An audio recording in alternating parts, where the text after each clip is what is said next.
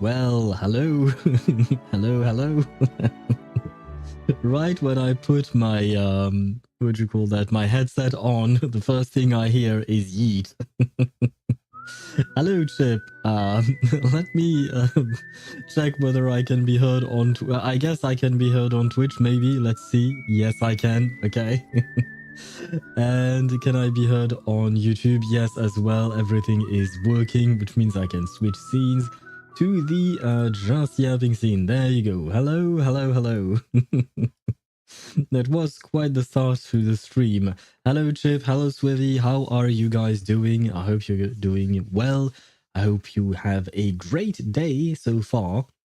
I mean, for Swivy, it must be still quite early, right? It must be the middle of the afternoon, probably, but for Chip, I know that it's midnight. So the day is already over. God damn, this day, such a patch day. Black Beacon maintenance got extended earlier, reverse water zone maintenance earlier, and now waiting for Arknights. Isn't there also an update for Nikkei, I believe? I think someone mentioned it. I don't know if it's today or next week. Because there are a couple of maintenances today, and there are also a couple of maintenances on the same day as Wuthering Waves, I think. So yeah, it's what's going on with all of our gacha games, you know? Thank God thank God. I'm kind of disappointed, but at the same time, thank God I can't play Black Beacon, because at the very least, that's one less game on my plate, you know? And likewise, I kind of stopped playing Arknight, so at the very least, it's, yeah, I have less things to worry about. But at the same time, that means you have more content to go through, Chip, so at least there is that. That's happy news. Noon. Just another boring day at my desk. Well, I guess I should at least be grateful that my job is relatively easy. Fair point.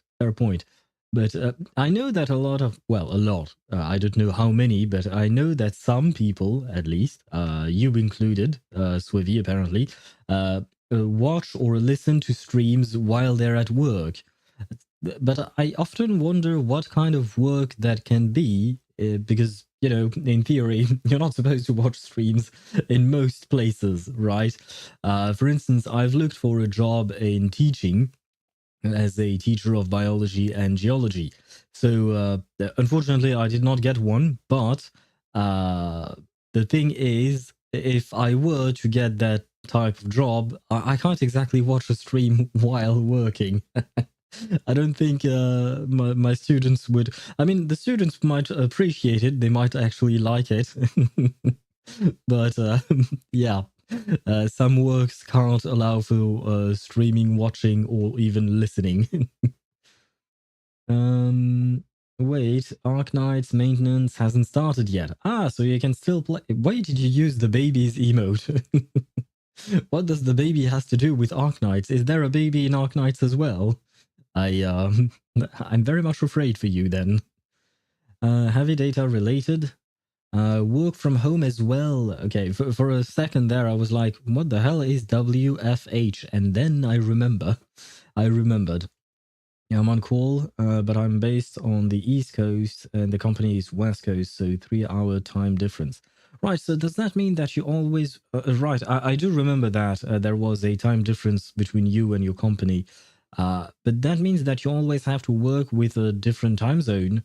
I mean, 3 hours is not a whole lot, but let me think. Oh, right, but you were earlier compared to the West Coast in terms of time zones, I mean. So, so wait, if they were to, for some reason, schedule a meeting at 4 p.m. for them, it would be 7 p.m. for you.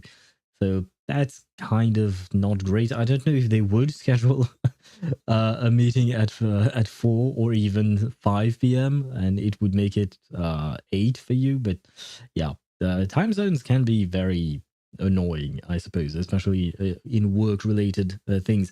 I know. Wait. Let me think. Was it my brother? I know my brother had to deal with time zones at some point. But he switched jobs because it was too demanding and he didn't have time to take care of his daughter. Well, he took the time to take care of his daughter, but because of the time zone difference, it was very much so a pain and very tiring. So he decided to switch. Um, because, yeah, if I recall correctly, he had to deal with the American branch of his company, or the company who he was working for, except he lives in Europe. So, yeah, time zones was a pain for him. And I do believe that some other people I know at some point had to deal with those kinds of things, and every single one of them told me it was a pain. Thankfully, they are somewhat considerate. Most meetings are early, not late. Okay. Well, that I say considerate. I feel like there is something more that you want to add about the consideration they may or may not have. But it's not like I'm dealing with our customers. Yeah, that's at least a good thing, I guess, because, between colleagues, I feel like things cannot be fine. So sometimes they're not, of course. But customers, they are not always the nicest. I suppose it depends on what industry you're working in specifically. You said you're working in data, so, well, that's kind of vague. So I don't exactly know what type of customer you would have. But I used to work at some point while I was studying. I worked as a cashier, and so I worked in what do you call that? A supermarket? Yeah, I guess that's the word. And my God, the customers there. Uh, I mean, to be fair, I was working in a supermarket that was in a very rich neighborhood. So the customer base was very rich and old and snobby and not that nice. It was quite the experience. Although I will say that a couple of them were really nice and sweet, like, old people sweet. But most of them not so much. And the worst thing was when they came into the supermarket like, I don't know, not even 15 to 20 minutes before we were about to close. And they were complaining because there were too many people in line for the checkout. And I was like, brother, you all decided to come at the same exact time right before our closing time, and you complain. Like, I mean, I was working there on Sundays because the rest of the days I was studying, so, like, on Sundays, usually people don't work, right? So you don't have that excuse of working to say, oh no, I couldn't come before that. So, like, yeah, if everybody comes at the same time, there is going to be a lot of people. So, of course, the queue is going to be long and it's going to be annoying. So, yeah. Oh, people like that exist, still exist. Yep. I mean, it was a few years ago that I worked there, but still, I feel like people like that would still exist.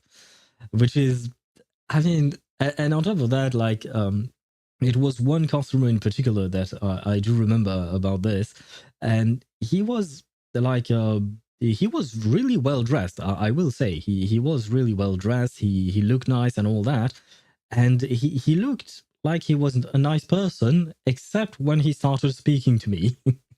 Because the only reason he started speaking to me was because he was going to complain, or rather, he complained, and he was like, "Why is it taking so long? Why are things so slow?" Except things were not slow. Things were not taking long per se. It's just that there was a shit ton of people. And I have to get through every single one of them. And there were six of us because that was the maximum capacity of the checkout system that we had. We only had six machines. So we can't do more than that. So we can only take six people at a time. Like, what do you want me to do? It's not like I'm a machine myself and can just scan through objects extremely quickly. And then what am I supposed to do when an old person takes a really long time to get their money out of their purse, or when they were paying with cash and they had to very slowly count each and every coin. I'm not going to what do you call that, to I'm not going to scold that old person. I'm just going to try and help them, but that requires time still. And since most of the population that came to that shop was old, well, that happened often. The hell am I supposed to do? So yeah, unfortunately, people like that still exist, and I don't get it. But of course, when you work, especially in those kinds of shops or supermarkets, the only thing you can say is we are doing the best we can, and you have to say it with a smile, you know. All right, be right back. Gonna take my midnight snack. Bon appetit to you, Chip. Bon appetit. Although you do often take a midnight snack, aren't you worried about your waistline? I'm not trying to fat shame you or anything. I have no idea what you look like or anything like that. Do as you please, but you should be careful with that, especially because eating at night is usually not recommended, which is why I'm asking the question.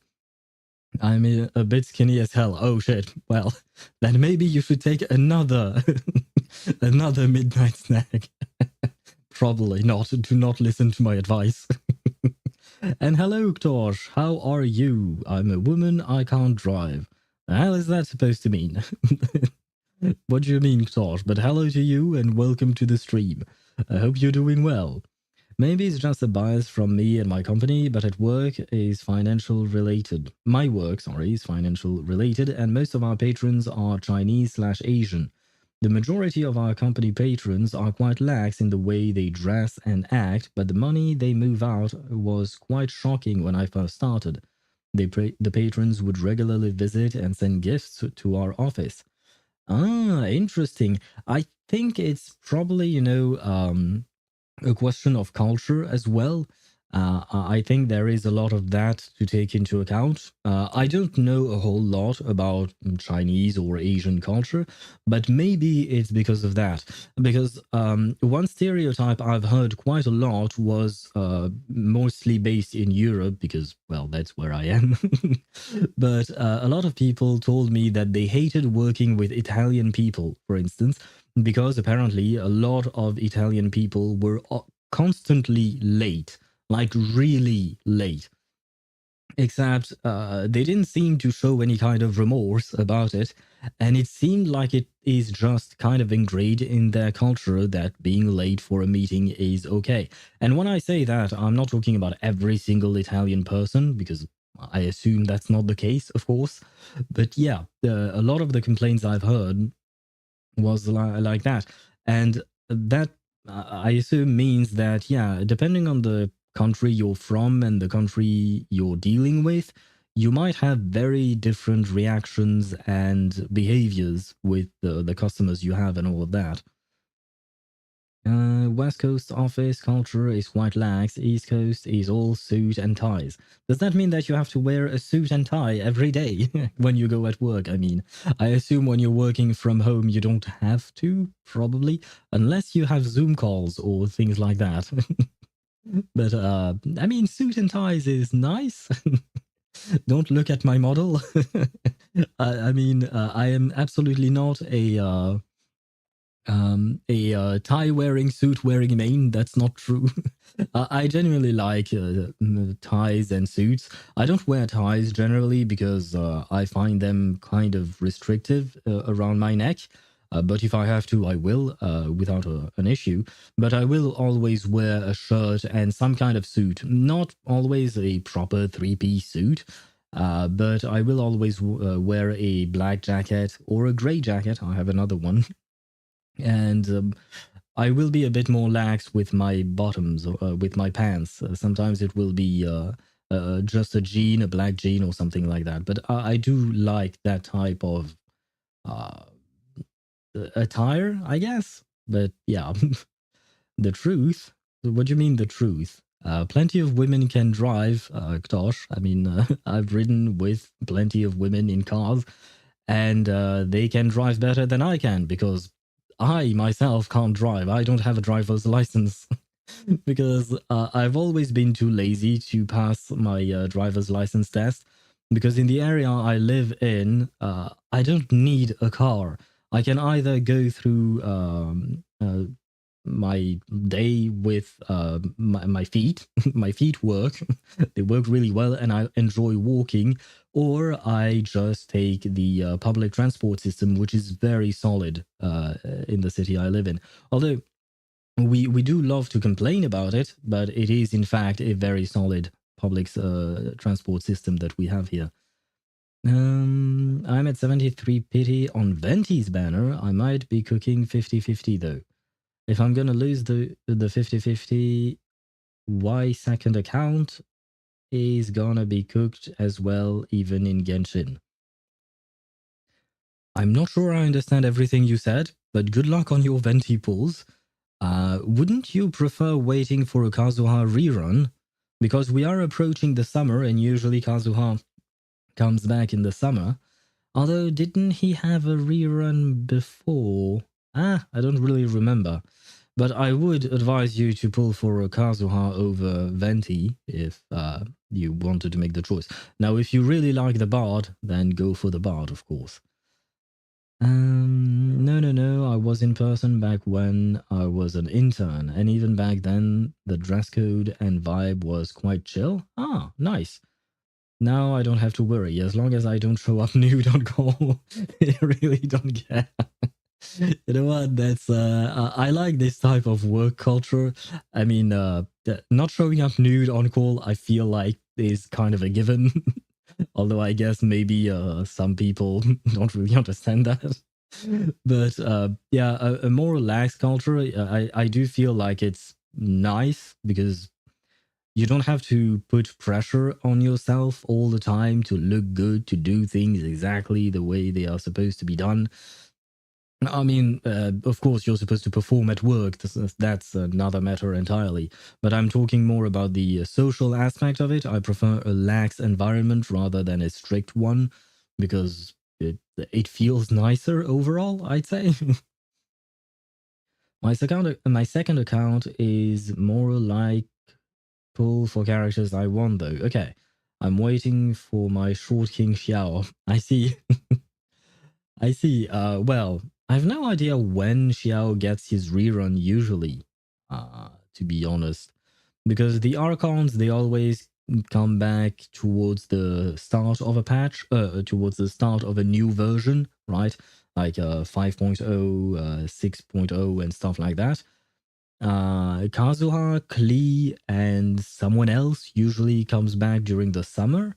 At least that's been true for the last couple of years.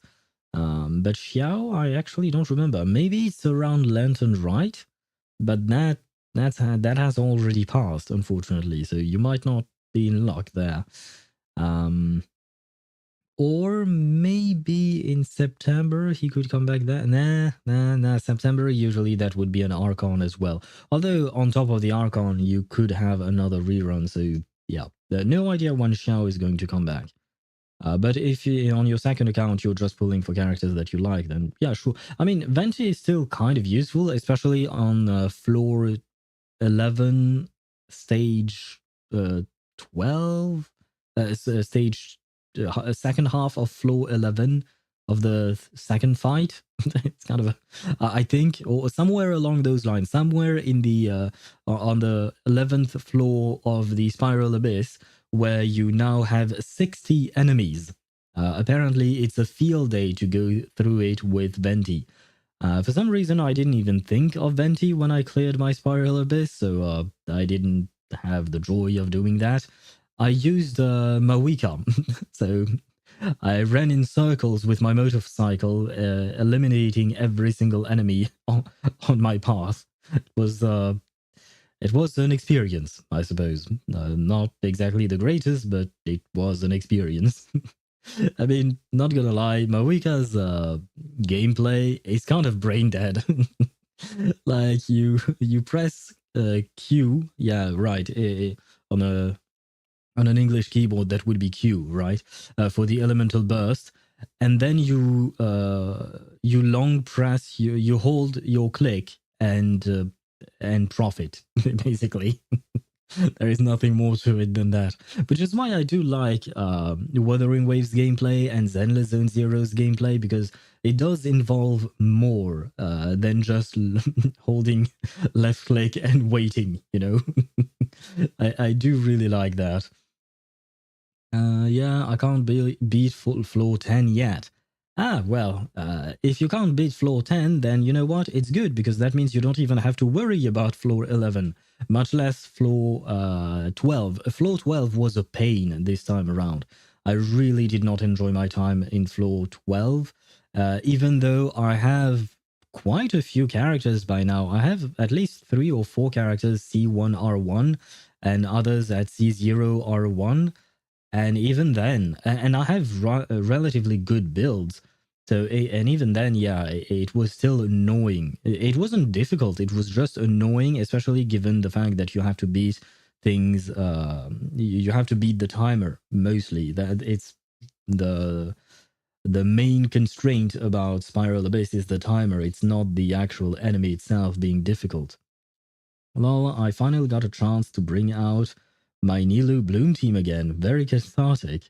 Wait, in what, on what floor? Where did you use the Nilu Bloom team?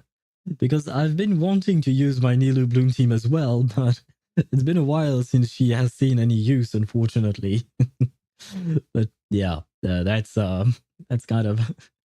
I mean, Nilu is very niche, but she can deal a shit ton of damage. I mean, she also deals a shit ton of self damage, but you know, at the very least, it works. As long as you have a proper healer in the team, it will work.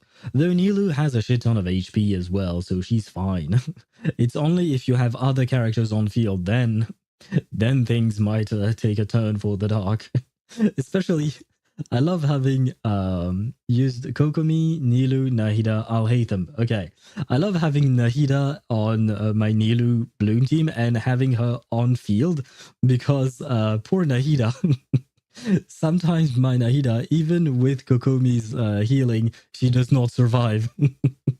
But that's because, you know, Kokomi's healing, unfortunately, is tied to her jellyfish. And if you get just outside the radius of the jellyfish and keep getting explosions from the super blooms, yeah, poor Nahida.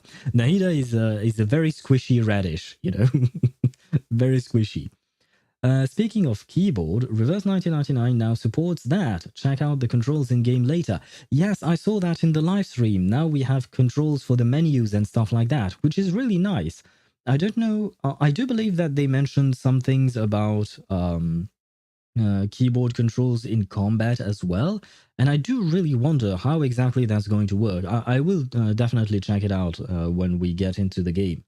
And hello, Jamie, how are you? Welcome to the stream. Hope you're doing well.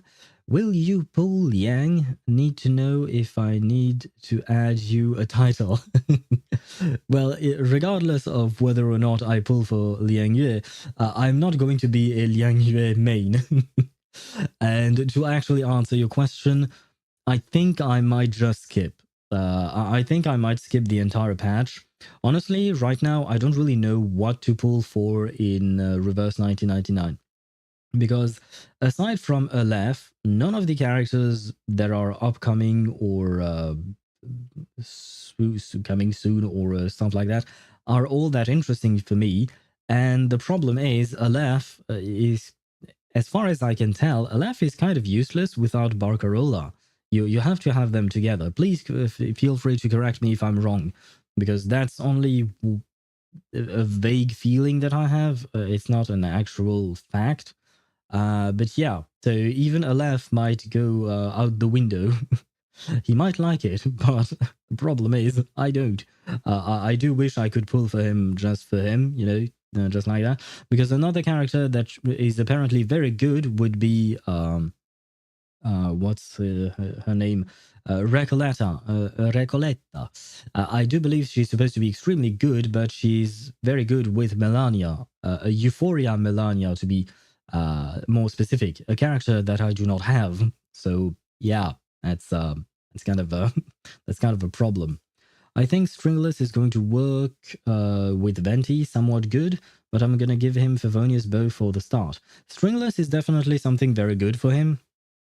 Until I get some energy recharge on him. Yeah, you definitely need energy regen on him because his main use is his ultimate. Without his ultimate, he becomes a bit more useless. But Stringless is definitely good because usually, you would build animo characters with a shit ton of EM, and Stringless is there for you. And I do believe that my Venti is rocking an R5 Stringless. I did not ever pull for his weapon, and I don't think I ever will. So yeah, Stringless is good. Favonius is always a good one as well. You can't go wrong with a Favonius weapon unless you're talking about main DPS. With the caveat of Dia. Dia can use the Favonius weapon as a main DPS, but that's because she has issues. But the rest of the roster, if you're talking about some kind of support, Favonius weapon is great on pretty much anyone, I'd say, as far as I can tell. Unless you're playing a specific EM build, yeah, Stringless, Favonius weapon works wonders. Don't exactly remember, but the floor side with a shit ton of enemies. Oh, so you're still talking about the floor 11, not the one on, not on the 12th floor, right, Swivy? Yeah, okay. If it's on floor 11, I can see it because usually the enemies are not that difficult. So a less optimal team would work fine. And by less optimal, I mean Nilu Super Bloom is not bad per se. It's just we have Mawika, basically. And so, is there anything more I need to say?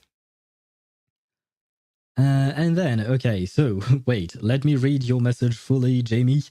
Hello, the Storm Arcanist, Owl, Manus, Vindicte, Arcana, Anaxa, Hater, Streamer, Viewer, Arlen, Main, Castris, Main, Mighty Main, Kakanya Main, Placeholder Main, Talene Main, Talene Main, Zani Main, Leilani Main, Laurel Main, Risley Main, Senadina Main, Vermilion Night Eclipse, Himiko Main, Evelyn Main, Wise Main, Zenlazin Zero Player, Wuthering Waves Player, Reverse 1999. Missing a player there. Ash Echoes player, AFK Journey player, Genshin Impact main, Ongoing Bank third main, luckiest streamer and luckiest viewer, fisherman, how's your day? It's a nice day for fishing, ain't it? But hello to you, yes. No new titles so far. I won't add Lilac Hater. She's my queen. She has no true haters. I mean, she's. I don't hate Lilac. She was an interesting character. She was a bit annoying, not gonna lie. She's definitely not my queen, like she would be yours. But yeah, I wouldn't say that I hated her. I was just a bit annoyed with her.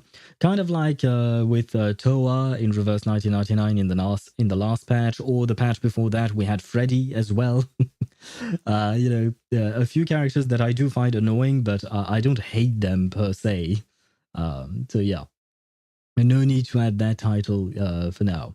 And hello, Pain. How are you? Oh, I love that tiny emote of a Bang Boo. Bang Boo bounce. Oh, that's cute. I love the Bang Boos. The Bang Boos are very cute. I mean, at first, I wasn't overly fond of them, but I think they've grown on me over time. Slowly but surely, Bang Boos have grown on me. And speaking of Bang Boo, you know what? I did a... what do you call that? A trust event with Evelyn, and during the trust event, she wanted to take care of a Bang Boo, and she was adorable, and the Bang Boo was pretty cute as well, but she was very much adorable because she really seemed to care about the Bang Boo. So yeah, a very cute trust event that I definitely enjoyed. And then I became engaged to Miyabi as well, you know. So there is that. I sent the image on Discord. I took a screenshot of it. I do believe that it is a well-known fact because Miyabi has come out for a while now. But yeah, for me it was the first time that I saw that that trust event with Miyabi and saving her from a fan, I guess, more or less, and claiming to be her fiance. But that means that, guys, our headcanon wherein we thought that Wise, when he was kneeling inside the hollow, he was about to propose, but then he fainted, and next up, Miyabi gave us that gift, that hairpin, which indicated that she wanted to propose. All of that headcanon is indeed true, because Wise himself has said he is Hoshimi Miyabi's fiancé. So all of that was actually true. So we were right all along. What headcanon does to a person. And hello, Decaf. Sorry, I was going to ask how are you, but happy lurking to you. Sorry. Bamboo's emotes are amazing. Lots of funny ones out there. Yeah, but where do they come from? These Bamboo emotes? Because like technically speaking, you're not supposed to. Well, I know plenty of people do, but streamers are not supposed to use images directly coming from video games because they don't own them. But like I said, I do know that plenty of people do that. So I do wonder, where do these Bamboo emotes come from? Are they just from streamers, or are they actually from Zenler Zone Zero itself? I mean, they do have a channel, so I guess maybe there, perhaps, probably, who knows? Lots of funny ones out there, I can imagine, because Bangboo's overall, they're cute, but also very funny overall. I am back, welcome back. 360, 120 is, minus 120 is 240, right? Yes, it is. Yeah, why? May I ask why? Why are you asking us this question, Ktosh? And hello, Limul, how are you? Hope you're doing well. Can't access the game cause they didn't update the game on App Gallery yet. Ah, you should try the new game that just dropped. It's called Clair Obscur Expedition 33. It's a French game that is very popular at the moment. I've never heard of that game. Let me check it out. Let me see. Clair Obscur. And it is on PC, which is nice, because I basically only play games that are on computers, because I've tried emulators and they are a pain, so I kind of gave up on that. Oh god, it's been a while since I've logged into Steam. The game looks really good. I'm just scrolling through the trailer on Steam. The game is on Steam, let it be known. And the game looks really good. So what kind of game is it? It's an RPG, I assume, from what I can see. Turn-based combat, JRPG. Oh, interesting. Story-rich fantasy. These are the tags on Steam. Interesting. Interesting. Can my computer run it, though? Ah, I don't know if my computer can. That's another problem. I don't think my computer can run it. My GPU is not that great, unfortunately. And the minimum requirement on the GPU would be 6 gigabytes of RAM, and I only have 4. So, yeah. The GPU I have is 1650, GTX 1650. It's quite of a kind of an old one, because I used to have a 1970, but it died when I was doing a render on Blender. And after that, unfortunately, it died, when there was the whole COVID period where GPU prices were extremely high. So the only thing I could afford back then was a 1650. I couldn't buy the actual one I wanted. So yeah, and since then I just kind of stuck with it because it works, and I don't want to spend more money for no specific reason. But at some point I will have to upgrade my whole setup, probably. Wait a second, I missed quite a few messages. I don't think Hoyoka's lots of emotes are GIFs ripped from games, like the twitching spasming Bangboo. Sounds very fun. The twitching spasming Bangboo. Poor Bangboo. Is he okay? I know that usually video game companies don't care, So for instance, we have the emote the baby on this specific channel. And I could have just cut out an image of a Tuesday holding the baby. I could have done that, but I felt like it. I don't really like ripping off from things, so I decided to draw the baby myself, and this is why you have, the baby as what you can see on this channel, which it's an amateur work, but at least I did it myself. I tried my best. But let it be known that it is not easy to draw a crocodile baby inside of wrapped with some cloth, the baby cloth. I don't know what the name of that thing is, but yeah, no, not easy. But I guess maybe I could do something similar. Especially because I would love to have emotes with Evelyn, with Zani, or characters like that, because, I really, really love these characters. I don't really know the point of having these characters as emotes, but I just like the idea, I guess. But I already have the suggestions that Chip mentioned on the feedback. What you call that, the feedback channel on Discord, and I will keep working on that. If you have other suggestions, of course, please do feel free to share your feedback there, and I will try to work on that. The only problem with my emotes right now is that either it looks ugly but it's usable in the chat, in the sense that like you don't lose too much detail, or I think it's pretty, or pretty-ish, but pretty adjacent, I'll call it that. But when you downscale it, it looks like shit because you can't see anything. So yeah, it's kind of a problem. So I think I am thinking of trying to redesign the entirety of the thing, but I'm still trying to search for inspiration online to see what other people have done and stuff like that. But the thing is, yeah, for emotes, you really have to have a big head, basically, if you want your emote to really show something. You have to have a huge head, huge eyes. Otherwise, yeah, the detail of it doesn't really show up. Compression is a bitch. Yeah, it certainly is.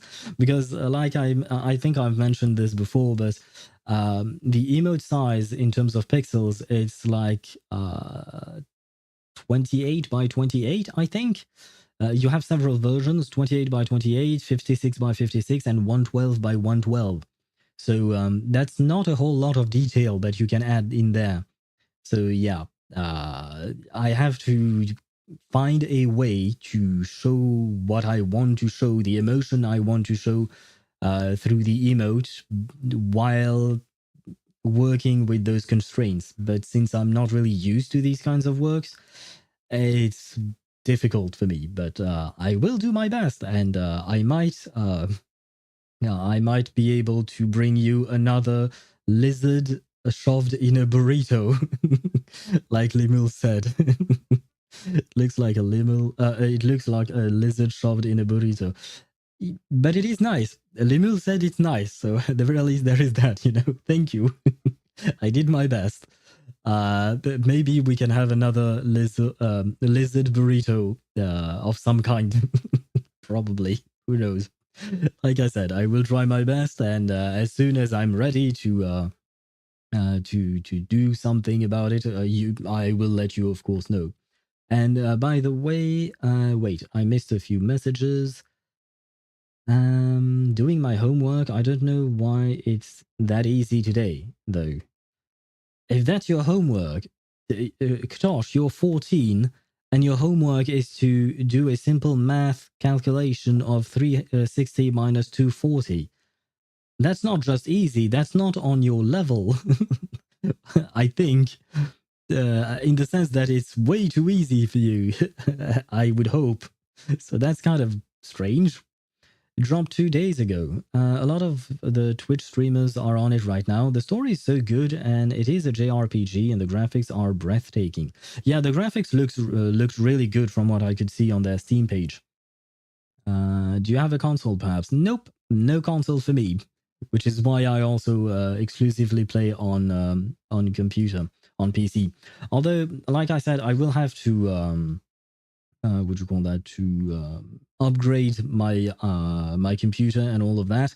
But if I am to upgrade, I wish to upgrade to a nice thing, to a good like make a very big step or something. Take a very big step.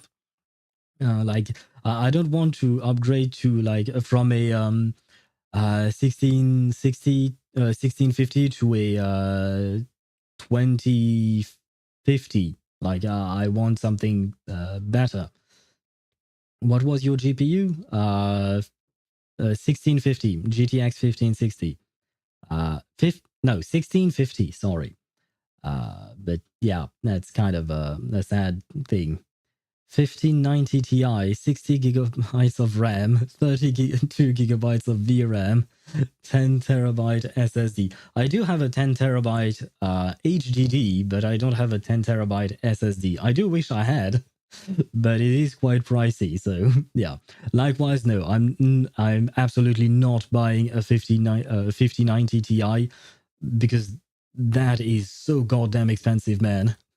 You could buy a whole ass computer for the price of a 5090 Ti. That is just the price tag on the 5090 is just insane in my opinion. No one here, I would think. I mean, if you have the money to buy something like that, have at it, have fun with it. I don't have that money, that kind of money. I can't afford all of that. So yeah, no, I would at least aim for a 30 series or a 40 series, but not a 50 series. Now, I do feel like the 50 series is overpriced for what it is. Where was I at? It looks like Lizard, yes. And Payne, you asked, is Evelyn Chevalier a French name? And that's why you like her. She's French. I mean, Chevalier is literally a French word. It means knight. Evelyn, I don't know if it's a French name per se. I mean, there are Evelyns in France. There was a very famous weather lady called Evelyn, but she looks nothing like Evelyn Chevalier. She was quite old, but she seems very sweet, or seemed very sweet. So yeah, that's the only example of an Evelyn that I would know, and I guess that a lot of French people would know her as well. But I don't think our Evelyn Chevalier is French. The only French connection she has is her last name, but it is not even her actual last name because she kind of lied, she kind of lied. Sitting with the 4000 series with a good AMD CPU is a pretty good combo. Yeah, that's what I was also thinking about. Right now, I don't have enough to buy such a setup, so I'm just waiting and saving. But yeah, I will probably go with something along those lines. But of course, everything remains to be seen because I have to check the prices because sometimes, things are more expensive than at other times. So we'll have to wait and see, I guess. But you know what, Payne? As for Evelyn being French, it's a nice headcanon, and I would very much like her to be French, just so that she can come to France or live in France, and maybe, maybe I can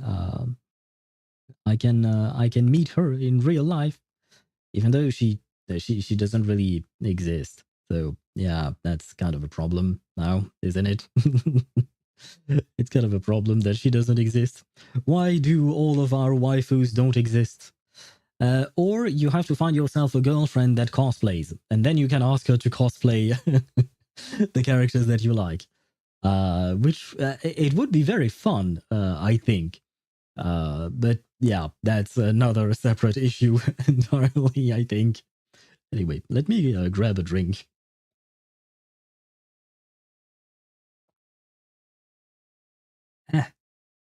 Drinking is nice.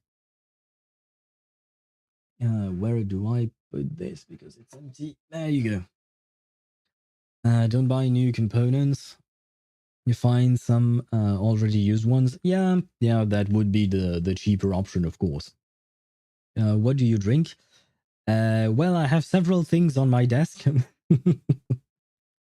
One is just a cup filled with sugary water, I guess. I don't really know how to call it. It's some kind of syrup of some fruit.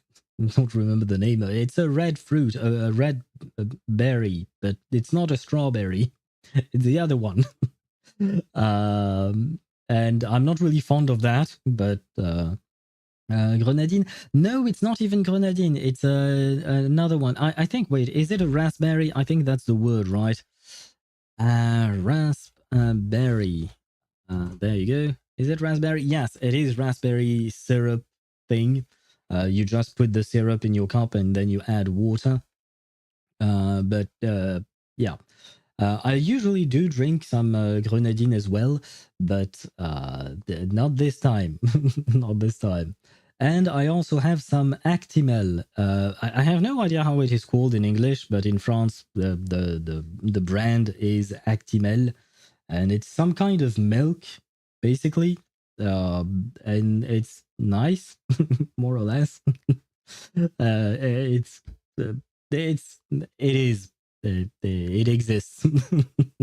It isn't bad. It isn't exactly my favorite drink, but since I have some at home, I might as well. Something about zero and water doesn't do it for me. Uh, Understandable. We all have different tastes, so understandable.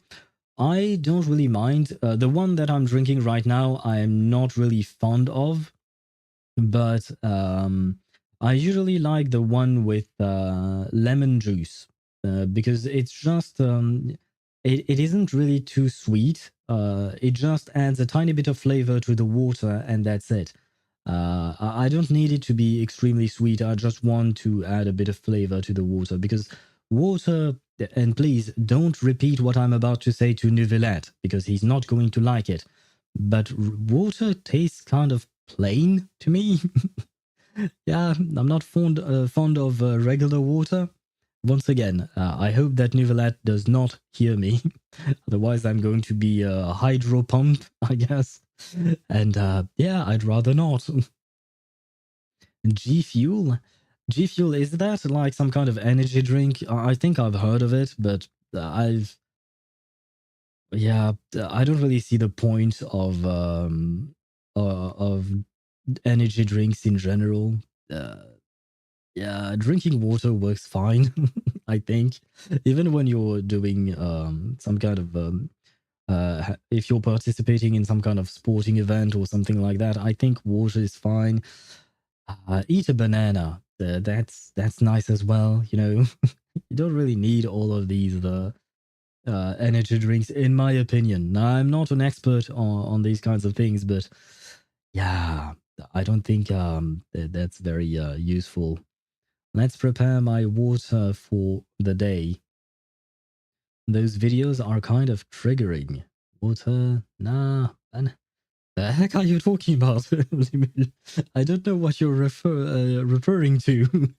Are you okay? It feels like someone traumatized you with a video. Um, let's prepare my water for the day. The heck is that? I'm scared of water. You just said that.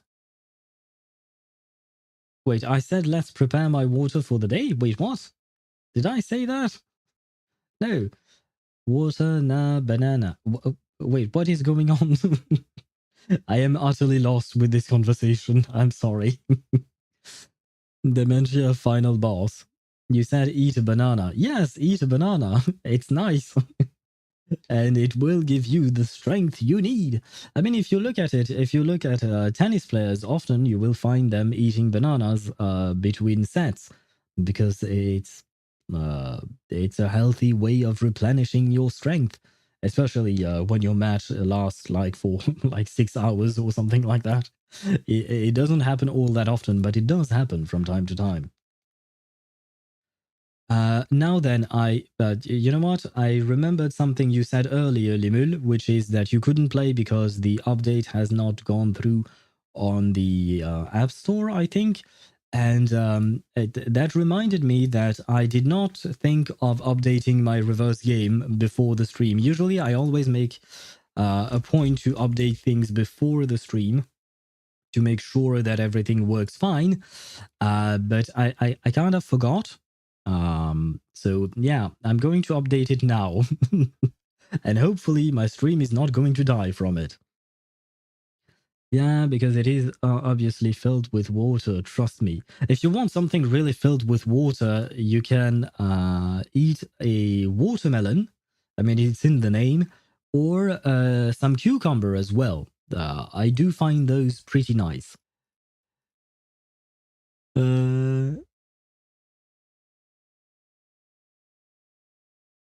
Did I? I knew it. God damn it. Yeah. Okay. Um. Uh. Well.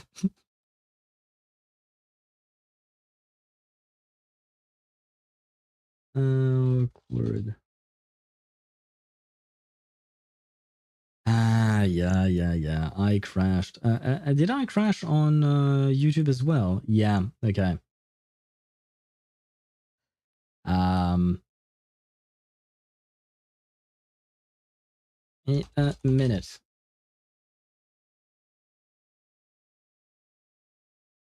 Ah. Well. Well. Well.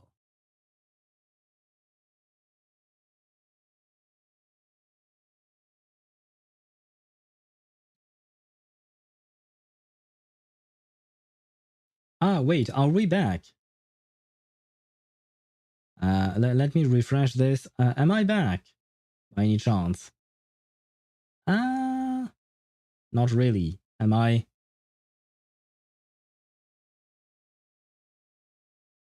Let me see. Yeah, that is not fine. Um.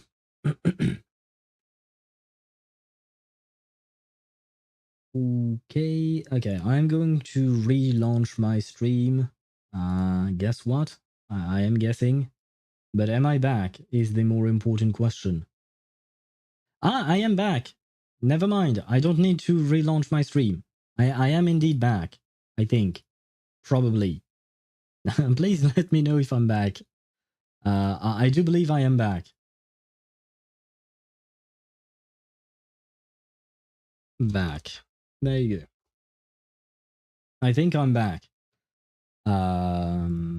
If you could refresh your, well, if you can't hear me, there is no point in me saying this. You can refresh. I believe it's working again. There you go. So yes, I am back. It seems. Yeah. Okay. Oh God. What? Oh wow. You could really hear me typing. So yeah, the reason why my stream crashed is because I was downloading the update. I think my computer does not like it when I'm downloading too fast. I mean, it kind of overloads my my SSD because my OBS on that specific hard drive. Huh, could be. Not sure. Let me start the game and we might crash again, but we might be back again. We'll see. Ah, wait, I have to download more. Please tell me I'm not dying now, or rather my stream is not crashing again. And please tell me this is the only thing I need to download, and then we're good. Okay, yeah, we're just checking files at this point. Okay, for now at least, we seem to be fine. And yeah, this is why I usually do the update before the stream. It's to make sure this does not happen. Sorry about that. I should have thought about it earlier. I didn't. which is entirely... Ah, God, seriously, we have an ad break now.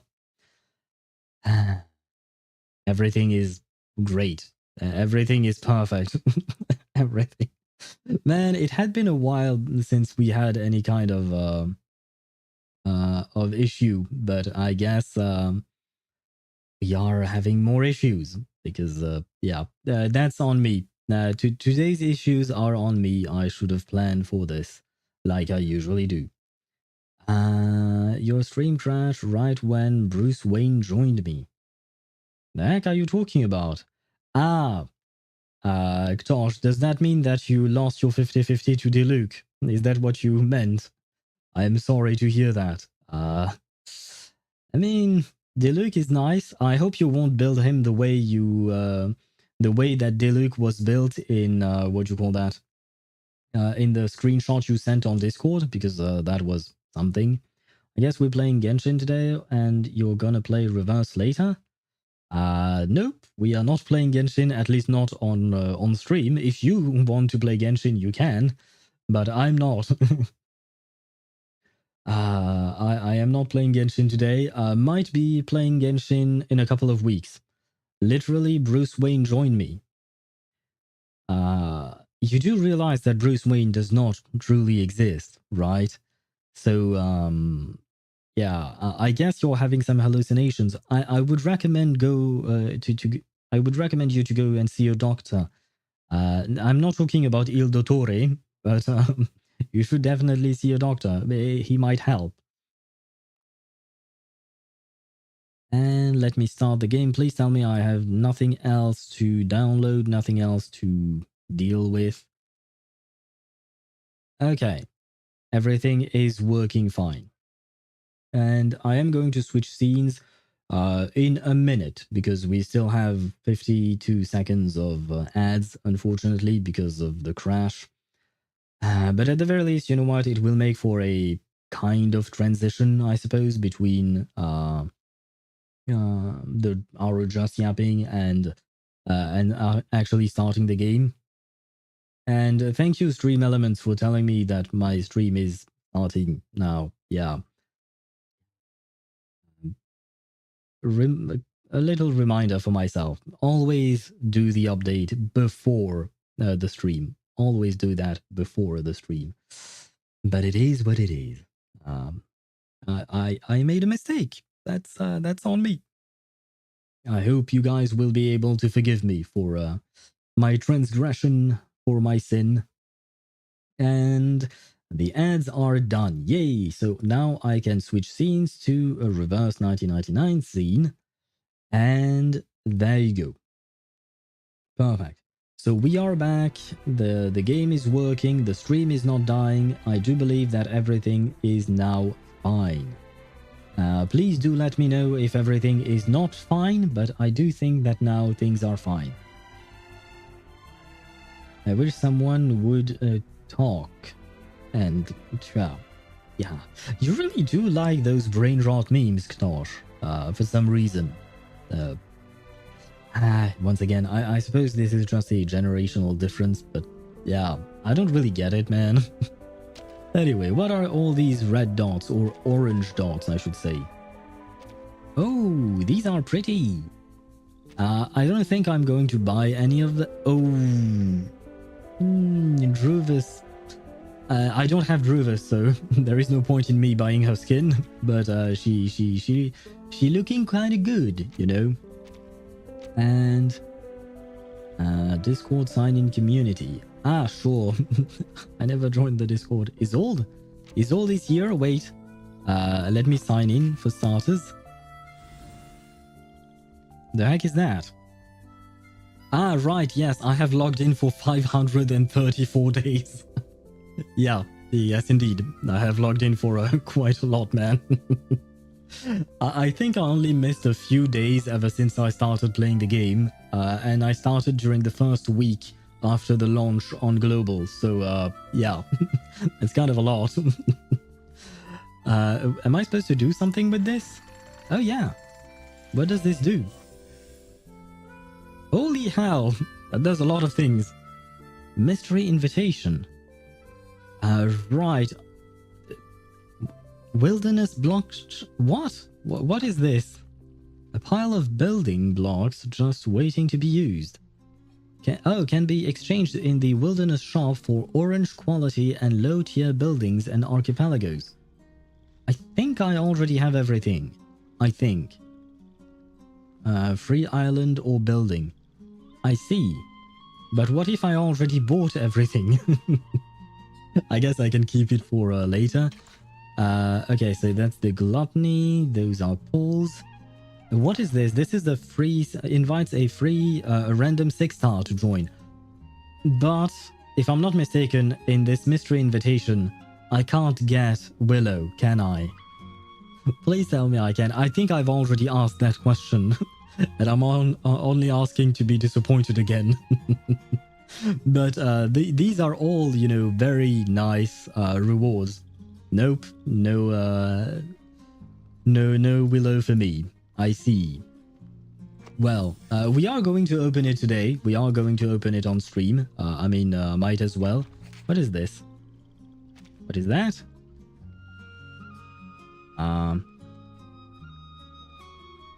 Oh, okay. So depending on how many days you've logged in, you will get different rewards. I see. And 365 is the maximum. Interesting. That's actually rather nice. So I assume they are going to update it, given that little section on the right here. I assume they will update it later on. Thank you very much, Bluepoch. That's really nice. Oh. And now, what else is there? Claim Winsong theme garment. Oh, right, we're getting this one for free. Thank you.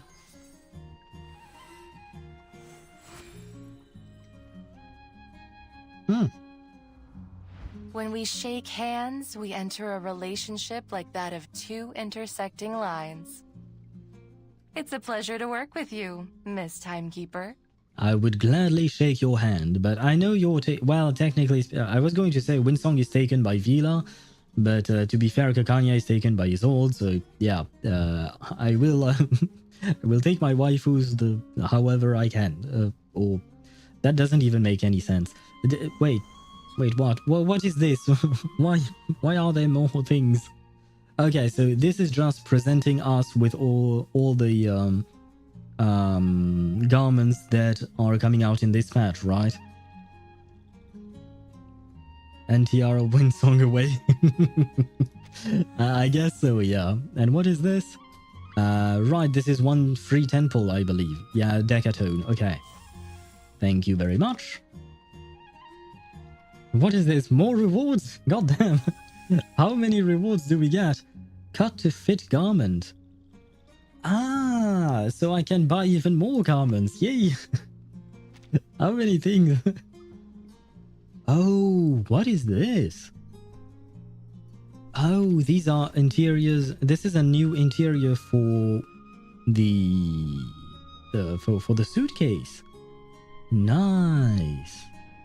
And how do you get those glowing strands? Redeemable at Miracle Mart in the bank. The Miracle Mart. Wait, there are too many things.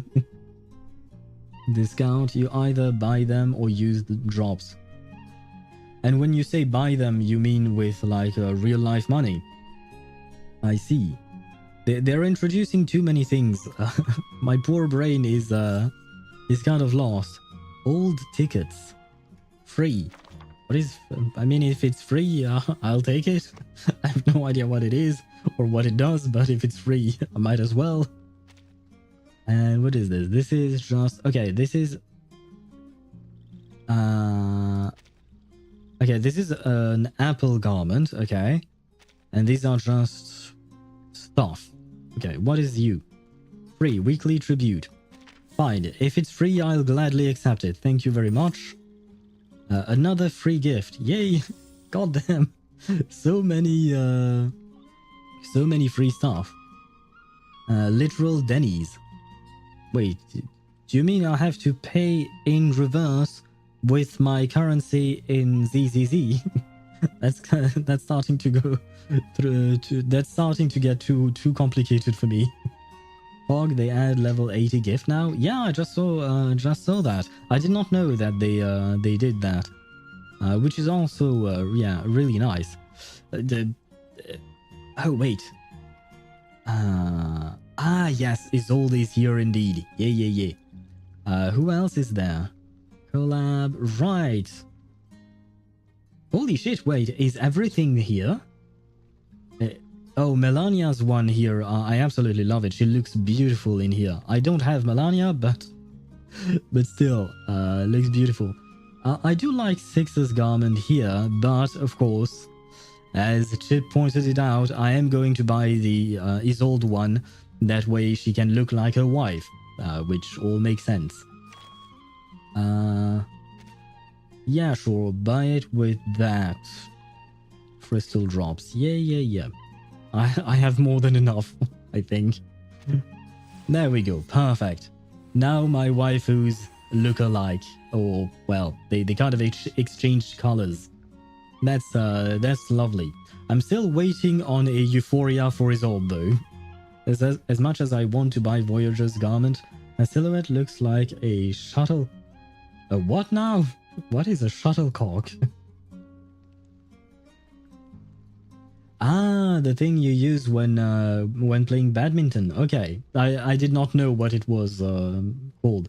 I see. Let me check that for a second. Thank you for your generosity, miss. I think I'll stay here for a few days. Oh, you prepared a room for me? So you did. Look how dainty it is. I'm grateful. Oh, peak Yuri. Yes, peak Yuri indeed. But I do notice that both Isolde and Kakanya's new garments are a bit more revealing than what they usually had or what they had previously. Although this is, I don't think we can qualify this as fan service because we play Zenless Zone Zero, right? We play Wuthering Waves, so we've seen worse. And some of us have even played Nikkei, so, you know. Trust me, Chief, it's for plot development. Yes. Yes, there is definitely plot to develop here. Never mind. Who else do we have? We have Jiu, but I do like Jiu, but yeah. And you were talking about her. About Voyager, right? And you think she looks like a shuttlecock? Really? I mean, switch to 2D. Yeah. Yeah, okay, now I can see it. Yeah, on the chibi version, you don't really see it all that much. It's not a chibi version, but, you know, the tiny one. I don't think you see it as much, but yeah, the full form is, yeah. But she does look cute. And is that space inside her shoulder? I know she's some kind of space entity, but I don't really know a lot about Voyager. So, especially because I don't think... Yeah, we've never met her thus far in the story. And I don't remember any anecdote about her. Outfit is already the best. Can I see that? I don't think I can, because I don't have her. Which is quite sad. Huh. I guess I will have to take your word for it. Inside one... Yeah, no worries. I understood what you meant. So that's the new thing. That's Liang Wei's shop. What is this? Back? Okay, thank you. Right, I do remember this thing that I just refreshes in 6 days. Okay. I will have to remember that, hopefully. Can I buy some of these? How many can I buy? 36! Oh, I'm kind of rich, I guess. Oh, I could get Shemaine. I don't really have a use for him, but I could get him, I guess. And I can buy 7 more of you, so why not? And these things... oh no, right, they only refresh at the end of the month. What is this? Another one of you, okay. Right, thank you. I'll gladly accept. And another one. Man, how many of these things are there?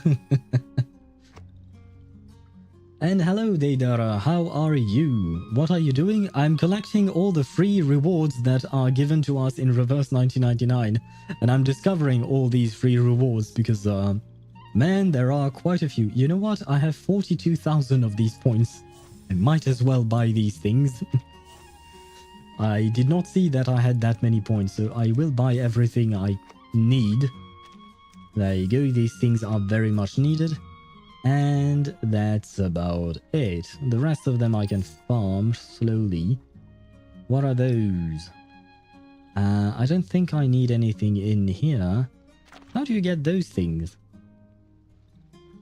Ah, you know what? Never mind that. In the wilderness. Right, we do have new buildings. What is this one?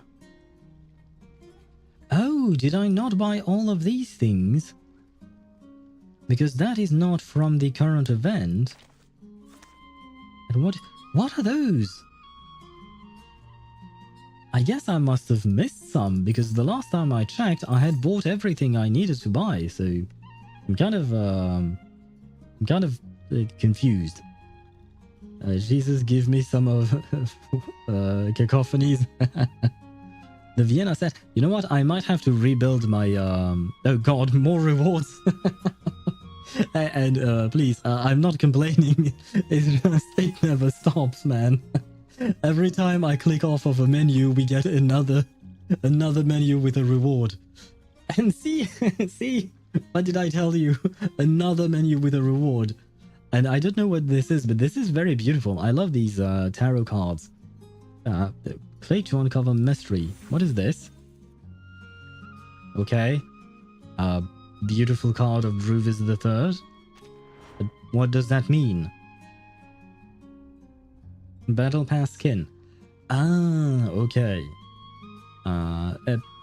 Man, if only I had Druvis III. To be fair, I really like Druvis III. I think she's beautiful, and I really liked her in her, what do you call that?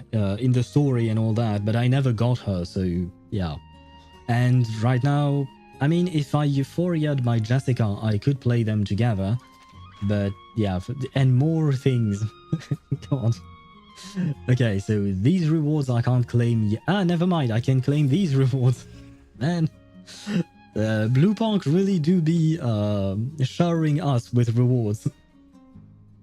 And hello, Ricky Runs. How are you? Have you done your pulls yet? Nope. I'm still getting all the rewards. I'm still getting the rewards. Okay, so we are done. Finally. How's your jar of candies? I have quite a few. I have quite a few jars of candies, to be fair. And in terms of where do you see your cacophonies? Is it in here? No, it's not here. Consumables, no. Psycubes, definitely not. Collectibles, materials, no. Where do see? Okay, yeah, no, the cacophonies are here, right? Yeah. Oh, 519. Okay, yeah. I may have a few.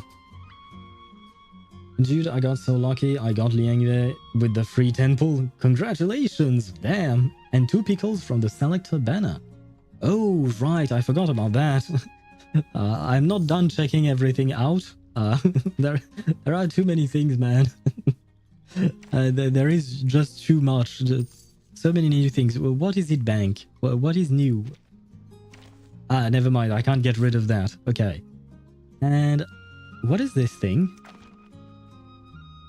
Ah, for the ripples on the water thing. Ah. Okay, well, I'll gladly accept that as well. God damn, man. A temple won't hurt. Yes, well, this time around, for once you're right, Chip. A temple won't hurt because it's a free temple. So I am going to do a temple on those banners that are free. But otherwise, I don't think I'm going to spend anything today more than what is given for free, you know. Is a CN gacha game too? Yes, Reverse 1999 is also a Chinese gacha game made by the company Bluepoch, and how to describe it? It is a turn-based game, strategy game, and it has a deep story, very interesting story, and the gameplay is fun in my opinion. You will probably get to see the gameplay in just a moment. Bluepoch has a new game now? No. I'm answering a question from a viewer on YouTube who asks, doesn't seem to know Reverse 1999. I'm talking about Reverse being a Bluepoch game. It's their only game, if I'm not mistaken, right? But yeah, Reverse is another gacha game, another Chinese gacha game, but honestly, it's, in my opinion, one of the better ones. Because, well, like you just saw, we've got a shit ton of reward for just for logging in. Knowing that I'm not unlocked. No, I don't want to buy a skin that I can't use. Feels kind of useless. What is this? Greetings from... So many goddamn... What is going on, man? What is this? Enter... Oh, so that's when you invite players. I see. Newbie stuff. Only on mobile? No. It has a PC version. It has a full PC port. But it is also on mobile. It is on both. Oh, they are on YouTube? Yes, we do have someone on YouTube as well. Newbie stuff. So this is what you would have to send this code to someone who would want to try the game, right? Or a returning player, perhaps. Yeah, I don't really know anyone who would want to try the game or anything like that. And what is this? Holy shit, what did I click on again? What's going on? Perfect opportunity for him to try. Well, Deidara, if you want to start playing the game, know that this is their 1.5 anniversary, I guess? Is that how you say it? It's their half anniversary, but after a year already. 1.5th anniversary, if you want to call it that. So you get plenty of rewards. They do these kinds of things for their anniversary and half anniversaries, and Bluepoch is very generous in my opinion. What is this? And done. Phew, that was a long take. There are so many of us in the suitcase after all. It just takes a long time to record everyone's blessing. Now let's hang it somewhere. Hang it for what? You're not going to make it another Goldberger machine? Okay, yeah. I was wondering what the hell she was talking about, but okay. A Goldberger machine that hits its victims from above, are you? Though I enjoy playing pranks, I'll hate you if I have to stay alert even in the suitcase. No, it's a tradition from the East. Madame Z said people hanged lanterns during Dushua festival to express their blessings for their friends and family. Oh, I understand that. My family used to hang ornaments too, like mistletoe and the quiet raven heart. Yes, there are similar traditions all over the world. The ornaments people hang may differ, but they have the same meaning, to express the anticipation for reunion. I found a good spot. Let's hang it here. Perfect. Vertin will notice it as soon as she comes back. The suitcase is like a gift box, La. Yeah. I have no idea what La means. Do we have some Asians, Chinese in chat? Well, because I know that I think it's Uncle Rogers on YouTube. He often adds the La ending to their to his sentences, and I have no idea what it means. But apparently so. So apparently it's a thing. I have a strange talent of converting event the most easy game in a days of playing straight. Oh. Well, let it be known that there is plenty of content in Reverse 1999. You have 8 chapters of the main story to go through, and you also have some other permanent gameplay things that exist. Like, there is plenty of content in Reverse, so you will definitely have a lot on your plate, in a good way, of course. It means la. Thank you, Ktosh. Thank you for nothing, I guess. Alright, bless me for my Arc Knight pulls now. Let me think of something good to say. But I do bless you, of course. I give you all the luck in the world. I hope that you get whatever character you want. I remember seeing the image you sent on Discord, but I don't remember the names of the characters. So good luck on getting the character you want. And all hail the Doctor. That's all I could think of. Because that's the only thing I know of Arc Knights. It's the bunny girl saying Doctor every 5 seconds. It's kind of the equivalent of adding man at the end of a sentence. Come on, man. Come on, la. I see. Thank you for the explanation. Thank you, Ricky Runs, for an actual explanation. Unlike Ktosh. Although, not gonna lie, I was not counting on Ktosh to give us a proper answer. I can't wait to see her reaction. I hope Timekeeper likes it. Me too. So she may give us a few more days off. Of course Regulus wants more days off. Agreed. Huh. The signal light is on the blink. But we already turned it off. Wait, Regulus, did you press the button when you started recording? Shoot, so it didn't record our blessing? Holy hell, Regulus. Oh god. New collectibles have been stored in the warehouse. Yay! I have no idea what this is, but yay! More free stuff. And what is this the baby's cousin? Is this a lizard in a pot? Whereas I used to, we have a baby, a lizard in a burrito, and now we have a lizard in a pot. God damn it. Draw. Sure. Heck is that? Swipe the screen or shake your device. I can't really shake my device. My computer is like 12 kilograms. I'd rather not have to shake it, please. Your wealth will grow. Prosperity lies just beyond your fingertips. The sign signifies abundance and success in upcoming ventures. Yay? I think? I guess I'll take it. Thank you. Phase 1. Claim. What is going on? What is this? What are those rewards? Okay, thank you.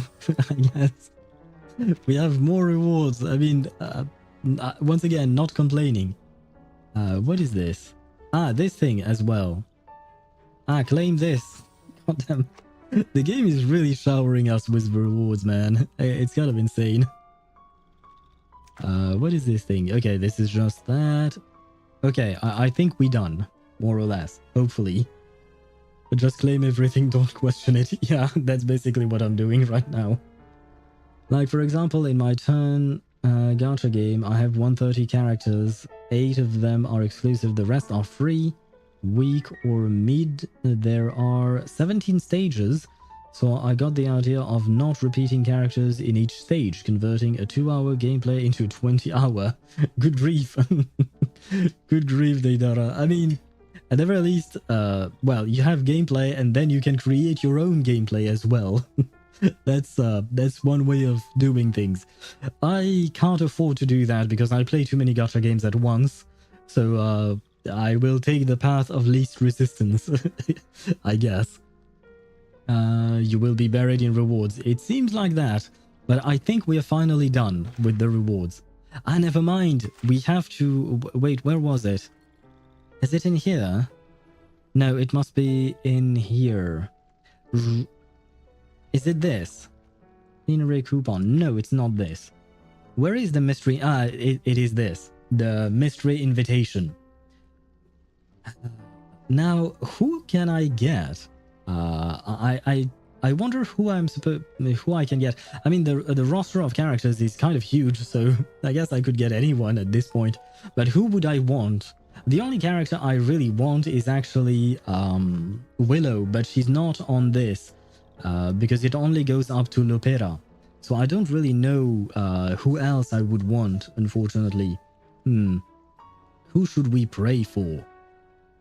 I'm trying to think. But yeah, Willow is the only one I want, and she's not there yet, unfortunately. And hello, Virgil. How are you? Welcome to the stream. Got Liang in just 40 pulls. Congratulations. I have not pulled for Liangwei just yet, although I am only going to do 110 pull on her. I don't think I'll try and actually obtain her. If I do get her in a 10 pull like Ricky Runs did, that would be lovely. But otherwise, I think I'm just going to skip. I'm going to save. For whom exactly, I have no idea. We'll see. But first and foremost, we have to use this mystery invitation. Who are we getting? Randomly... okay, so this... for a second there, I thought that we could actually, choose the character we wanted. But no, this is just to show us what characters are available. Holy shit, please don't give me a Kakanya. I already have her at P5. I don't need her P6. That doesn't exist, man. I kinda forgot about that. Okay, who would I want? Jay. I want Jay. He's the one I really want. On the last scam banner, I got Tuesday, which was lovely. And Jay would be the character that I would want. Good luck with your pulls. Thank you very much. Thank you very much. I do hope that I get at least Jay. Lopera, why not? But I don't really know which team to play her with at this time. But Jay, because I have Euphoria, Miss New Babel, so I need Jay. I want Jay. Let me see if I would want anyone else. I would like Marcus, not for gameplay reasons, but just because I think Marcus is adorable. Otherwise... Well, otherwise I have everyone else. So yeah, no, I guess... wait.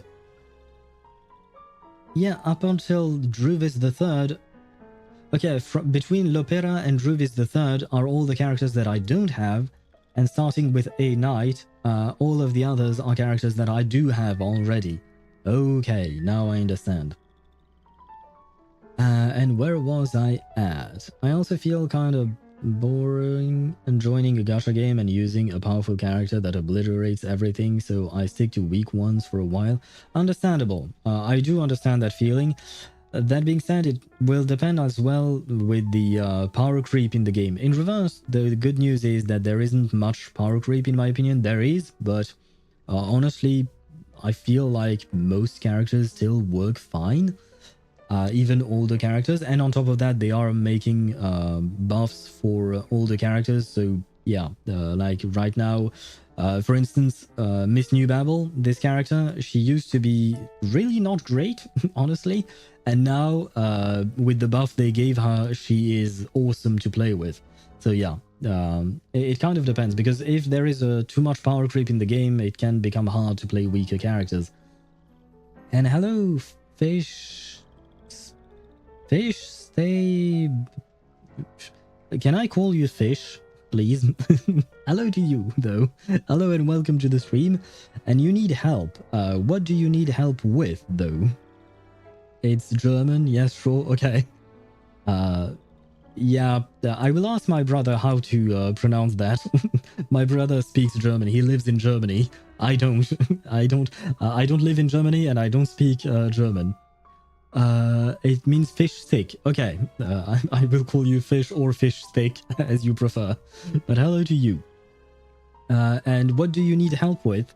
As for what this is a an invitation letter that is given for free in Reverse 1999 for the half anniversary, and you get one random 6-star apparently. Okay, I'm a level 20 player and I'm overwhelmed. Understandable, but do you have a specific question? Because otherwise it might be a bit difficult to help you. Because there is a lot to talk about in the game, but if you do have questions, I will try my best to answer. I believe that other people in chat could also answer you, probably. Most likely, I hope. Imagine me on Penacony and still using the main trio if it's possible. Is it actually possible to still use Danhong, March 7th, and Physical Trailblazer by that point? Because, you know, that's... you have courage. I will say it like that. You have courage. Should I buy her signature weapon from the shop? Yeah, you can. Yeah, definitely. Usually in almost every case, the signature weapon of a character in Reverse 1999 will be their best in slot. Let me cancel this just for a sec and check at my win song, just so that I don't tell you something that is You're untrue. finally here. I could use a sponsor like you. So, there is a new discovery. Why did I give her Jews? Guys, quick question. Why did I give Jew Winsong's Jews thing? Because yeah, that should work. One target attack, yeah, no. This should work, and it even says best, so yeah. Yeah, no, I'm going to give it to her. Yeah, it's also crit rate, so yeah. I don't know why I did that. Perhaps because of the amplification levels. Well, who knows? Because I don't have too many resources. I mean, it depends. Are you going to play a lot with Winsong? If so, then you should probably try and max her out. Knowing that Winsong is one of the best DPS in the game at the moment, depending on the content, but she is a very strong DPS. So if you want to build her, then yeah, sure, give her signature side cube. It will definitely be helpful for her. I mean, she's one of my only characters. Well, in that case, you know, there you have it. You kind of have your answer. You should invest in the characters you already have, unless you really want to plan ahead. But otherwise, I would advise you to indeed invest in the characters you have. Geo signature is good if you can set up. Signature is better if you can't. Okay, there you go. So now you have an even more detailed answer. Now then, let me grab... where was it? No, it was not in the shop. Seasoned all the fish before sunset. I wanted to grab what? My invite letter. There you go. Use it, yes. And I want J. So I need to see the Beast Afflatus. Please be the Beast Afflatus. Let me see it. Come on, Beast. This is not Beast. This is Reckless. The admired captain, the coolest radio DJ, the genius alchemist. Call me whatever you like. Well, you know what? Do you have a mother? Well, yeah.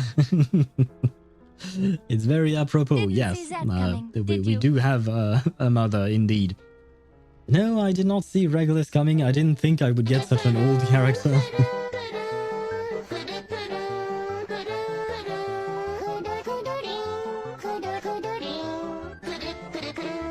Not gonna lie, I am a tad bit disappointed because the last time around when we had such an invite, a random character thing, I wanted Vila and I managed to get Vila, but I guess this time around it did not work. I just got an artifice for Regulus because I already had a Regulus. So, you know, I'm kind of sad, but that's fine. It's okay. It's okay. It's fine. No, this is not where... God damn it. I didn't mean to click here. Although it's fine. I guess I will just grab all of my rewards here. And we have fireworks. Yay. I said wait. Yay, fireworks. There you go. For the half anniversary. God damn it. And now I will do a couple of 10 pulls real quick on Liangwei's banner, and afterwards we will actually start the story. Well, no, I will only do one 10 pull, the free 10 pull in here. And ripples in the water, we can actually select the character. Huh. Who would I want? I guess I could select Druvis, because why not? And Pickles, because he's a good boy. Oh. I can only select one? Ah, yeah, select up to one. I see. And we do have one free... the first 10 is only 7 Unilog. Okay, so that's how it works. I see. I see. How can I get the letter? I do believe the letter is a reward for having logged into the game for 365 days. I think. Please, if others know, I would love to be corrected if I'm wrong.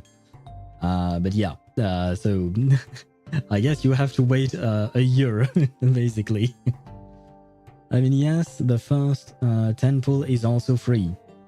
Okay, so I guess I will do 1 10 pull on Druvis's banner and 1 10 pull on Liang Yue. And then we'll see. I will start with Druvis, because why not? And afterwards we'll pull ones on Liang Yue. Druvis, if you could come home, I have some plants nearby. I have a park not far from where I live. You can have some fun there. Does that work? Does that work? Oh god, no, it did not work. She was not interested in the park at all. Well, we did our 10 pull. And I do believe that... Oh wait, how many 10 pulls are discounted here? Ah, no, the first 10 pull was free and then the rest were discounted, right? Okay, and some of the rest are discounted. But guaranteed count carry over to banners of the same thing. Okay, so it does count. So I can do a couple of discounted pulls, and once the discounted pulls are over, then I can just wait for the next banner of the same type and do other discounted pulls on that, I guess. That's a weird way to try and pick up someone. I mean, she likes plants, she likes the forest, so, you know, I tried my best. The one you had was in the male free temple, but now it's the first temple, therefore 7. Yeah. Okay, so we can do the 7 discounted temple, the 7 discount pulls, and that will be it, hopefully. That forest will burn. Wait, what forest is going to burn? Don't say that, Deidara, because Druvis is not going to like it. She really likes the forest. So let us protect the forest together. That's just a 5-star, right? Yeah, this is just a 5-star. Too bad. And Balloon Party and Charlie, I see. Well. And now it's no longer discounted. Okay. Well, we tried. We failed. But at least we tried. Now it's time to try our hand here. And hopefully not fail this time. I mean, we've already done like 20 pulls, right? So this would be 30. I know they don't carry over. They don't work like that. But just in terms of math, right? We've done 20 pulls. So, you know, yeah, I'm just coping at this point, but we'll see. Please, Liang Yue, come home. I have never been arrested by the police, so I would let you do that to me. It didn't work. Too bad. I guess I tried. Apparently, she does not want to arrest me, which is... Oh, wait, I got Loggerhead, though. That's nice. I don't know her. We haven't met her yet, but at least she's new, you know? Not gonna complain about that. But yeah, these are all the pulls that I'm going to do today. I'm not particularly interested in Liang Yue. I'm a bit more interested in Noir. But like I mentioned at the start of the stream, I'm honestly... I don't really know what to pull for in reverse for now. In the sense that there isn't a specific character that I'm really looking forward to.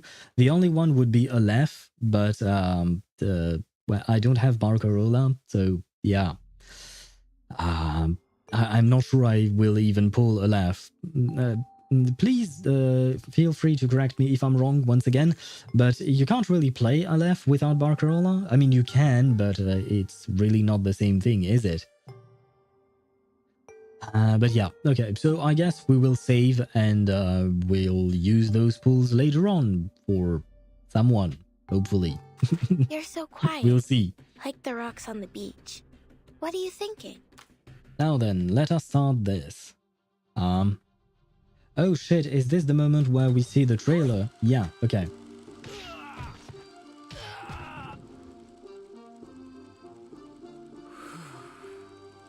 Cut. More. Hit harder.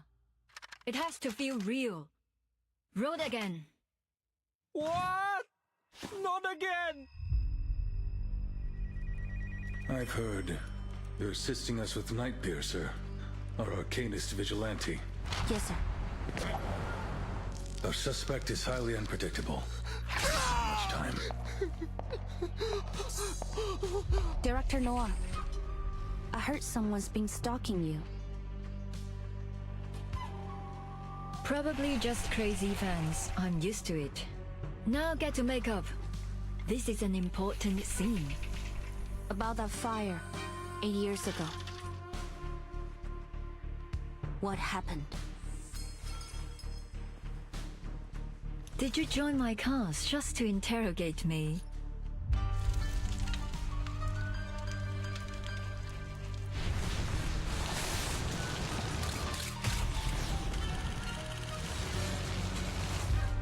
First, the Night Piercer case.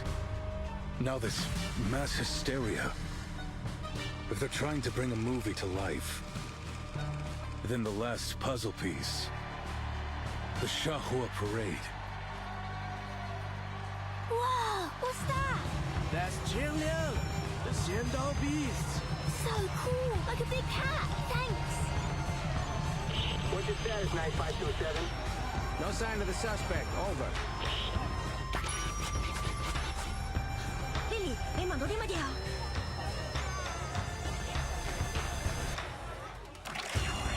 嗰個係 Wow, what an awesome parade!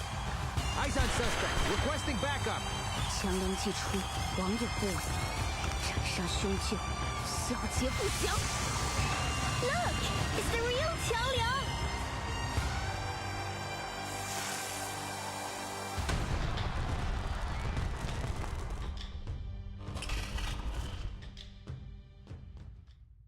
And there you have it, the trailer. Now I have to revert the sound to what it was before. There you go. I hope the sound was okay. Like I said many times before, I have to manually augment or increase the sound of the game on Twitch or on the stream, I mean, because the sound of the cutscenes are tied to the background music sound. And if I put the background music sound up to a certain level, it just blasts through my ears. So yeah, it's kind of a complicated thing, but sound was fine. Okay, good. That means I did my job as a streamer and I did things properly. Pretty art style? Yeah, the art style in Reverse is very, very beautiful in my opinion. It's one of the main reasons why I started playing the game was because of the art style. The other reason was the voice acting. As you will hear, the voice actors all have different accents, which is very lovely to hear, depending on where the character is from. And the story is really good as well. Although this is not the main story, this is an event story, so it's kind of a different thing entirely. Well, it's not different entirely, but you know, it's not connected to the actual main story. At least as far as I can tell, because sometimes event stories in the past have been very much connected to the main story. So this one doesn't seem to be, but I guess we'll see. Let's start then.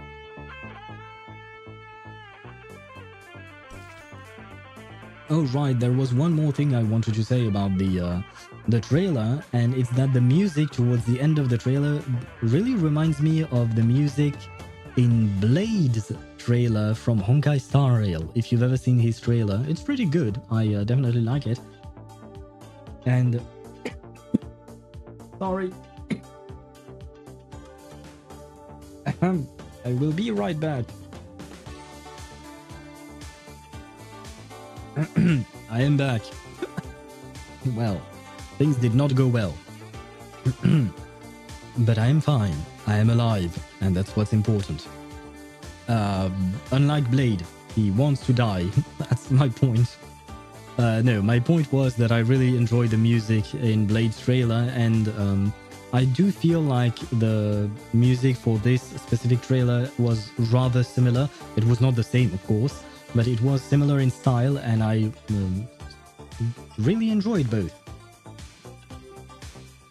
Bro did that Hawktua move. Good grief, Tosh. You really have to get off TikTok, I think. It's really not doing good for your brain. Now then, stage 1. Fresh police story. Nothing like a cold welcome. Oh, nothing like a cold welcome to greet a rookie. Does that mean that Liang Wei is actually a rookie? For some reason I thought she wasn't. Oh, I guess we'll see. Or perhaps this is not actually talking about her. Starring Liang Wei, Loggerhead, and Noir, I think? Yeah.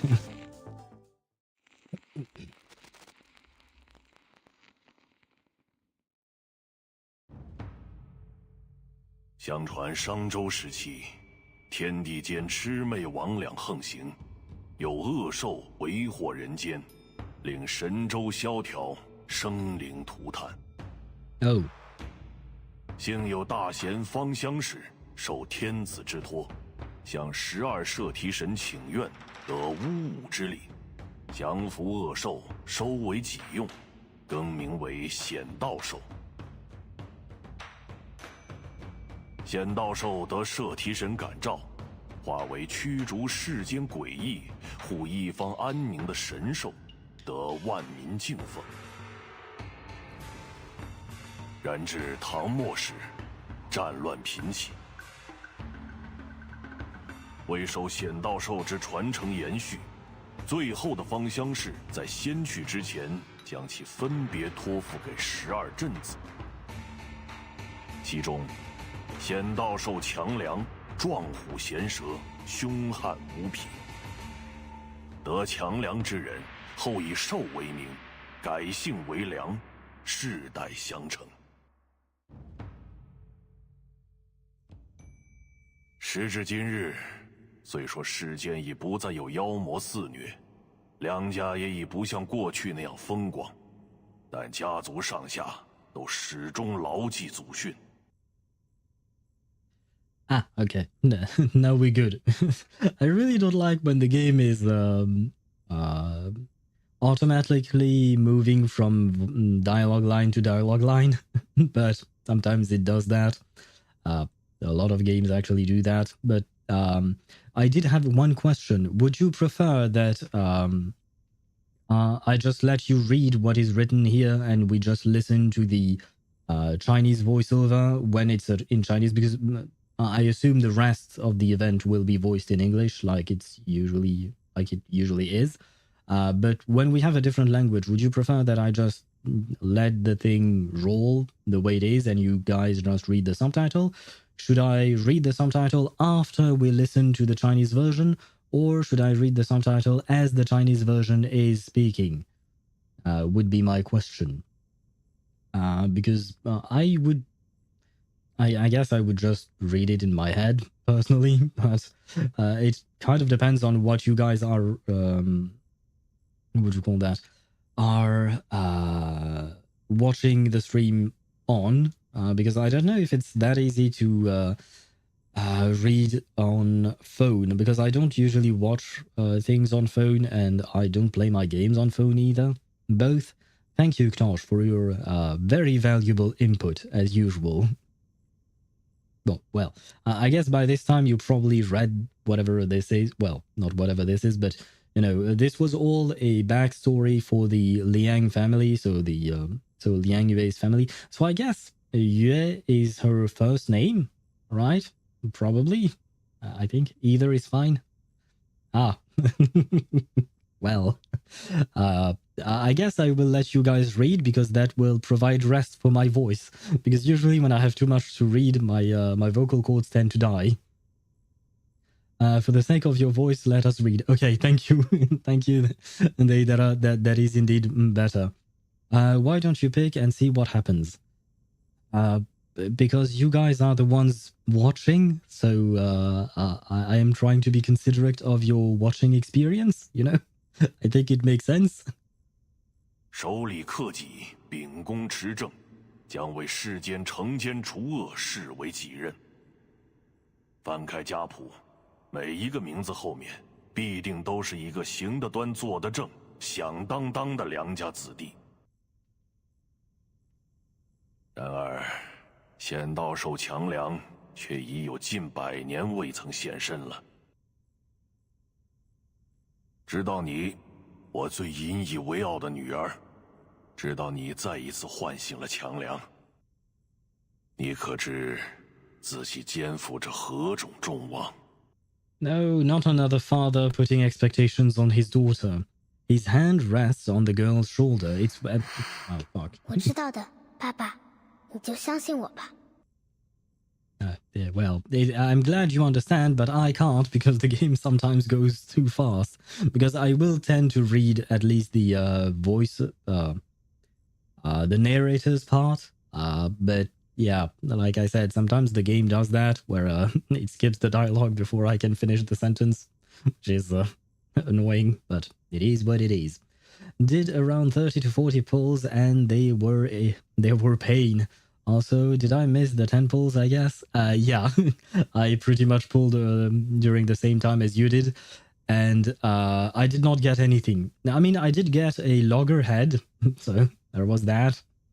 But I did one 10 pull on Liangyue's banner and got loggerhead, and I did 2 10 pulls on the water rippling banner, you know, the banner where you can select a Euphoria character. I picked Druvis III, and I did not get her, unfortunately.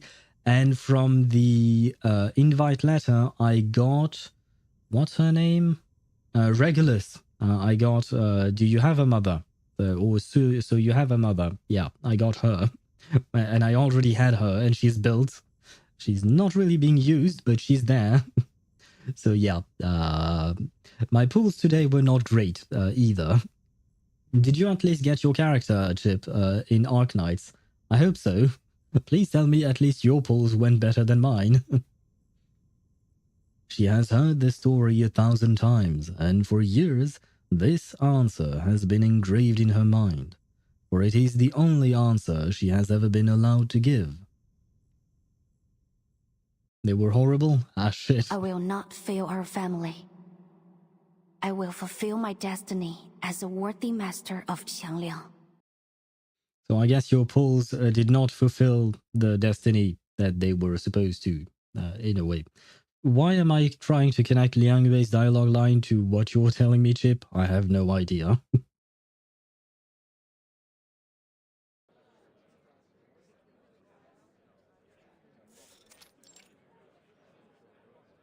What is this thing? It's pretty, but I don't know what it is. Morning, guys. All right. Who wants to hit me with some good news and make my day a little easier? Wait, her name is Poitiers? Poitiers is the name of a city in France. It's not a big city, but it's still a city in France. The heck? Hey, why not? And she has a lizard on her... well, it looks more like a gecko. I believe someone mentioned that earlier, but I kind of forgot to mention that. But yeah, why are there lizards everywhere? Or geckos, or reptilian creatures, we'll call it that. Why is there always a reptilian creature everywhere in reverse? Are they trying to tell us something? 2 of the 10 pulls were blue bags. Purple quality is 4-star. So that means that 2 of your 10 pulls only contained 3 stars? Yeah, I guess that was indeed horrible. I'm sorry for your loss, I guess. But you actually have enough to guarantee the character, or at least to guarantee a character? The report on that summoning ritual is done. Seems like the destination was some farm out in the sticks. Hey, did someone take the pendulum without signing it out? We've only got one to go around. Everyone in the Division of Arcane Affairs is caught up in the chaos of their own work, too busy to notice the officer who has just stepped in. Let's try this another way. First 3 of you to give me some good news will earn yourselves a coffee. My treat. Get ready, D, because what I'm about to tell you next is gonna blow your mind. Save me a cup. I gotta find our pendulum thief first.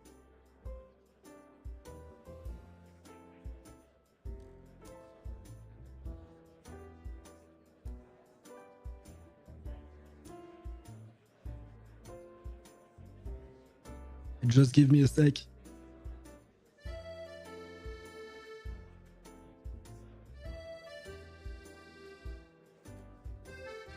There's something in my throat, and It's not great. I will be right back.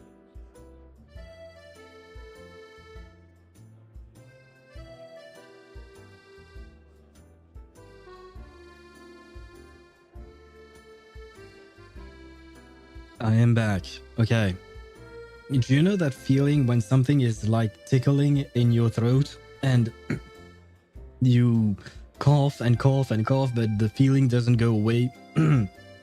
Yeah, that's not great. Especially not when you're supposed to speak, you know, and read in this specific case. But yeah, we're back. We're good, more or less. But yeah, that was quite unpleasant. Hopefully you're okay. I'm alive. I'm alive. I think that my throat is okay right now. It doesn't hurt or anything. Just, you know, that there's something that disturbs you that it's annoying. But I am alive and I am okay. We can proceed. Sorry for that tiny interruption. Apparently, it doesn't take much to become the most popular person in the office. But before anyone can earn a steaming cup of joe, an angry shout interrupts them. Hello? Excuse me? I'm still here. No, okay. I'm a tax-paying citizen. I pay your salary, so why don't you stop gossiping and do your job? 真係上梁不正下梁歪。 A crooked stick will have a crooked shadow. The hell does that mean? I guess he doesn't like police officers? Probably. And hello, Mihai, how are you? I'm doing a Native American rain dance with the hope we don't have the Wu-War rewards separated into multiple days, like for example the first temple separated into 5 days of login.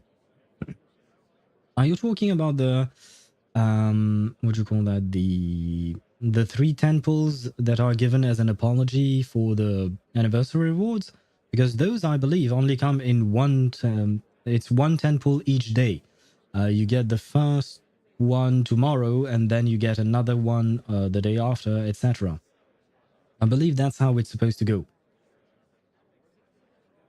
Because if you look at the screenshot that I posted on the Discord server, I believe that you have the date for each temple coming out at a specific separate date. That's what I'm talking about, yeah. And you will get all these temples before the actual patch drops on Tuesday, if I'm not mistaken. He shoots Poitier a glare before stomping his way out of the Division of Arcane Affairs, muttering curses under his breath. Him again? What's he complaining about this time? Having brought the missing pendulum back to its place, the officer strides over and grabs a coffee. He shrugs. Some nonsense about making a mistake while we were out searching for a dog in Chinatown. How is this about the Arcane Affairs? Like, how is searching for a missing dog part of the Arcane Affairs department? I feel like I'm missing something here.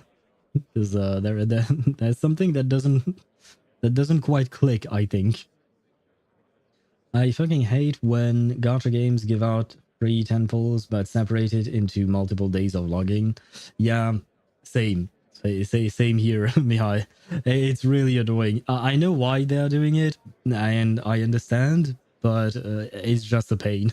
Just give us the free stuff. You are going to give it to us anyway, so please. The rain dance. Yeah, apparently Mihai knows some Native American rain dances. Somehow, for some reason. Even though he's not American or Native American. A missing pooch. Since when are we the dog patrol? Ah, there you go.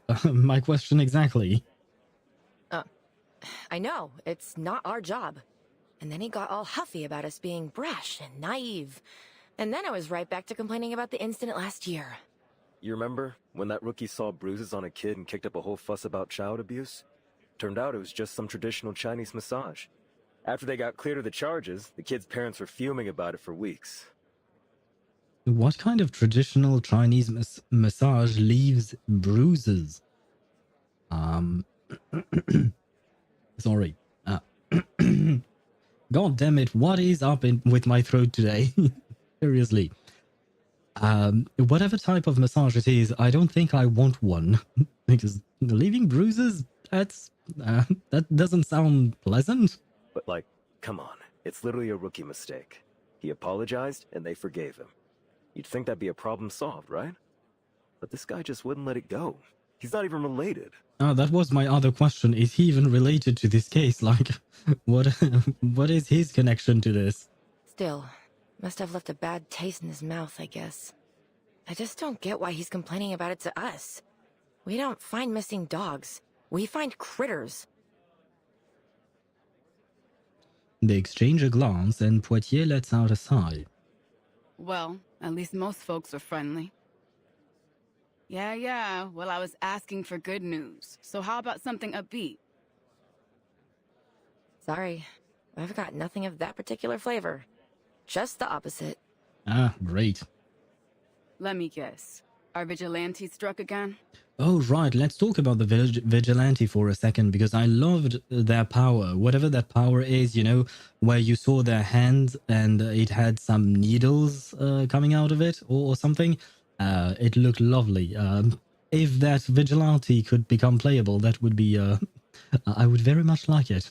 I somehow doubt it will happen, but who knows? I can still inhale a large amount of opium, you know? In a strategy to make player logging and somehow feel interested in the game, but it can be worse. Instead of only logging, they force the player to stay logged for a certain amount of time, 30 minutes. Wait, there are games that force you to stay logged in for a specific amount of time? That's horrible. Holy shit, because at the very least, when you just have to log in separate days, you can log in for 5 minutes, get your rewards, and log out if you need to. But having to log in for a specific amount of time, that sounds like a terrible decision. Holy shit. I hope that none of the games that I play ever do that, because that is not something I want. And I somehow doubt that anyone else wants that. The officer dropped the morning paper in front of her. As her eyes land on the headline, her coffee suddenly smells bitter.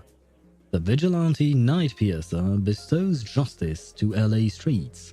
The vigilante night piercer bestows justice to LA streets. Ugh, so melodramatic. Who got hit this time? Some rich varsity boys. They got in the news over some hazing incident that put a teammate into the ICU. But you know how it is. Strings are pulled and all the charges went away. But get this. All of them were found penned up on the school's fencing this morning. And with those injuries, looks like they can kiss college football goodbye. Ah. Hate to say it, but I gotta side with the vigilante on this one. Those kids were monsters. Still. Okay, if they ended up in the ICU, that sounds serious. But, oh well. You know what? I'm a fan of Batman, so why not become a fan of Nightpiercer as well? We're the police, and crime is crime. Doesn't matter how scummy the victims might be. Irritated, Poitier tosses the paper onto one of the many cluttered desks around her. The arcane skill this guy cast, using those needles? It's like he's trying to imitate Detective CO7. What's up with that? Ah, that's the detective from Noir's film, I believe. Shit, we are going to have an ad break on Twitch. You guys on YouTube will be fine, but on Twitch, unfortunately, we have an ad break. Usually when that happens, I will just wait until the ad break is over before I continue with the dialogue, because I don't like when people are missing out on stuff. But I will just keep on yapping for a bit, because I did see that I missed a few messages. I will clear my throat quite a few times as well, because I still have that same feeling that something is tickling inside of my throat, even though nothing is supposed to be there, but never mind that. I got to level 40 in Cyberpunk, so I unlocked the best Sandvesten, which slows time by 85%. I'm using that with Mentis blades while wearing David's jacket. Who's David? I don't remember. I remember watching a playthrough of Cyberpunk because back then I didn't have the game, and well, I don't think I can play the game on my computer. I doubt it. I'm not sure, but never mind that. Point is, didn't have the game, watched the playthrough. And is David our friend? Cyberpunk Edge Runner. David Martinez. Who is that? Because I have not touched Cyberpunk Edge Runner at all. But wait, Cyberpunk Edge Runner is an anime. The protagonist of the anime. Okay, yeah, I have not watched Cyberpunk Edge Runner yet. I will at some point before the collab with Wuthering Waves.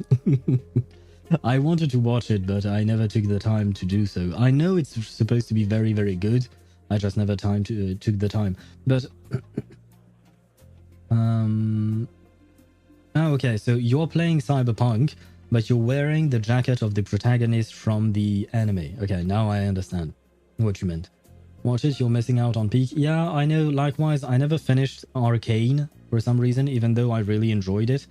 I only watched a couple of episodes, but both Arcane and Cyberpunk Edge Runners are animes that I really want to watch and just never found it. Well, I never took the time, and that's on me, but I'll definitely watch them at some point. And I just saw, because I typed Cyberpunk Edge Runner on Google, and David Martinez, the apparent protagonist of the anime, is voiced by Zach Aguilar. And Zach is none other than the voice of Ether in Genshin Impact. And I did not know that. I mean, I knew about Genshin, but I did not know that he voices someone in what you call that? in Edge Runner as well.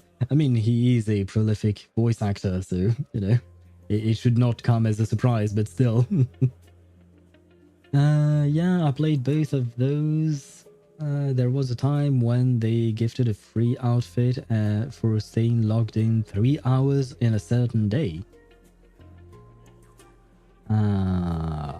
Wait, both of those? Which game are you talking about, Deidara? And logging in for 3 hours on a certain day, man, I do not like that. Because what if you don't have the time to be logged in on that specific day, especially for 3 hours? 3 hours is such a goddamn long time. Like, yeah, no, that's yeah.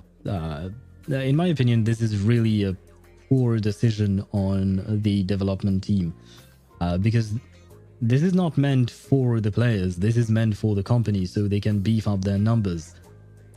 So better not complain about the daily login because it can be worse. True. Given the example you cited, it could definitely be worse. But yeah, I don't understand game companies that do these types of shit, because the players know that this is not done for the sake of the players. This is done for the sake of the company. And I understand that the company has its needs, of course, that makes sense. But at some point, when the game decides when you play it or not, that's when I draw the line in a way, I guess. Like, I am willing to support games, pay for stuff and whatnot.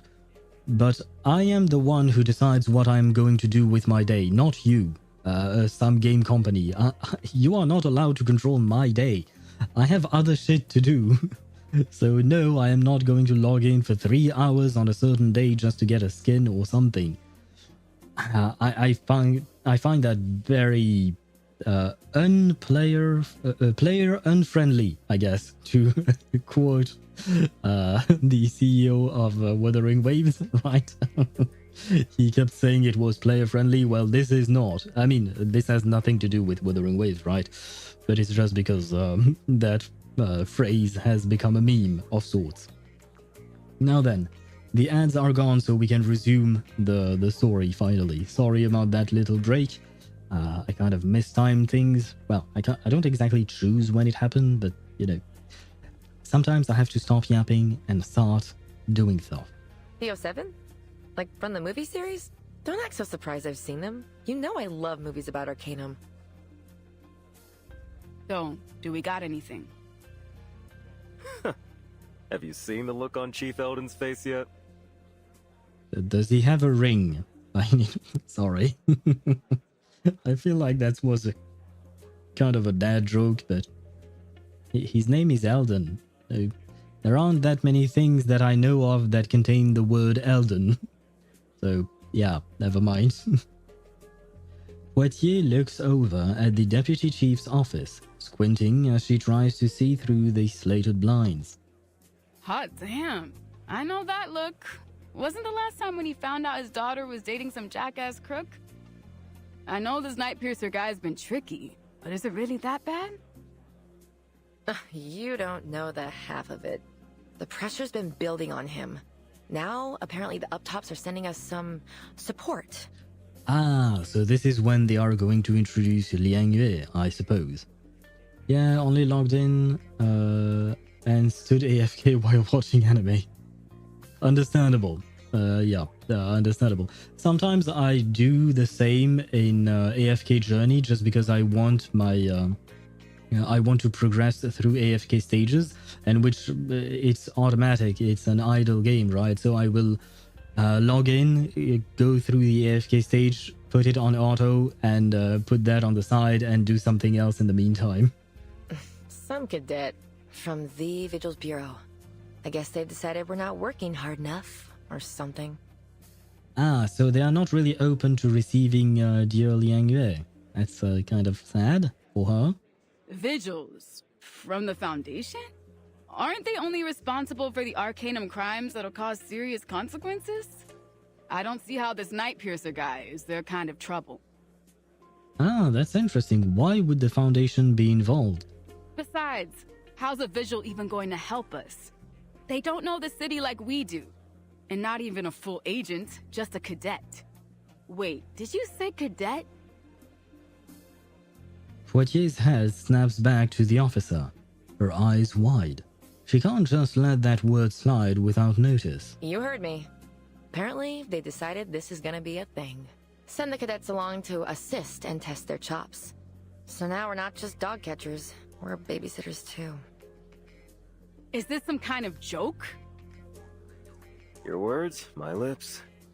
The chief said it's a chance to develop a better working relationship between us and the Vigils. I think Brass just wants to cozy up with the St. Pavlo Foundation. She downs the rest of her coffee and tosses the empty cup into the trash. Yeah, that would explain the look on Eldon's face. So what? Anyone know when this cadet is due? Or hell, anything useful at all? I heard tell it's some Chinese girl from a famous family of arcanists. She's got a mega powerful familiar, and that's why the Vigils recruited her. Really? Just for her familiar? That can't be the only reason. Did she at least, score well on her tests? I mean, come on, please tell me that Liang Yue is actually useful, and they didn't just hire her for the pet. I understand the pet is cool, but come on. Apparently, she didn't even take the test. She was still in training when she was picked. No field experience at all. Ah, I see. Well... Poitier tries to maintain her steely demeanor, but the frustration proves too much to contain. So you mean this girl's a total liability? Some spoiled rich kid debutante looking for a chance to polish her resume? The officer lets out a dry chuckle, but as her reply is about to leave her lips, her eyes flick behind Poitier and her tone changes. Ah, shit. I guess Liang Yue was there and she heard everything. That's not exactly what I said. They wouldn't put just anyone in this position. The office falls silent as all eyes turn to the unfamiliar figure standing in the doorway. Excuse me. And hello, Liang Yue. Ah, finally we get to see you. I do like this design. I'm less fond of the Inside 2 design, but I like this design. I'm Vigil Cadet Liang Yue from the St. Pavlo Foundation, Vigil's Bureau, reporting for duty, ma'am. Could you please point me to Deputy Chief Eldon? He's in his office. Her accent, I mean, it makes sense, but her accent reminds me of Madame Z's accent. And, I mean, both of them are Chinese characters, so once again, makes sense. But it's lovely to hear someone that reminds me of Madame Z, because I love Madame Z. I hope we get to see her again soon. Poitiers is the one to break the silence. She jerks her head towards the office in the corner as she speaks. I see. Thank you. She offers a slight nod and, under the scrutiny of every officer present, makes her way to the deputy chief's office. As soon as the door is shut, murmurs break out like wildfires. That's our princess? I've seen street rats bigger. I bet I could lift her up with one hand. Yeah, but if you try that, her magic tiger is going to come out and eat your face. Though you probably shouldn't. Don't forget her familiar. Though, I don't see it now, so she must be a summoner. Lucky her. I wish my great-great-great-grandpa left me something like that. So what's Eldon gonna do? No way he's letting this baby rat scurry into our investigation. I'll show her the door myself if he'll let me. Guaranteed our Vigil to be is a spoil airheaded legacy pick. I can't imagine she's the type to follow orders. Guys, we won't get any answers just sitting here. Yeah, you're right. I need to get back to work. Josh is out on leave, so I've got to cover all his cases. Hey, hold on. I've got a way to get the scoop on this girl. Oh boy. Why are these people so mean and assuming things when they know nothing about Liang Wei? Before Poitiers can walk away, she grabs her sleeve and, with a knowing look on her face, indicates towards the deputy chief's office.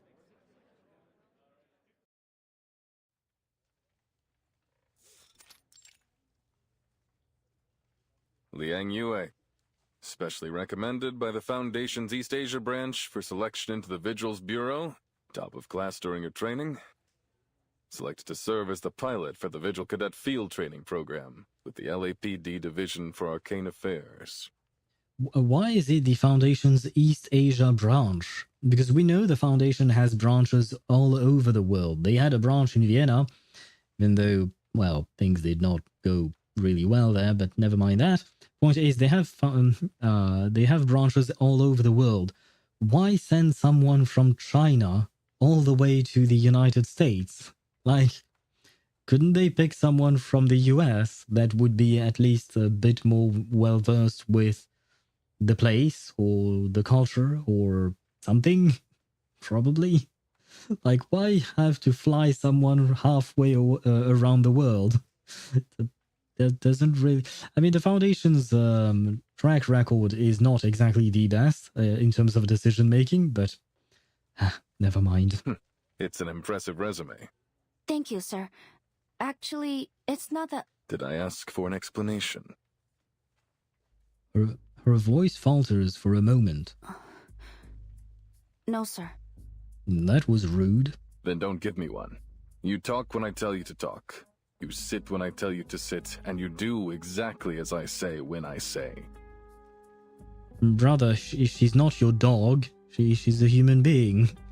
What the fuck is wrong with you? Do I make myself clear? Yes, sir. On the other side of the thin walls of the office, the officers exchange smirks as they listen in to their conversation. Classic Eldon. Reminds me of the good old days.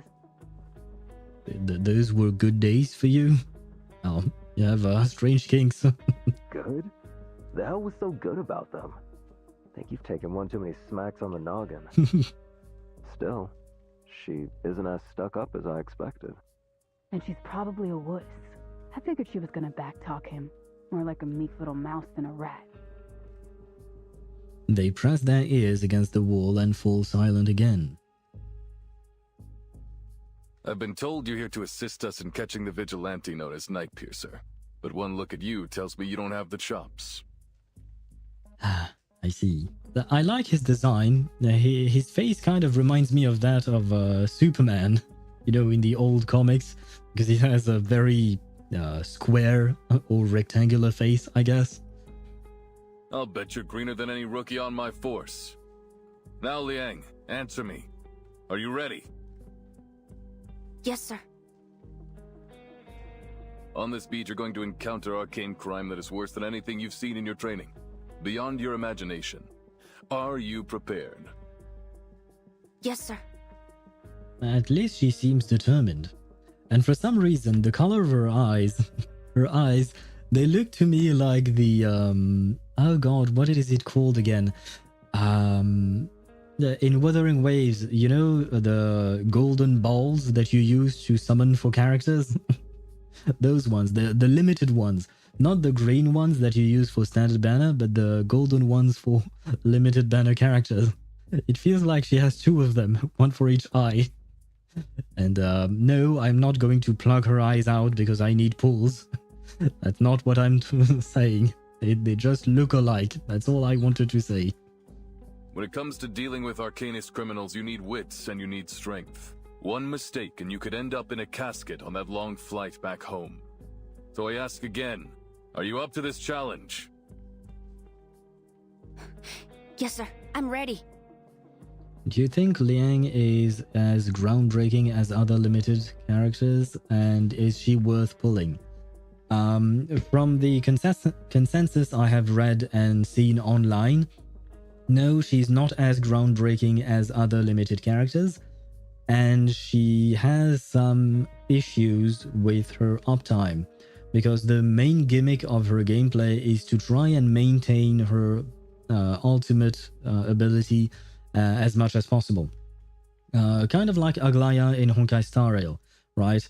Kind of like the same thing in a way. And at P0, unfortunately, yeah, she struggles a bit, and her rotation is apparently a bit difficult to maintain. At P1, that alleviates the problem, and at P2, she becomes much easier to play. So she's definitely not like previous limited characters, because the previous limited characters tended to be, what would you call that? They tended to be perfect on their own, right? They didn't need P1, P2, or anything like that. Whether it was Lucy, Anjonala, or even Jin Young-je. Without portraits, they were fine, whereas Liang Wei feels underwhelming without her portraits. That being said, she still is strong, she's still a good character, she's still playable, but most people will recommend you to pull for her P1 or P2 even. Mostly her P1, because P2 does take quite a lot of pulls to get. But yeah, so not as groundbreaking as the previous limited characters. But still a good pick if you want to. If you like her, then sure. But I myself don't think anything in particular about her, which is why I'm skipping. And that way I can save for other characters that may or may not come at some point. And hello, Timex, how are you? I hope you're doing well. Did you pull for Liang Wei? And did you go for her P1? Or did you decide to skip? No, you aren't. Why'd you ask the question if you already think you have the answer? My god, is he going to be the annoying character that I dislike in this patch?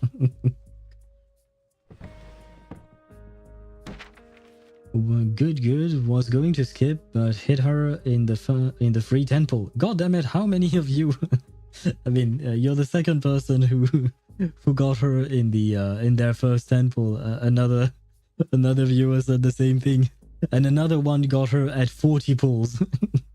Why does everyone get her early like that?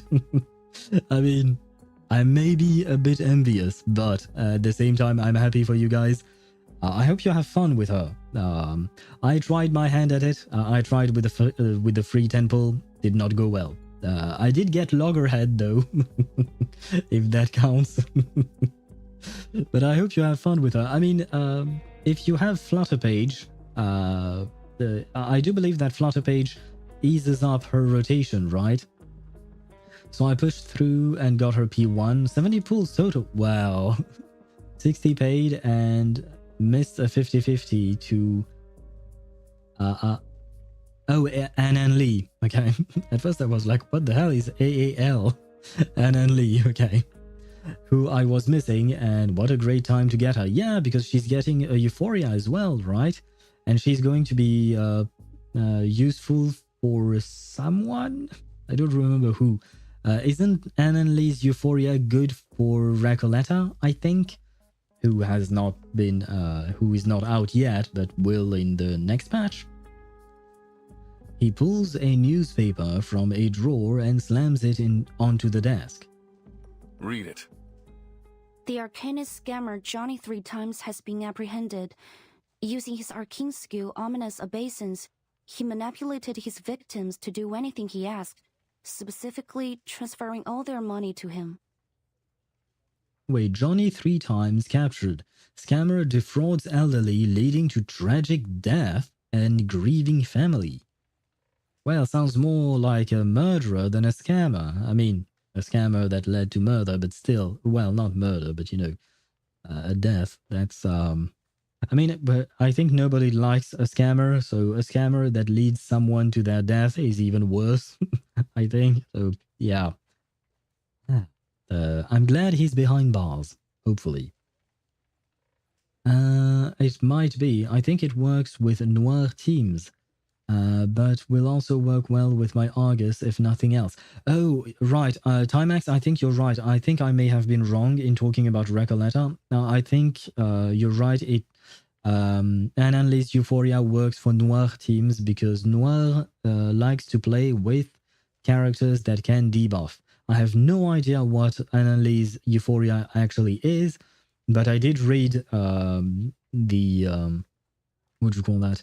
The kit, Noir's kit, and Noir's not review, but there were a few lines about Noir in on Pridewin, just to get some information about her. And I do believe they mentioned Ann Lee, so that's where it was. I think I was just mistaken. Yeah, no, because Recoleta is supposed to be played with Melania. Euphoria Melania, to be more specific. I don't know why, but yeah.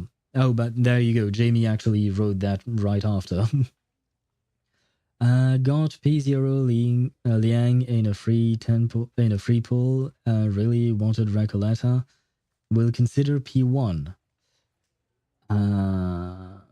Really want. Oh, okay. You really want Recoleta. Well, I mean, if you already got Liang Wei, that means you don't have to pull anymore, so you can skip the rest of the patch, unless you're interested in Noir. But otherwise, you can just skip the rest of the patch, and that way you might be able to get to P1 Recoleta. Potentially.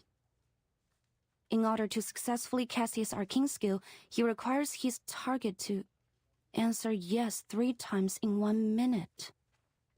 That's a very specific arcane skill. If you had been dealing with him, he'd already have you dumping your trust fund into his bank account. Or worse. Yeah, that's why he asked her that same question, more or less, over and over again. But, like, how the hell is she supposed to know something like that? Like, you can't expect her to know that by saying yes 3 times in less than 1 minute, she's going to get scammed. Like, who the hell would think of something so specific? Anyway. With all due respect, sir, that isn't a fair evaluation. I wouldn't have answered you that way if you were not my commanding officer. That is also a fair point. Record team is all about alts, and Melania Euphoria goes hard into alt cycling. Yeah, I do remember seeing something along those lines. But unfortunately, I do not have Melania, so yeah. I guess that means no Recoleta for me. I don't have Barcarola, so that means no Aleph for me. So I guess I'm not pulling. I'm not going to be pulling in reverse for a while. But that means at the very least I can save, right? And that's nice, I guess. Fair. There is no fair when it comes to arcanists. You've read the headlines about this guy and think you know what to expect? But what if he had abilities the news didn't know about? What if he could disguise himself? Well, then you would have to adapt to that situation. Because, brother, you can think of what ifs all day long. What if the dude is actually Superman? What if, I don't know, what if he's actually a dragon? Like, how long are you going to plan on pulling those what ifs? This is useless. Or do you think that crooks just leave their resumes behind at the crime scene? This is just useless. Sorry, this is a pointless conversation. Okay, so I think usually, you know, we have one character that I dislike per patch. That's usually how it goes. But usually it is a child type character, such as Toa or Freddy. I mean, Toa was more of a teenager. I guess we can see a progression. Not last patch, but the patch before that, Freddy, who was a child, was my disliked character in the patch. Last patch, it was Toa, who was a teenager, and now we have a full-blown adult in Chief, Deputy Chief Eldon. Sorry. So, yeah. So in the next patch, the person I'm going to dislike will probably be an old person, I guess. Is that how it works? There will be a selector in 2.6, I believe, where you can get Melania. Ah, that could be interesting then. And you will want Recoleta even without Melania. She's that good. Interesting. Okay. Recoleta is a mineral type character, isn't she? Or am I mistaken? I know Melania is beast, but I don't remember what Recoleta is. Melania Euphoria gives way more Moxie, allows storing up to 5 Moxie, and Melania adds a debuff to attacked enemies, which gives 1 Moxie after attacking them, then it expires, and gives Melania some improvements to her buffs. Huh. That sounds kind of busted.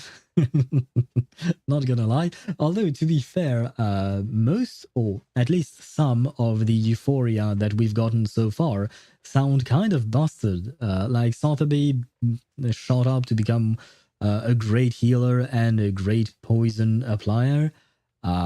Miss Newbabble becomes an excellent shielder. Like, who else is there? Lilia becomes a huge DPS. Like, seriously, the Euphoria on old characters are great because they seem to be on par with new characters like this. This is awesome. She is mineral? Okay, thanks. Because I usually try to pair characters with their natural afflatus, right? So I would try to get a full mineral team, a full star team, or the likes. But I will often, or rather, at first, when I started playing the game, I used to do that. Nowadays, I kind of mix and match depending on what I need exactly.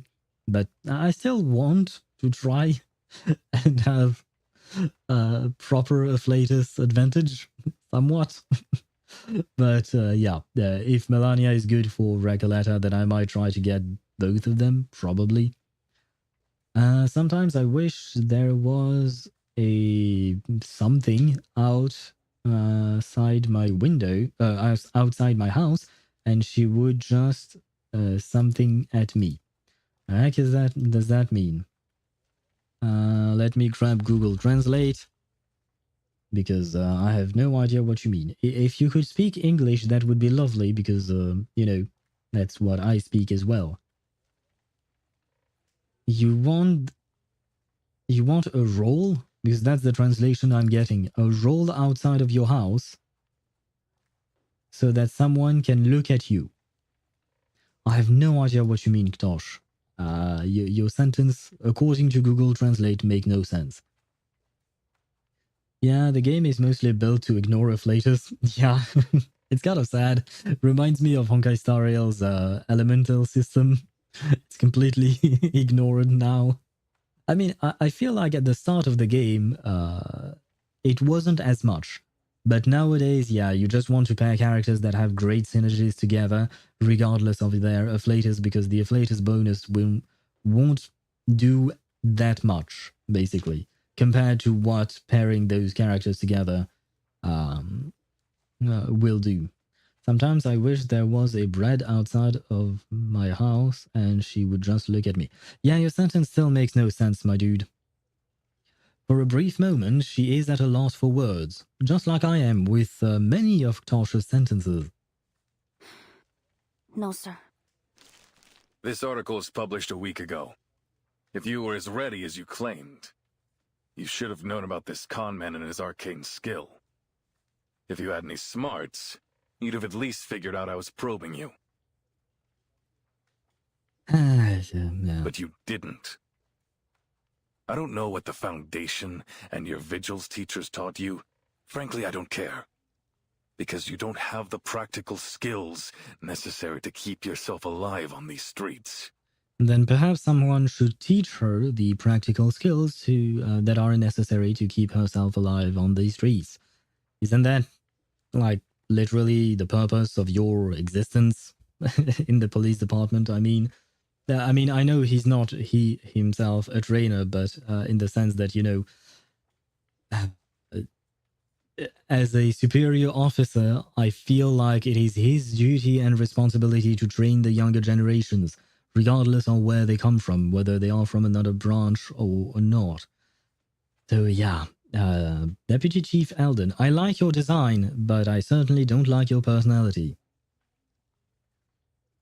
Anaxa alt will just literally apply enemy debuffs, give it all weaknesses. Yeah, they do that. Yeah, he can give all 7 weaknesses to the enemies. Yeah, Anaxa kind of broke the game.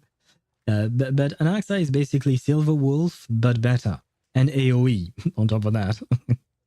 So yeah, I guess Silver Wolf was found in a trash can, sobbing. Because when Anaxa drops, I guess Silver Wolf will drop dead. I am updating Reverse right now. See you in 4 months. See you, Ktosh. It was nice knowing you. Good luck with your updating. I mean, earlier, the reason my stream crashed is because I was updating Reverse as well. Hopefully you won't crash. I will absolutely not put a kid like you on the Night Piercer case. Yeah, but you don't have to say it in such an assholey way, you know? His cold voice carries through the wall. The officers outside exchange glances. Cold and ruthless as a Minnesota winter. Eldon's never been a people person. Guess that's why they keep him stuck down here with us. I don't know. I agree with him. But he's being pretty rough on her. Yeah, thank you for noticing. She's definitely too young for this. What you think? She gonna cry? Look, if she can't handle the chief, then she can't handle this city. I suppose that is a fair point, but you know, didn't have to be that way, you know. I had to re-download Reverse as I couldn't load the data. Reverse was reversing itself. Wait, what? You had a reverse moment in real life? Be careful. Is there a storm coming near your place where you live? Be very careful. Take an umbrella and pray and put a knot on the umbrella. Is that right? I seem to remember someone's eyes going red a few times on her first day. What? Shut up! I didn't. Oh, she's blushing. Shh. Listen. They fall silent again, waiting to hear what fate will befall the young Vigil cadet. End of discussion. If you want to call home to your daddy or the Foundation and get reassigned somewhere else, be my guest. But as long as you're in my department, you'll follow my rules. For now, I'll assign you some of the lighter cases. This is grunt work, kid. Try not to mess it up. Hold on. I've got a bad feeling. Poitier's eyes widen, but it's not too late to act. Area Poitier will be your partner and field training instructor. She'll be happy to help you adjust. Isn't that right, Officer Poitier? Ah. I don't think Poitier will be happy. I like her first name, Area, I think. Well, it sounds like the word area, but I would want to pronounce it Aria. It sounds better like that, because otherwise it just sounds like the word area. Anyway, but I do like her first name, at least the way it's written. It looks nice. Oh boy. Ktosh and Jamie speaking Polish, I assume. I see a Yopta. At the very least. I see a Yopta, that one I understand. Not. I read something that Silver Wolf has Death Red instead of only weakness element application. True. She does have Death Red on top of weakness application, but I don't remember. I don't remember if Anaxa has Death Red as well. I think he might, and more importantly, he is AOE, whereas Silver Wolf is purely what do you call that? Purely single target. And what's worse is that when you use her skill, she applies a random element, right, to the enemy, or an element that your team has, right? But sometimes she will apply the same element twice in a row, so it's kind of a lost skill point in that case. Whereas Anaxa never applies the same thing again, I think. I'm not entirely sure because I didn't really pay attention to Anaxa's playstyle, because I don't plan on pulling for him, and likewise I never planned on pulling for Silver Wolf, and I do not have her. So yeah, but I do think that overall, what do you call that? Anaxa is by far better. Anaxa only increases damage for himself, so he is built to be DPS, and Silver Wolf is a support. Fair point. Fair point. Because yeah, Anaxa is definitely a DPS or sub DPS. Many people consider him a sub DPS to the Herta, basically. Because I believe that in the video that explained his kit on the official page, basically people were saying that it was more of an advertisement for the Herta than it was an explanation of Anaxa's kit. Are there going to be fights here, maybe with dragons, and you just set up that joke on your own? And you didn't even wait for me to say the words, so the joke just falls flat. Ktosh. What are we going to do with you? Poitiers can't help but mutter a curse under her breath. Crap. Guess my day isn't getting any easier.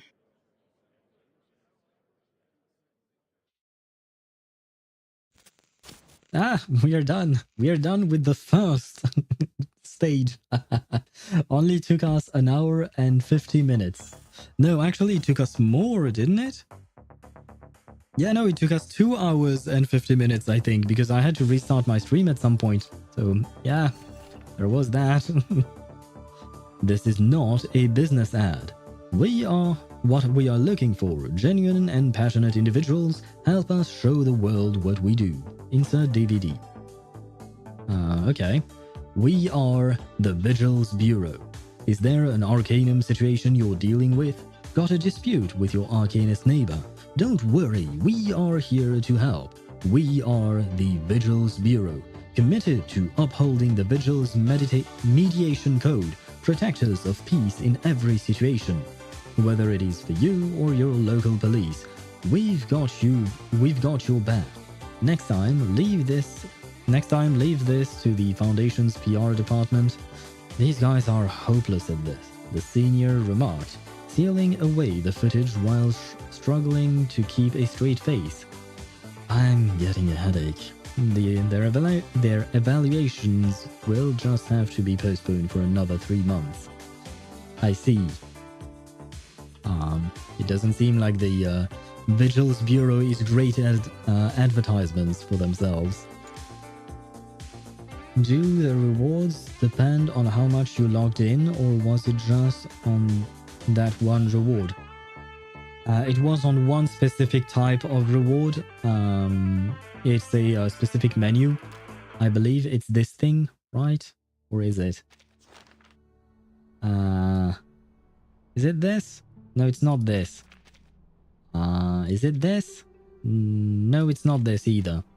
Well, I don't remember which one it was, but there is one type of reward that is dependent on how many days you've logged in, but most of the rewards can be obtained regardless. Where is the... Ah, it was all the way there. Also, you can get another selector if you reach 365 days logged in later. Wait, what? What do you mean later? Because I already got that. Does that mean that I get another one? Can I get another one, please? How much will I get then? Like 20, 30 pulls? Brother, I have no idea. I really don't know how many pulls you'll get. You'll get at least 2 free 10 pulls, 1 10 pull for Liangwei's banner only. It's specific to Liangwei's banner, and 1 free 10 pull for the selector banner. Once again, specifically to that. And after that, you get a bunch of clear drops, but I did not count how many we got, so I couldn't exactly tell you. It's a question. That's a good question. Let me check. Can I close this? Yeah, okay, I can, and read that again later. Because I want to check the menu. Was it in the sign-in? Yeah, I think it was here. Okay, yeah. This event thingy that gave us the this invite letter for the 6-star selector, it seems like it's what do you call that, permanent, I think. So even if you hit the 365 later on, I think that you will still get all of these rewards, I think. But don't take my word for it, because I really don't know for certain. But usually when it is limited, you will see some kind of marking that will tell you how many days are left, right? Yeah, you can get it later. Thank you, Timex, for confirming. That's good. That's great. And on top of that, it feels like this is actually going to get updated for later on, which would be really nice as well.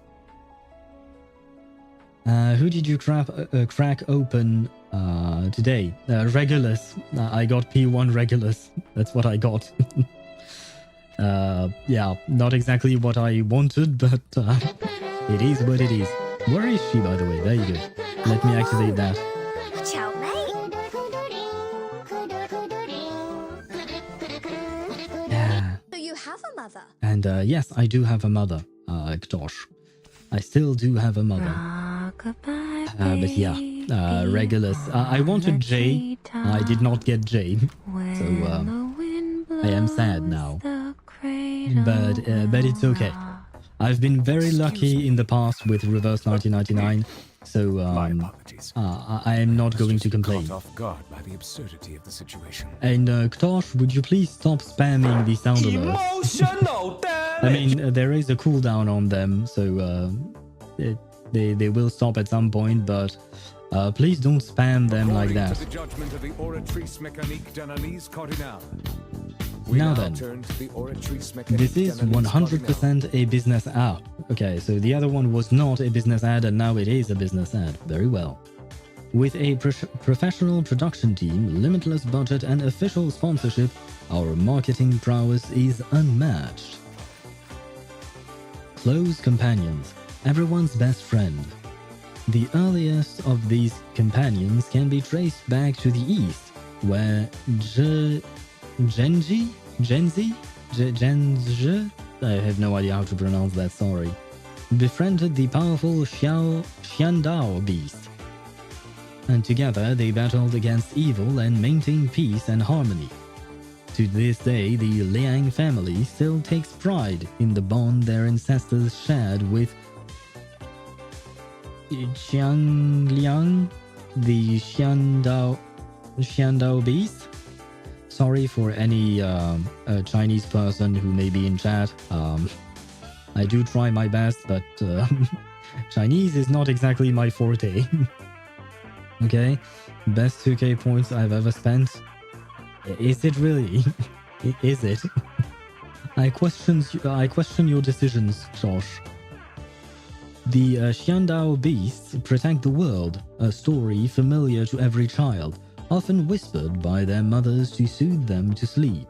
But it's not just a legend. Close companions also exist around us. Your grey-headed Shikadi poet, I don't know that word. Your imaginary wolf friend, your changeling childhood playmate. Oh, is this a reference to Jessica? Because she was the changeling childhood playmate of Jennifer Bloney, right? They've long been a part of our lives and have become our most loyal friends. Now it's your turn to find your own close companion, or perhaps get one for the kids, thanks to the New Babel Critter Rehab Center. Critter companions are coming to every home. Of course. Special thanks to the St. Pavlov Foundation for providing the companion footage featured in this program. I see. Of course it had to be the Miss New Babel Critter Rehab Center. Of course she had to be mentioned when it's related to critter exploitation, basically. Alright, I gotta go. May LeBron be protect. You really have the strangest things to say, Tosh. And same to you, I guess. Total crisis. Put down the donut, drop the radio, and lick the sugar off your fingers. This is no joke. Stage 2, and we are getting into a fight. Critter capitalism. Yeah, you can call it critter slavery, honestly, at this point. I stopped enslaving my critters. Now they're just in the rehab center. They're fine. But here we are. I'm not using them anymore. Because I already got everything that I wanted out of them. Which is kind of sad, but, you know. Anyway.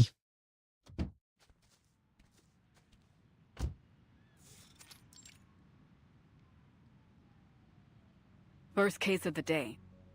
Anytime regular beat cops find a case related to Arcanum, they'll call it into dispatch, and then we get to come mop it up. This is what we call a basic Arcanum incident. The bread and butter of our work, kid. It's not often that we get anything urgent, but you've got to stay on your toes. But to be honest, I hope we don't get anything big today. Last thing I want is to take a rookie like you into a real emergency. Fair enough, but I suppose at some point the rookie will have to no longer be a rookie, and for that they need experience. I hope so too. That's yes, ma'am. You got me? You're probably thinking I'm trying to put you in your place, huh? That I'm just bossing you around.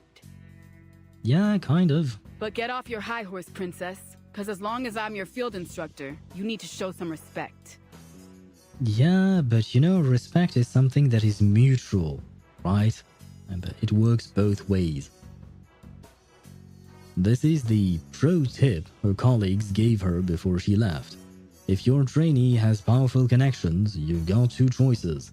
Either make sure they know who's in charge from day one, or spend the rest of your day sucking up to them. But it seems she and her colleagues were worrying over nothing. But I don't have a horse. And I didn't think you were bossy. I'm honored to have you as my partner and field instructor. I look forward to learning under you. I love the I don't have a horse. This is exactly the type of shit that I would be thinking. Even though I think that it's more of a language barrier thing for her. I knew the expression. She probably doesn't. I'm just an idiot. She just doesn't know the language all that well.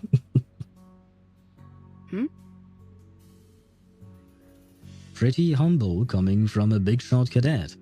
Poitier narrows her eyes, only to be met with an earnest, slightly puzzled gaze. Is there something wrong with what I said, ma'am? Yeah, the question about the or rather your what you mentioned about the horse.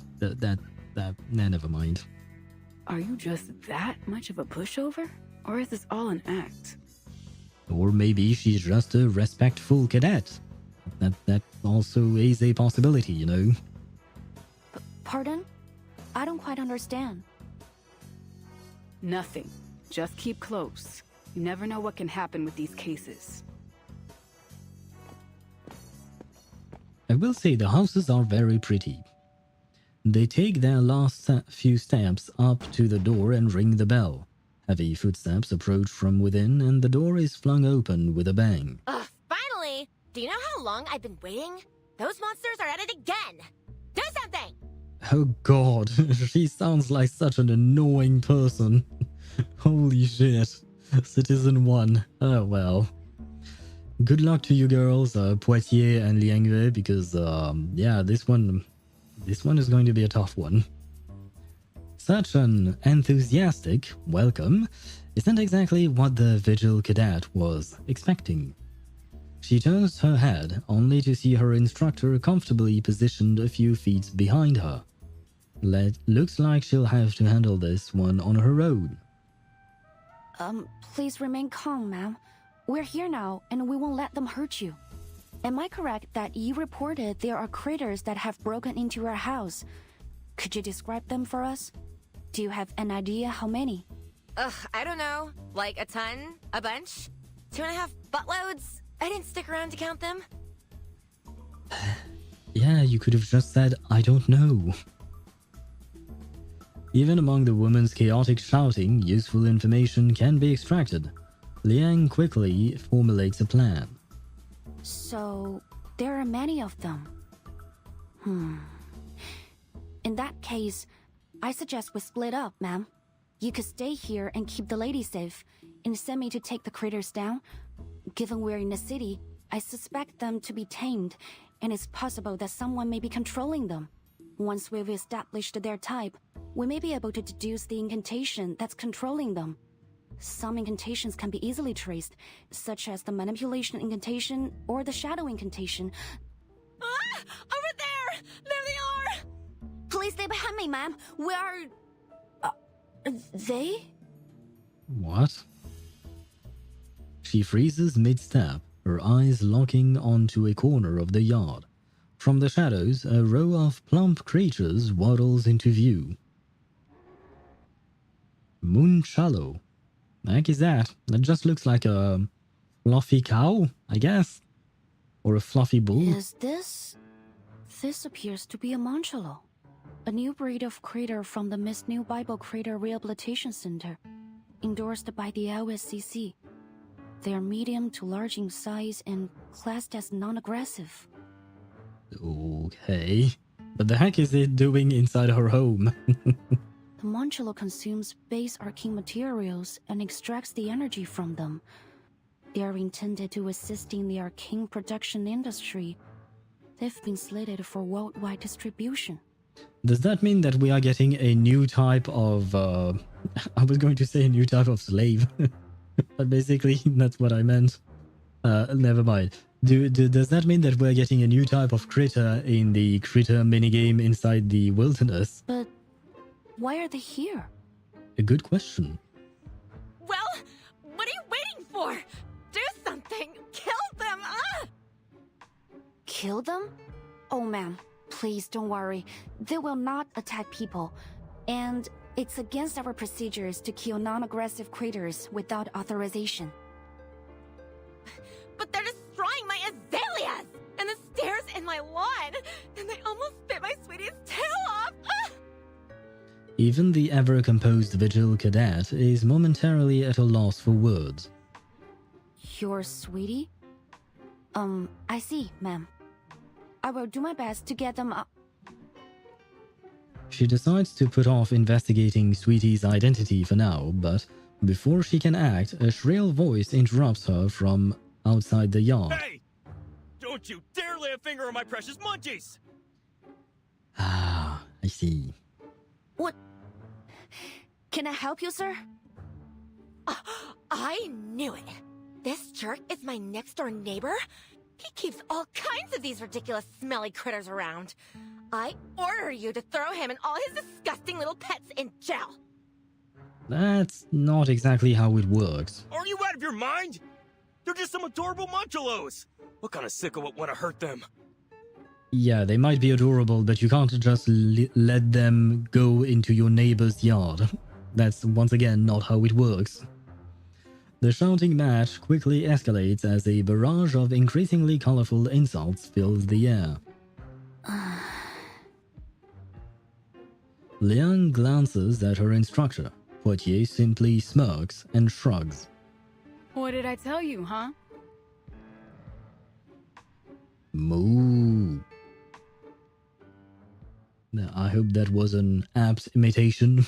Or impersonation. No, I shouldn't call it an impersonation. Doesn't really work all that well.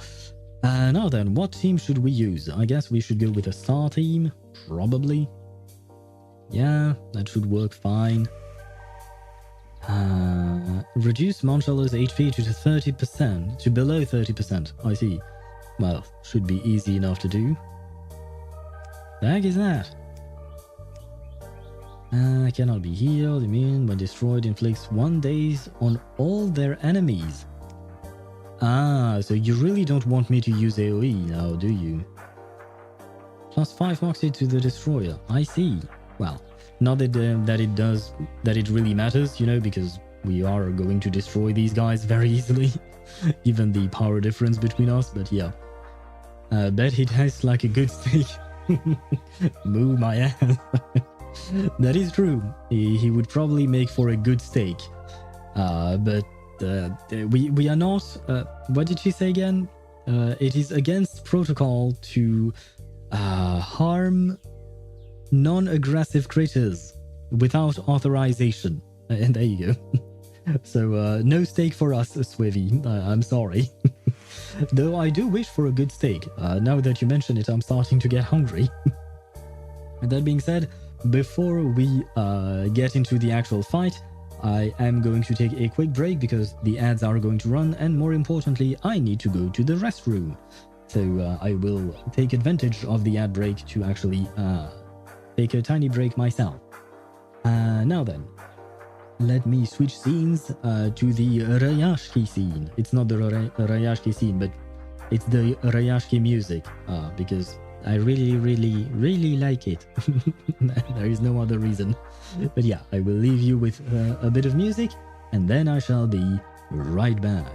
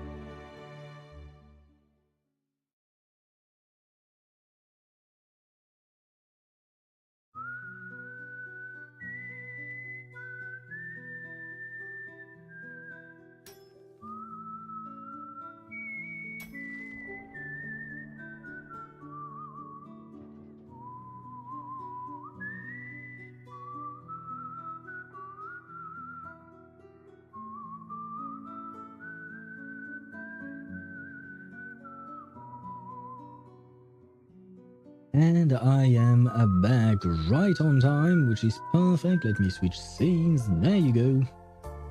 And grabbing my chat. My chat is here. Perfect. Now then, let us... I was going to say let us make some stakes, but I also wanted to say let us have a fair fight, like Kanya would say. Oh, I got it now. Although it's not exactly a fair fight, to be absolutely fair. Oh no! Officer, this thick fog is making my head spin. It reeks from those stinky, clumsy oafs. Damn it! They've all scurried behind those crates. Well, go ahead. What are you waiting for? Moo! Moo! Don't listen to this lunatic, officer. If it weren't for her little devil constantly provoking my children, they'd never have stepped into this filthy yard. All right, sir. Ma'am, please stop arguing. Step aside a little. I'll give you both a satisfactory answer. I need to move those crates first, otherwise these Montalos will just keep circling around them. There was something I read in the New Babel Critter Training Guide. Montalos become extremely drowsy after intense activity. Looks like it's time to put that to the test. Moo? Why is it asking a question? Let me see what to do. What I'm good at. Give him that. You know what? Sure, let's just attack. It's out with you. Because I have a... okay, yeah. It's a bubble. No use in avoiding it. I think we murdered the critter. Yeah. Yeah, I should have known. Moo. Zzz. Yeah, I don't know how to imitate someone sleeping because they're not supposed to make a sound. All right, sir. Please bring your pets and come with us. The police station will handle further processing as needed. Oh, my sweet babies. Daddy's taking you home right now. Red 38 is about to return. That's not what she said. She didn't say you could take them home. She said you needed to come to the precinct. Not the same thing. Oh, this is Joe's Diner. I remember. Finally, lunchtime. I'll grab the cheeseburger and an Americano. Large. Although same state, but wrong city. Because if I recall correctly, Joe's Diner was in San Francisco, and right now we are in Los Angeles, so close enough. The front door to the diner has bravely closed by the time Poitier has shouted out her order. It seems this is just another part of a beat cop's routine. So, some fluffy trespassers, an alchemy incident, a noise complaint for a werewolf infected, and a speeding ticket on an unregistered arcane vehicle. Honestly, busier than I expected, but it all went smoother than I expected too. We've earned ourselves a decent lunch, I'd say. So what do you want, princess? Liang studies the menu on the wall, hesitating to answer. What? Don't tell me our little visual princess can't stomach a bit of fast food. Better get used to it, kid. We're on a tight schedule. There's no time for fancy dining. Oh, it's not that. It's just... Are all the restaurants here so expensive? This is the first time I've been to LA, and it seems things cost more than I expected. Poitier is taken aback. What, you broke? You telling me the Foundation, can't afford to pay you a decent wage? I mean, I think all the wage is going into buying a boat for Regulus many times over. Because Regulus keeps breaking and sinking her ships. Oh no. It's... my subsidy should be enough for daily necessities. It's only the... I was hoping to save some money, but it seems the prices here won't allow me to. Sorry, please forget it. I'll have a chicken sandwich. Thank you. Okay.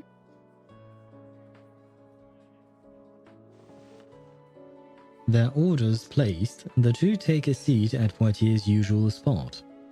All right, question time, rookie. Because I think I've got the wrong impression. Yeah, you probably do. What I heard was that you were some pampered rich kid from a crazy old legendary family.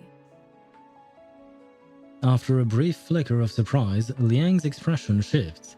It's as if she expected to hear this question, or at least has grown accustomed to it. It's true. The Liang family have a long history and many legendary ancestors, but that was a long time ago. Nowadays, we're not so different from any other ordinary family. Yeah, especially because we've learned that her family was special because of their connection to the magical beast, but nowadays Liang Yue is the only one who can summon the beast anymore. There is no one else. So I assume her family kind of lost that special status they had. Mm-hmm, sure. Ordinary. That's definitely what I think of when I see you. I also heard that you've got a familiar. You mean Qiangliang? Yeah, sure, that. Come on! It's some mysterious arcane creature from the Far East. Everyone in the DAA is curious about it, myself included. I love how she didn't even try to pronounce the word. So, you gonna show me? Well, perhaps not in the diner. The tiger takes place. A space, I should say. Liang looks a little troubled. Now? I'm sorry, but I must refuse your request, Miss Poitier. With all due respect, the Qiangliang is a sacred being. It is deserving of great respect. It has a divine mission to expel diseases and evil beings, and has guarded the world through the ages. Maybe that just sounds like old legends, but it's the truth. We've recorded every battle it fought in our family chronicles, and we're only allowed to borrow its power when we're in the greatest of danger. Please understand that I can't just summon it simply to show it to others. Okay. I'm not unreasonable, princess. If it's a sacred thing or whatever, I won't bother you over it. Okay, nice. Finally, people are starting, or rather one person is starting to be nice to Liang Yue, because so far not so good with the others. From Liang's sincerity, it's clear that this isn't just an excuse. Poitier isn't annoyed by it, but she does seem a little bored by the overly serious response. An awkward silence falls at the table. Luckily, the waitress breaks it with the arrival of their meals. Anyway, I guess I should say you're doing a lot better than I thought today. And I don't just give out compliments, you got that? So take some pride in it. But don't get cocky either. This was all chump work. You haven't seen the ugly side of this job yet. I can't wait to actually see the ugly side of the job, because I want to know if they're just trying to scare her, or if it isn't really that ugly. I mean, I know in real life police work can be relatively ugly, but, well, relatively, it can be very ugly depending on what you are stumbling on, and you can stumble upon many things as a police officer, I assume. But I'm talking about specifically, you know, the, what was it again? Department of Arcane Affairs, I think? This morning might have been a cakewalk, but this job can blindside you just like that. Never underestimate anything. She takes a hefty bite of her burger and launches into a monologue. The food is still rolling in her mouth. Liang simply looks blank. Poitier finally swallows. Hey, you in there, princess? I apologize, but in our family, we have a rule. 食不言，寝不语. It means we believe you shouldn't talk when eating or sleeping. Well, not speaking when eating, I understand. That's something we also have in France and I guess in many other countries.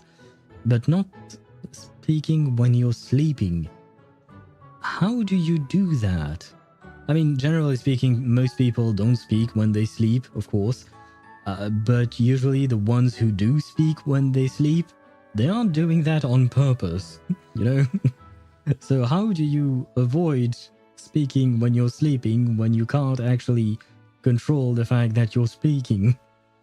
So that's a strange family rule. What? You're kidding. You're trying to say I'm being rude? Or wait, you're serious, aren't you?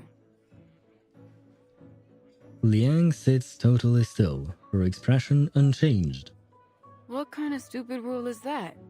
Besides, why would anyone be talking while they're asleep?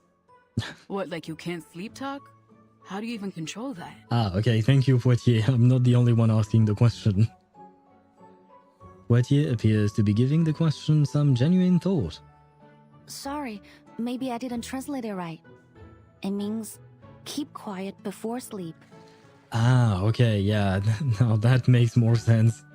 I mean, it's fun having a bit of a discussion before heading to bed, or even when in bed, just talking a bit. I mean, when there is someone else with you, not when you're alone. I mean, you can do it even if you're alone, I guess. But yeah, no, having a conversation before heading to bed is actually kind of nice.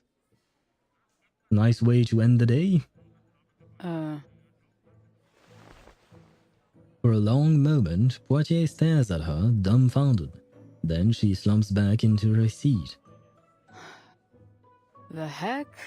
So many rules. Damn, princess, you must have had a miserable childhood. Let me guess. Every day was courses and training, stuck inside, no books, no movies. Did they even let you watch Saturday morning cartoons? I've heard of kids like you. Sounds worse than jail to me. A childhood like that is rough, kid. It's bad for your head. Bad for the job, too. You're making a lot of assumptions. I'm not saying she's wrong. I don't actually know, but she's making a lot of assumptions. Liang furrows her brow a little. She can't follow her thought process at all. I don't understand why you're upset, Miss Poitier. How is it bad for the job? Did you check the list of incidents before we set off? There's a case we're going to after lunch. A director that received some kind of threat. She's shooting a film in Chinatown. Ah, finally. Noah will make an appearance. Anyways, this director's an arcanist, and her movie is all about arcanum.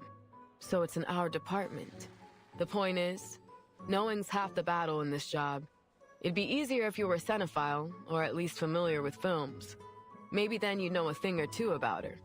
She's famous for those Detective CO7 films. The first movies to really put a focus on arcanum and arcanists. Something about it, though. The detective in those films used a skill a lot like this night piercer crook. What's her name again? Something with an N? No. Poitier strains to recall the name. She only saw it flash on screen for a moment when she watched the film way back when. In her focus, she fails to notice the flash of surprise on Liang's face. I'm back. Oh, I lost the fight? Wait, what fight? Were you fighting? Who were you fighting with? Wait. What are you talking about? Who were you fighting with? Or against, I suppose. Noah. How did she pronounce it? Did she just say Noah? Ah, I can't listen to this again. Okay. Yeah, that's it. Now I can, I think. Noah. It sounds like she pronounces it Noah, basically. Yeah, I know it's just different accents, but that just made me curious to listen to how she would say it. Wait, so you... Yes, I've watched her movies too. I'll be damned. So was it a special reward for getting straight A's, or... Calling all nearby units. Code 3. We have a hostage situation at City Hall. Oh, wait, so the gecko here on her chest, on her, what do you call that?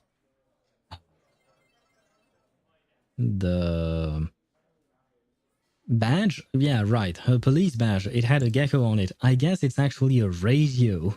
Because at first I was like, why the hell is there a metallic gecko representing the dispatch center? But now I understand. The fight of your characters. By my characters? My characters fought? Do you mean the fight we had earlier against a cow? we won that one, thankfully. How did you lose the fight? Oh, do you mean you missed the fight? No worries. We won the fight against the what do you call that? The cow, because basically we were fighting a fluffy cow. The radio announcement cuts their get-to-know-you session short. Suspect is a registered arcanist posing a threat to life. On-scene officers are requesting immediate arcanist support. Ah, well, apparently we are heading into another fight. Maybe. City Hall. We're close by, aren't we? Pack up. Lunchtime's over. Well, I guess we are going into the fight in the next stage, but we will start it right away.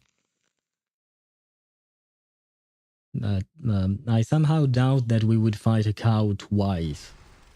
I'm guessing that this fight might be a bit more difficult. Spot check. This isn't me nitpicking, Rookie. We all had to learn this by heart. Listen up, Rookie. Since I'm your instructor, I need to make sure you don't embarrass me out there.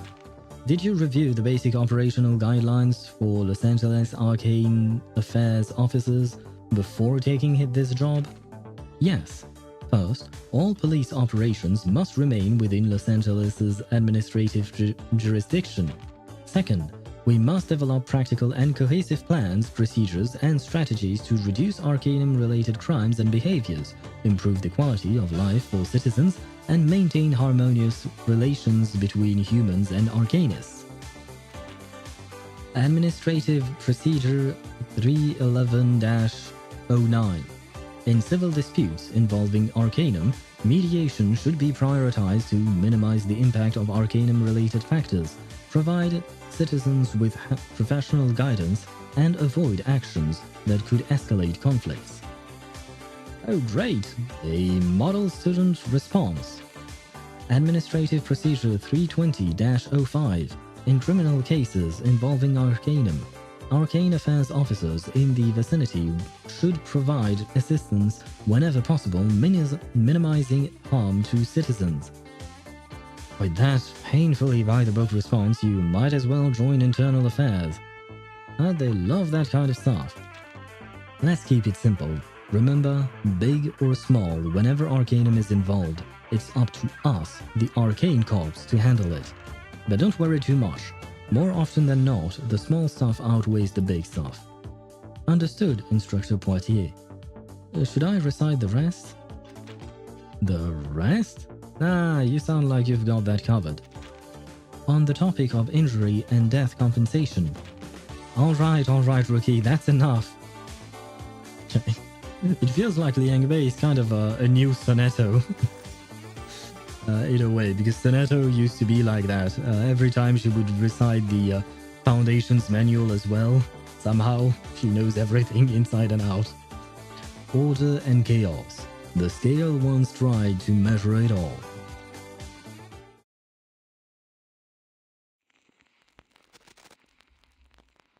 And we're only at part 3. I think today we'll manage to do 4 parts, like we did the last time around.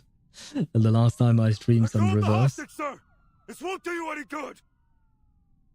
Oh, is this a bank robbery? Ah, shit. Go away! Damn it! That was close. Where's our backup? DAA, at your service. How is this related to Arcanum? Dude was just swinging a knife. What's the situation? See for yourself. The city hall, usually bustling with foot traffic, now stands eerily empty. The reason is immediately clear. Never mind, it can't be a bank robbery if it's not a bank. So, yeah, forget about what I said. It just looked like a bank to me. Don't come any closer. Stay back! Stay back! Please! Don't kill me! I'm sorry! I really am! Please let me go. Shut up! It's too late now. Say another word and you are dead! Stay back! He swings the blade in his hand wildly, his voice a furious, panicked snarl. The crowd on the other side of the police barricade instinctively recoils, but the woman standing just 10 paces away doesn't move an inch. Hey! Trust me, pal. Who is she? I need her to be playable. Who is she? You really don't want to do this. And... Who's that? Doesn't look like one of ours. Just some civvy. She was talking with the suspect before we got here. That woman... What, you know her? Look familiar or something? Yeah, she kind of does. I'm gonna call it right now, even though we are only at stage 3, but her silhouette reminds me of the silhouette we saw in the trailer, and I think it was when they were talking about Night Piercer. So could she be Night Piercer? I hope that's not really the case, because it would be kind of too soon to actually know that. I feel like, yeah, we probably shouldn't know that already. But it's just my theory, it's a hypothesis, it's not a fact. No, just a thought. It's nothing. But she looks very pretty. The woman glances towards the officers, seeming to notice their conversation. People make mistakes. But some mistakes can't be undone. Don't put that blood on your hands, or it'll never wash off. Is hurting this guy worth all that pain and guilt? Sooner or later, he'll get what's coming to him for what he's done. I promise you that. That is something maybe Night Piercer would say, knowing that Night Piercer would then, you know, do something about that guy. Her words seem to have an effect. The hostage taker hesitates, his face contorted in pain, his grip on the knife faltering. But, I must! He's distracted. Rookie. Time for us to take him down. Okay, so we went from fighting cows to fighting a dude who seemed to have kind of lost his mind. Oh, my bad. Plant. What is my plant team? Right. I guess that will have to do. Wow. So many things that I haven't seen. What's going on? Okay, calm down. What's happening, game? Stop it, please. The baby's there. Perfect.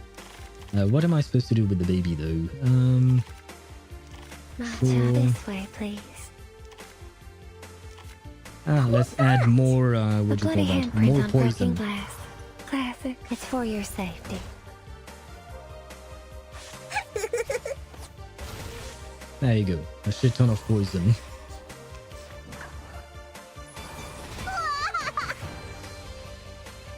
Wait, what? Seriously? No way. We managed to poison him. How much is 263? Seriously? Ah, man. Fine. What's this? I mean, yeah, this is done. He's dead. All but in moderation. I can't believe he survived. Keep going. For our dream, comrade. Yes, for our dream, comrade. Please stand down, sir. Although almost half his size, Liang manages to pin the suspect to the ground. The other officers swarm in, snapping handcuffs around his wrists before he can put up another fight. Suspect under control. I repeat, suspect under control. No further backup needed. Looks like this case is wrapped up. Yay. Nice moves. I was kind of hoping we get to see that familiar of yours, though. Yeah, I don't think it would be a good idea to summon a giant tiger to a hostage situation. A simple threat like this isn't worthy of Qiangliang. I have to reserve its assistance unless absolutely necessary. So is this just another one of those rules? Or Do you mean its help comes with a price tag? Ah, now that is an interesting question. Both. Despite the curtness of her response, her eyes widen a little at Poitier's astuteness. Poitier scowls. That it? What do you mean? I think she wanted to know more. I mean, so far, every time you talk about the job or your family rules, it's just the surface level stuff. How do you actually feel about any of this? Liang looks genuinely confused. How I feel? I don't understand why it would be necessary to mention that. That's how usually conversations go between people. I guess she's not used to talking to people. 'Cause we're partners, kid. We've got to trust each other. How am I gonna let you watch my six if I don't even know how you tick? But Liang still doesn't seem to get it. I see. You're my partner and instructor during my assignment with the LAPD Division of Arcane Affairs. So I'll do my best to learn from you and complete my work as assigned. I won't slow you down. That's great, but that's besides the point. That's not what I'm... Forget it. Huh? Liang's tone all but says, "My personal feelings don't matter." Poitier gives up trying to argue with someone with such a stubborn, unreadable demeanor. She simply stares at her, quietly seething to herself. Luckily, before things can spiral further, the hostage cuts through the tension. Oh, thank God you took down that lunatic. I'm really grateful, miss. But ain't you a bit young to be an arcane affairs officer? I think I've seen that uniform somewhere else before. You're a vigil, right? Is that really your first concern? You just survived basically an assassination attempt, and your first concern is the uniform of the agent or the age of the agent that saved you? Okay. Yes, sir. Wait. Liang swallows the rest of her words as she stares at the hostage she just rescued, her expression suddenly wary. I know you. You do? He does look like the scam artist that, we talked about earlier. Rather, what was his name? Deputy Chief Eldon mentioned him. The arcanist scammer Johnny 3 times has been apprehended. Using his arcane skill, ominous obeisance, he manipulated his victims to do anything he asked, specifically transferring all their money to him. Ah, shit. Did we say yes 3 times? I don't think we did. Hopefully not. You're that scammer Johnny 3 times. Oopsie. Guess that's the downside of getting your name in the papers. I see that he does not have any kind of remorse for what he has done. What? Didn't we already book that guy? What's he doing here? He got a sweetheart deal. A reduced sentence in exchange for revealing where he stashed all the dough he stole. And it was a shitload of money, too. Apparently from some big donors to the mayor's re-election campaign. Of course he demanded he be present for the unveiling of his stash, so they brought him here. That's when this loony attacked the police escort, took him hostage. Hey, easy, officer. You've already got me. No need to be so rough with the cuffs. Clam it, Johnny!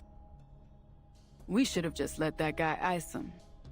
That's not really how police work works, right? May I ask, officer, do we know if the man trying to kill him was... Yeah, he's the son of a victim. Yeah. This bastard took his mom for all she was worth, and when she found out, boom, heart attack. Ah, so she's the one who died because of his scam. He shakes his head, heaving a weary sigh. Johnny 3 times snickers. Like mother, like son. He was just as dumb as his doddering old mom. Worse even, because he didn't even catch wise to it. It's a concrete jungle, baby. and it follows jungle rules. Survival of the fittest. Crap for brains here, never had a chance. Well, neither did you, because if Liangwei and Poitiers didn't come up here, you would be dead. If it wasn't me, it would have been someone else. What a joke. Imagine killing over just cause you lost a bit of cash. Ah, another character that I'm not going to like. Great. Then we've got this dumbass coming at me with even less of a brain. Think about it. If he killed me, how's he gonna get his money back? Shut the fuck up, asshole. Ah. I think Poitiers just said what everyone else was thinking. Thank you, Poitiers. She levels a punch to his gut, sending him crippling to the ground, gasping for air. Officer Poitiers, what are you doing? Yeah, I do not advocate for violence like this, but he kind of deserved it. But at the same time, yeah, she probably shouldn't do things like that, as a police officer especially. What? I'm teaching this douchebag a lesson. But we can't do that. It's against the rules. Liang steps between the two, blocking Poitiers from doing any more. Well, I guess the visuals are a cut above the trash when it comes to the DAA. Am I right? Here just lurking as I'm doing the story too. I hope you have fun with the story. I am, kind of. There are some characters that I really don't like, such as Deputy Elden Ring and Johnny 3 times. Both of them are kind of assholes, you know? Poitiers takes a deep breath as she tries to rein in her frustration. I hope you won't be as frustrated as Poitiers is, and as I am, with these two people.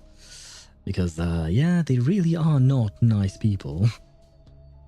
Let's get this straight, rookie. You don't tell me what to do. I should have known. You're just the worst kind of cop. Everything by the book, sticking to your high and mighty principles like you know what's best.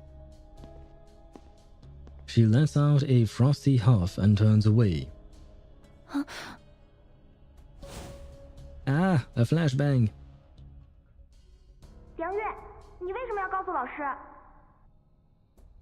因为你们那么做是不对的。告密精，你不来就算了，为什么要让老师知道？ The second girl, this girl's voice kind of reminds me of Anan Lee. So could it be Anan Lee when she was young? I wonder. 我早说了，就不应该救他。 And before you say anything, I know that not all Chinese people know each other. I know. 等等，别走。 Ah, another flashbang. The clamor of fearful voices cuts her off. No! Somebody stop him! What's going on? Why is it fading to black? There you go. To be continued. I knew it was going to be a to be continued. I didn't want it to be a to be continued, but I knew it was going to happen. Exorcism. Oh, this is a big fight, it seems. Shush. The device is connected. It's calling your name. Oh? Wait, could we be seeing the tiger for the first time? Because I know she summons her tiger through her phone, the phone she keeps carrying around for some reason. Well, not for some reason, she carries it around for that. Help me! Help! The city hall has been plunged back into chaos. Johnny lets out a shriek, scrambling to get as far away as possible. Get away! He hurls the officer aside. Blood drips down his fingers from the thumb he broke to slip his hand out of his cuffs. He moves with inhumane strength, fighting off the approaching officers with ease. Out of my way! I will kill you! I will kill you all! Damn it, is this dude high or something? No. No, I don't think this is drugs. I guess he's just enraged. It's an arcane skill. I sense some kind of evil spirit. Oh. I think I can stop him, ma'am. The tension between them has been totally forgotten. The situation is urgent. Poitier gives a sharp nod. Fine. Whatever it is, whatever you think you can do, do it. Summon the tiger! Summon the tiger! I will. This is my duty. Liang gives a firm nod before rushing toward the suspect. Kill. I must kill this bastard! Who are you? Please stay calm, sir. I have no weapon. I'm just here to make a phone call. What? A phone call? Yes. And you are going to make it. Who are you dialing? You'll soon find out.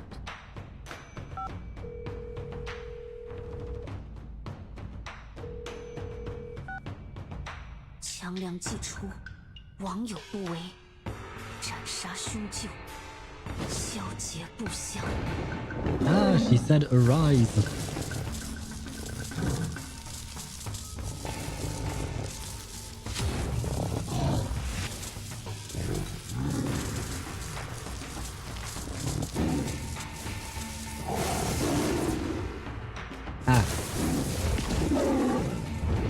I really like her tiger. Now I kind of want to pull for her. Shit. Kind of reminds me of that castrace deal, because I pulled castrace for the dragon, not for the girl. Now I might want to pull Liang Yue for her tiger and not for her. God, no, I can't. I have to save. For what exactly, I don't know, but saving is better in this case, I think. Probably. Anyway. Happy to lend a hand. The heck are those things? I should have read, probably. Something is coming out of his body? Watch yourself, rookie. What is that? It seems to be some kind of non-corporeal spectre? No, that's not right. I don't sense any ghostly aura around them. They must be ghost plagues. The hell are those?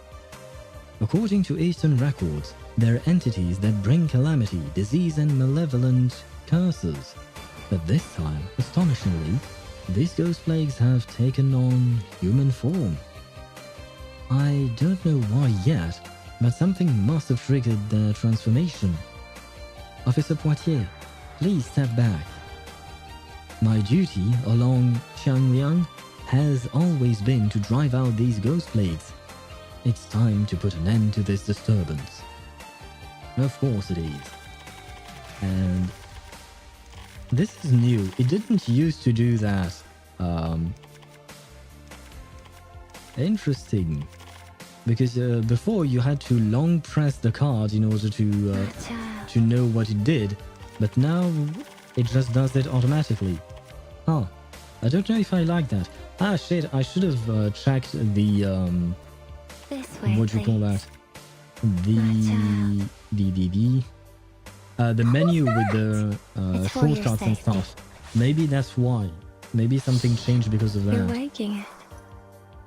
Ah, it seems to be mixed up. It should be fine, right?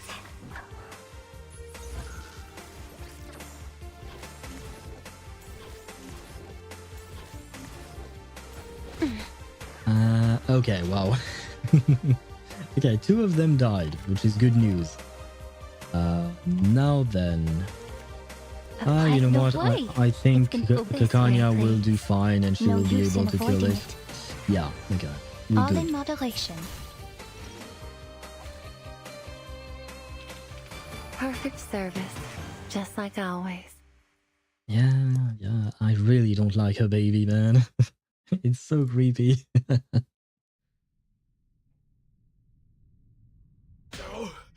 No! My head! I'm so sorry. Mama. With one last garbled whisper, the man collapses. The officers around him remain frozen, still too wary to approach. Should we cuff him? Yeah, that would probably be a good idea. Allow me. But I believe we should bring him to the hospital to be checked over immediately. Yeah, that would also be a good idea. Oh, so that is the baby. So creepy, yes.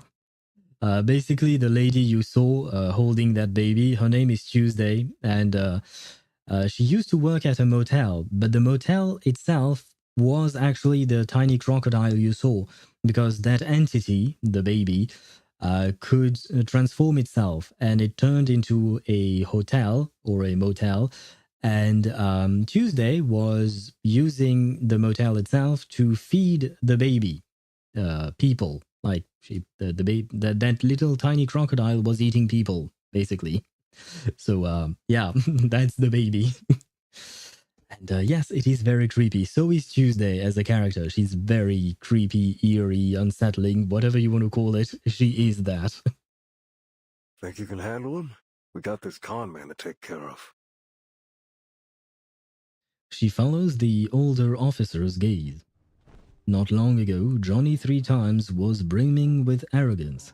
Now he is a crumpled heap on the floor. A dark stain has formed on the crotch of his pants. Ah, well, understandable, but I did not need to know that, you know? God, what a loser. Poitier sneers, shaking her head as she turns away. She hesitates, then shifts her gaze to Liang. So, you know what I'm about to say, right? Hmm? Who do you think is the best healer or shielder for Liang? I guess that would probably be Vertin, right? Because Liang's playstyle involves a lot of follow-up attacks, so that would probably be Vertin, right? I think. Liang looks visibly confused, although more understandably this time. Okay, I'm sorry. Is that what you want? For me to say it? Sorry. Noted. I'm not entirely sure, but as far as I know, yeah, since she is a follow-up character, the best follow-up healer would be Vertin. Otherwise, I guess other healers or shielders could work, but all around, I think Vertin would be the best because, you know, she gives that buffs, those buffs and debuffs onto the enemies, right? So that your follow-up attacks deal more damage. So I assume that she would be very good for Liang Wei. I felt bad for that guy, but there was nothing we could do for him while he was possessed. If it weren't for you, we might have shot him. Ah! Well, that would have been a problem now. Well done, Visual Liang. And please just forget what I said. I was out of line. The moment her apology ends, she turns her head, unwilling to see Liang's reaction. But, after a long pause, there is no response. Say something. Oh, she's blushing again. She looks back to see Liang frozen in surprise. I mean, yeah, it is surprising that she would apologize, but I'm starting to like Poitier more and more. Oh, right. It's okay. I didn't take it to heart. Good. Is this our new Yuri bait? Is this our new Yuri ship, Poitier and Liang Wei? Who's there? A stifled laugh hits their ears. Poitier springs back like a startled cat. Sorry, I shouldn't eavesdrop. It's a bad habit. It's just... you remind me of my friends back in the old days. You're the lady that tried to help us soothe him. Thank you for the help. It could have turned out much worse if you hadn't been there. Thank you again. That's too kind of you, young Vigil. I just did what anyone should. Really, it was you and your partner that were the real heroes. I don't really know, no offense, but I don't really know what Poitier did, honestly. I feel like Liang Wei did most of the work. You're too modest, ma'am. Actually, forgive me for asking. Haven't I seen your face before? She studied the woman's face for quite some time before speaking this thought aloud. They haven't met in person, no. It was in some other way, but how? Where? She has barely begun forming the words when the woman gives her the answer. Good to know that someone still remembers those old flicks, even after all these years. So she's an actress. The features of the face beneath the beret overlap with a face from Liang's memory. But the face she remembers lacks the maturity and composure of the woman before her. That face was brimming with youthful confidence, full of fire and energy. But one thing has remained the same. Those bright, shining eyes like stars twinkling on silver screens and television sets. Yes, from the movies. That's right. You are... Oops, you got me. I'm casing. Or were you hoping I'd say Detective CO7? Wait, this is pronounced K-Sing? Because that's what she said, right? I can't listen to it right now. I have to move on to the next dialogue line, but I would like to listen to her name again. This is pronounced K-Sing? God damn it. I hate how some names, foreign names, for instance, are written in a way that is not the way that you pronounce them. Because I wouldn't have read this K-Sing, for instance. But yeah, anyway, I know the bigger surprise here is that she is the actress who portrayed Detective CO7, but I was more surprised with the pronunciation of her name. She winks at the two dumbfounded officers. Now wait, now I should be able to listen. Oops, you got me. I'm casing. Or were you hoping I'd say Detective CO7? Yeah, okay, so her name is K-Sing. I think that's how she says it, but well, once again, I apologize if I'm butchering it.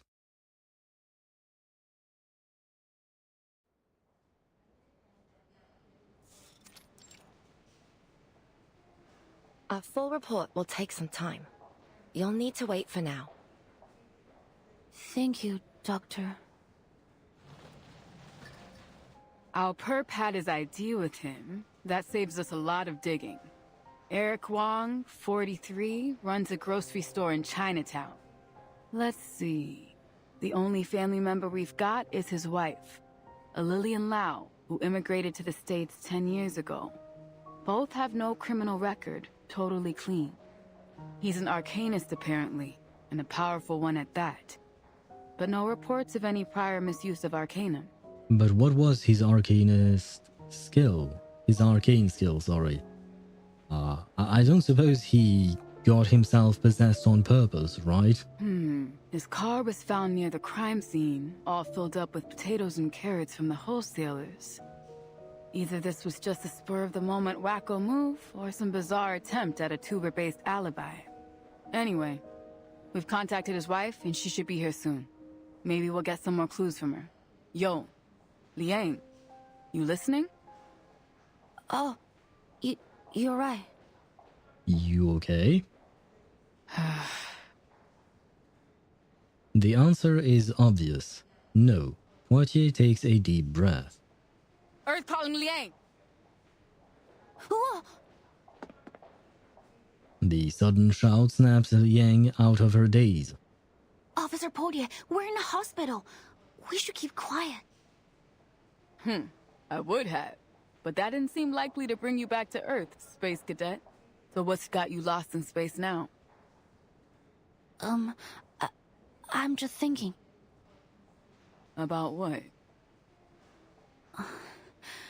About Miss Qixing. Wait, she pronounces it Qixing? Oh no. Oh no, we have another case of different characters pronouncing the names differently. God, then what am I supposed to say? What am I supposed to... How am I supposed to pronounce the name? K-Sing or Qixing? How? Game? Please tell me. Give me the answer.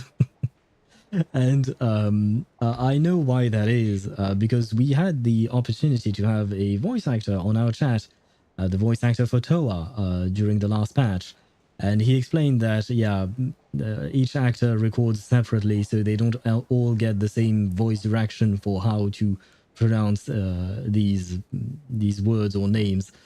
But yeah, then how are we, the players, supposed to pronounce these names? That the question remains the same. Unfortunately, we don't have an answer. Well, I will call her Detective CO7, right? That way, at least I'm sure I'm not mispronouncing anything. Ha, right. I guess you're really into those movies, huh? It's all good, boo. I get the picture now. Our little CO7 fan sneaking into the cinema behind her parents' back. You know, you're beginning to almost seem human, princess. What do you mean, almost? She is human, right? At first, I thought you might be an android. Like those Laplace bots they've got writing parking tickets for us. Wait, they have robots for parking tickets? Wait, I didn't know that. Liang looks as if she wants to argue, but at the last moment, she stops herself. In fact, I do like Miss Qixing's CO7 movies very much. Her character means a lot to me. Oh, is that the reason why you decided to be a visual? Specifically, yes. It's the reason I decided my destiny was to be in the police. But back to the topic. I was thinking about Miss Qixing, but it wasn't because I like her or anything like that. She shakes her head, her gaze sharpening, her brows furrows slightly. It's just that her being here made me think about Night Piercer. Miss Qixing has a similar arcane skill to the one he appears to use. She called it Silver Needle. She even performed it in her movies. Ah, so maybe my hypothesis about Miss the CO7, Miss Qixing or K-Sing, however you want to say it, that she was the Night Piercer, maybe I was wrong? Because Night Piercer not only is able apparently to imitate her arcane skill, but I assume he or she, by the way, I should say, they could also be trying to mimic Qixing's appearance, or Casey. Never mind, her appearance. Could that really just be a coincidence? Or maybe they are indeed one and the same, actually. Huh? The officer knits her brow as if she's just been hit with a bad joke, but Liang, deep in thought, continues. And what she said felt meaningful in some way. Yeah, the specific line where she somehow knew that Johnny 3 something had it coming, or rather he will be punished.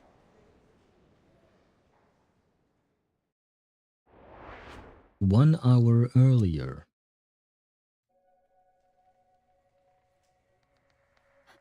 It's a great pleasure to meet you, Miss Qixing. I grew up watching your films. Never mind, perhaps it was actually some other thing that we are about to learn. But what are you doing here in LA? I mean, if it's okay to ask? Sure, not a problem at all. I'm here to see an old friend. I assume she's talking about Noir, but at the same time, I just wanted to say, shouldn't the police actually ask her what she's doing here, why she's here, and stuff like that, just because she's a witness to the crime scene or to the crime and all of that? You know, usually the police asks a bunch of questions, right? I don't know if the why is one of them. I've never been interrogated by the police, but I assume they might ask her the same thing, right? Though she was once a star known across the nation, K-Sing speaks warmly and without airs. It's like she's chatting with an old friend. I'm going to pronounce it K-Sing because that's how she said it, that's how she introduced herself, so I will go with that pronunciation. Is it Miss Noah? I heard she's planning a new film. Oh, so you heard the news? It's been a long time since I last saw her. You're right though, kid. I've got something I need to talk to her about. That sounds ominous, especially with the way she phrases it, or the way she said it. Of course. That's great. Oh, and the Dushu Festival is coming soon. I hope you all go to the Shouhu parade in Chinatown. It'll be so much fun to see you there. Huh? The quiet, reserved Liang has suddenly turned chatty. Poitier stares at her. She's like an entirely different person. Shouhu. Is it really that time of year again? Apparently so. You don't like the parade? Of course I do. I like every bit of it. Watching people eat, perform, and come together to celebrate the end of the year, and to pray for peace and good luck in the next. I like the pure and simple wish that the Shouhu parade carries. But it always reminds me of the ending. What ending? Kaising falls silent, shaking her head. But no more explanation is needed. Liang's memories have come back to her. You mean the ending of the last film in the CO7 series? She must have guessed correctly. Kaising's eyes widen a little. Then she gives a small nod. Yes. I know lots of people like that ending. A reflection of reality, they say. Tragedy leaves people with a deeper impression than comedy. But as for me, I hated it. The good guys failed and the bad guys won? What kind of an ending is that? Well, it does happen. Maybe we don't get a say in how things work in reality. But in stories we can. We should. Reality itself is tragic enough already. Why should a movie remind us of how absurd things really are? What goes around comes around. That's what people want to see in the movies. That sounds like something a Night Piercer would say. Just saying. Her tone has turned unusually serious for a conversation about film, but these words strike a chord with Liang. I agree with you. When I was little, I also didn't like how it ended. Maybe it's true that reality can't guarantee us true justice, but I still want to see justice being served. At least in fiction. This response seems to earn Kaising's approval. I feel the same way. Pardon me for asking. That beast you summoned was something else. It reminded me of a certain creature. A legendary beast from the north of China. The north of China, eh? Because I feel like the north of China is kind of vague, because China is huge. 強梁既出，網友不為，斬殺兇舊，梟截不詳。 What's going on with my subtitles? Why are they so slow? Did she activate some kind of magic? Ah, there you go, okay. Thank God I can speed them up. So she said, "Arise, Xiang Liang, swift and fierce, banish all evil and cleanse this place." And once again, right, I mentioned the arise part. So does that mean that Liang Wei is somehow related to Sung Jinu? And they're both hunters or something? I mean, she's in China, he's in Korea. They are not that far apart. I mean, they do share a... never mind, South Korea doesn't actually share a boundary line with China, right? It would be North Korea that share that, I think. If I remember my geography correctly. That must make you a descendant of the Liang family, right? Well, that's why her name is actually Liang Yue. Something in Kaising's gaze make Liang feel as though she's standing too close to an open flame. But even so, she answers truthfully. Yes, I'm Liang Yue, from the Liang family of the 12 Jins. Jins. That's how you pronounce it. Jins. Okay, I will try to remember it. Liang Yue. Liang Yue. It's a good name, little Vigil. I'll keep it in mind. Yeah, I feel like there is something, there is definitely something fishy about this Lee. We'll see if my hypothesis pans out or not. Oh god, so many things. Routine check. Alright, check your gear. If you're missing so much as a damn paperclip, speak up now. Oh god. Rookie, where's your chameleon comms? Lost it? Oh, so it's not a gecko, it's a chameleon. Okay. I think I still have it. Look, right here. It's just gone into camouflage. Maybe Qiangliang showing up scared it into hiding. Qiangliang? That electric tiger of yours? The one that lives in your phone? This old brick phone was the relic I used during my first summoning of Qiangliang. It became the token of our bond. When I use this phone to call Qiangliang, it will answer. Wild.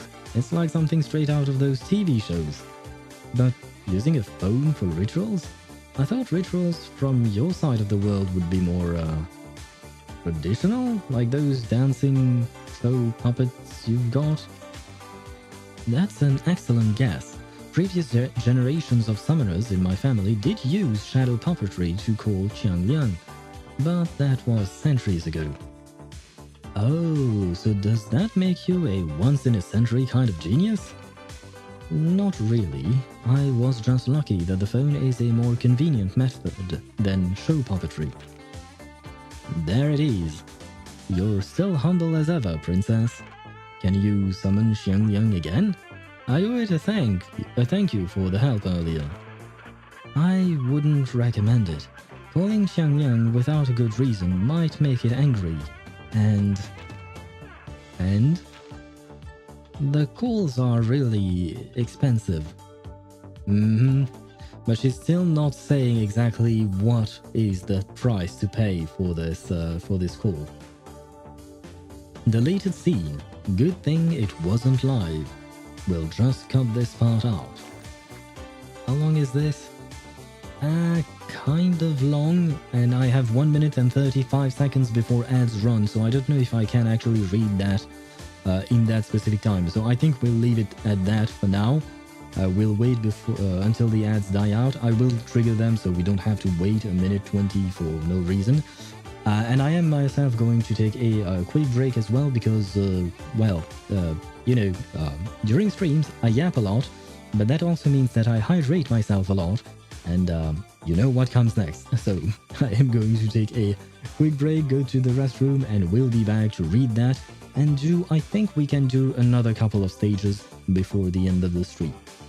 So, on that note, I shall be right back.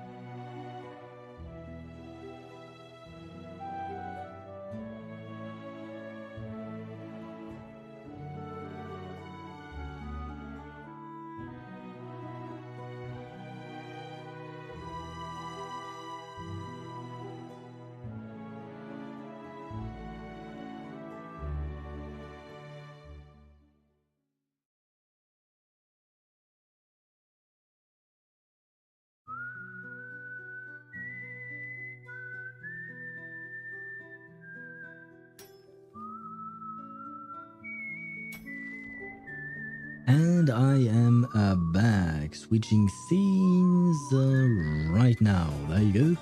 I'm going to wait another 2 seconds until the ads are gone on Twitch. There you go. Perfect. Let me grab back my stream manager, my chat, everything is ready to go, and we can restart with some reading. Live tonight with special guests. So this is what, a talk show, I guess? Okay. Tonight's first guest is a brilliant young actress you've seen in CO7 Part 1 and CO7 Part 2. Now she's returning for the upcoming CO7 Part 3. Though honestly, why not just call them CO8 and CO9? Anyway, please welcome Kay Singh.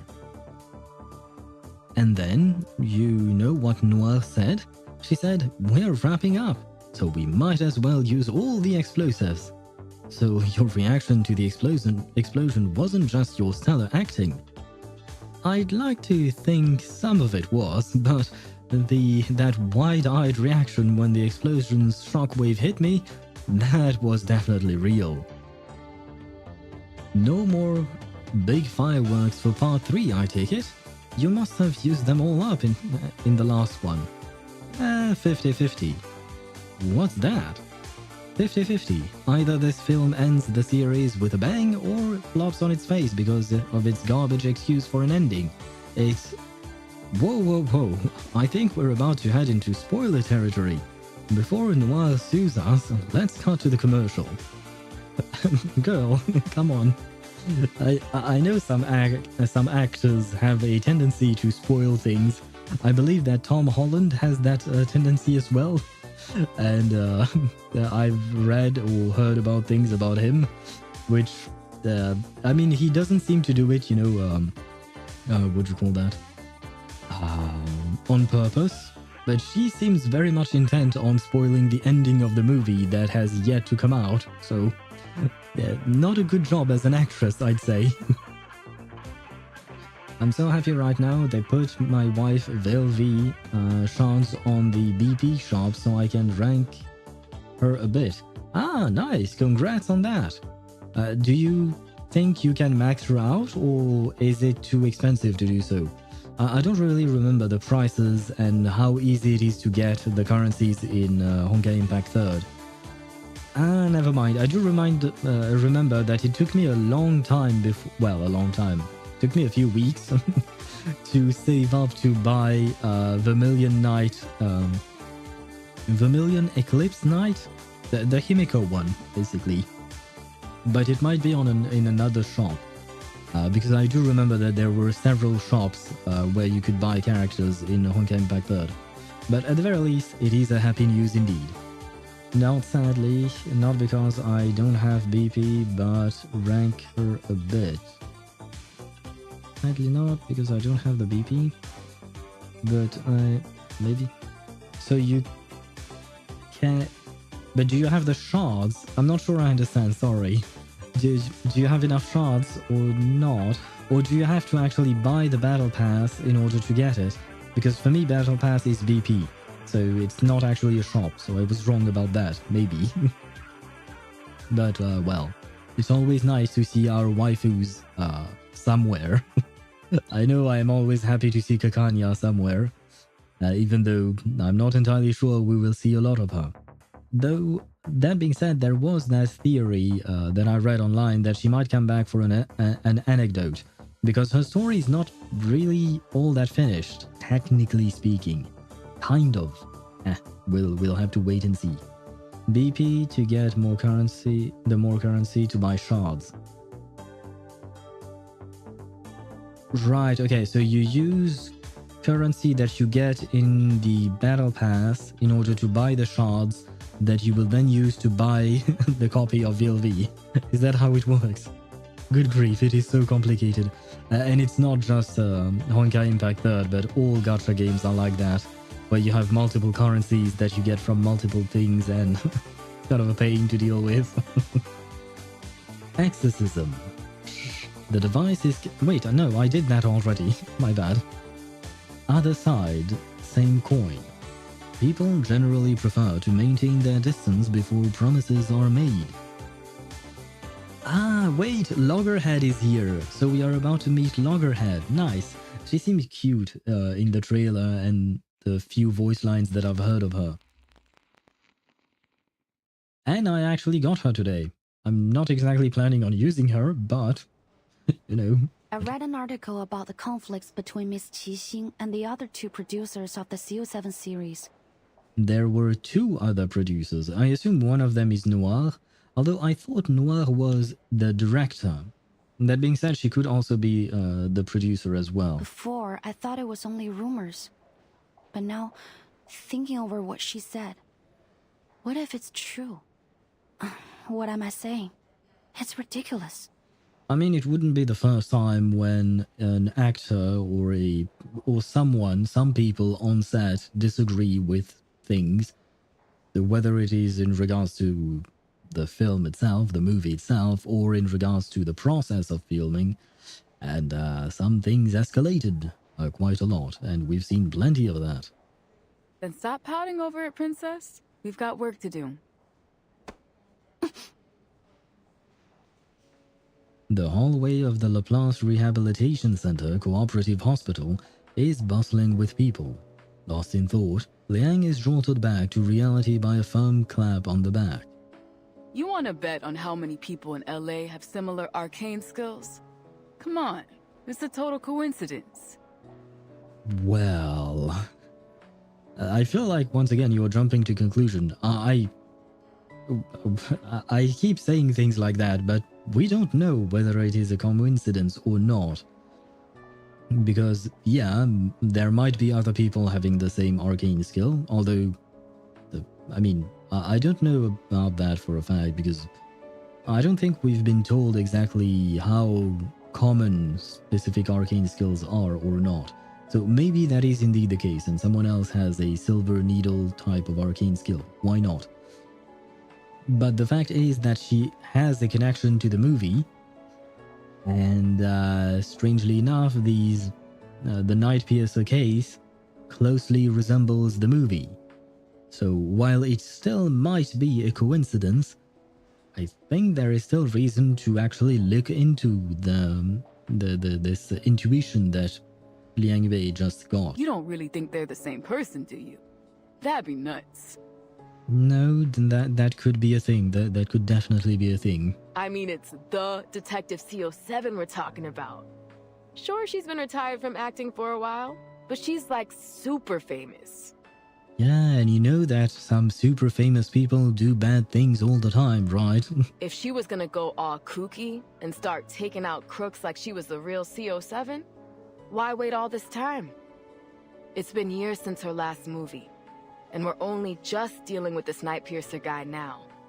Well, you never know what might be the answer, which is why you investigate things, to find out the answer. Besides, it's not like it's a crazy unusual type of arcane skill. Who knows? Maybe this Night Piercer guy is a fan of Detective CO7's films too. Can't rule out anything yet. Yeah, I do agree with the last part. Can't rule anything out yet. It could be a fan, or it could be her directly. Could be either. Right now we don't know.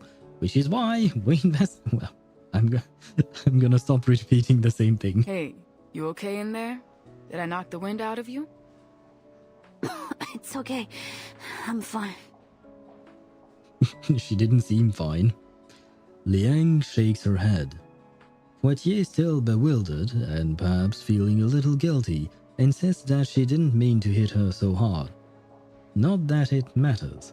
At least the sudden smack did the trick in pulling Liang out of her spiraling thoughts.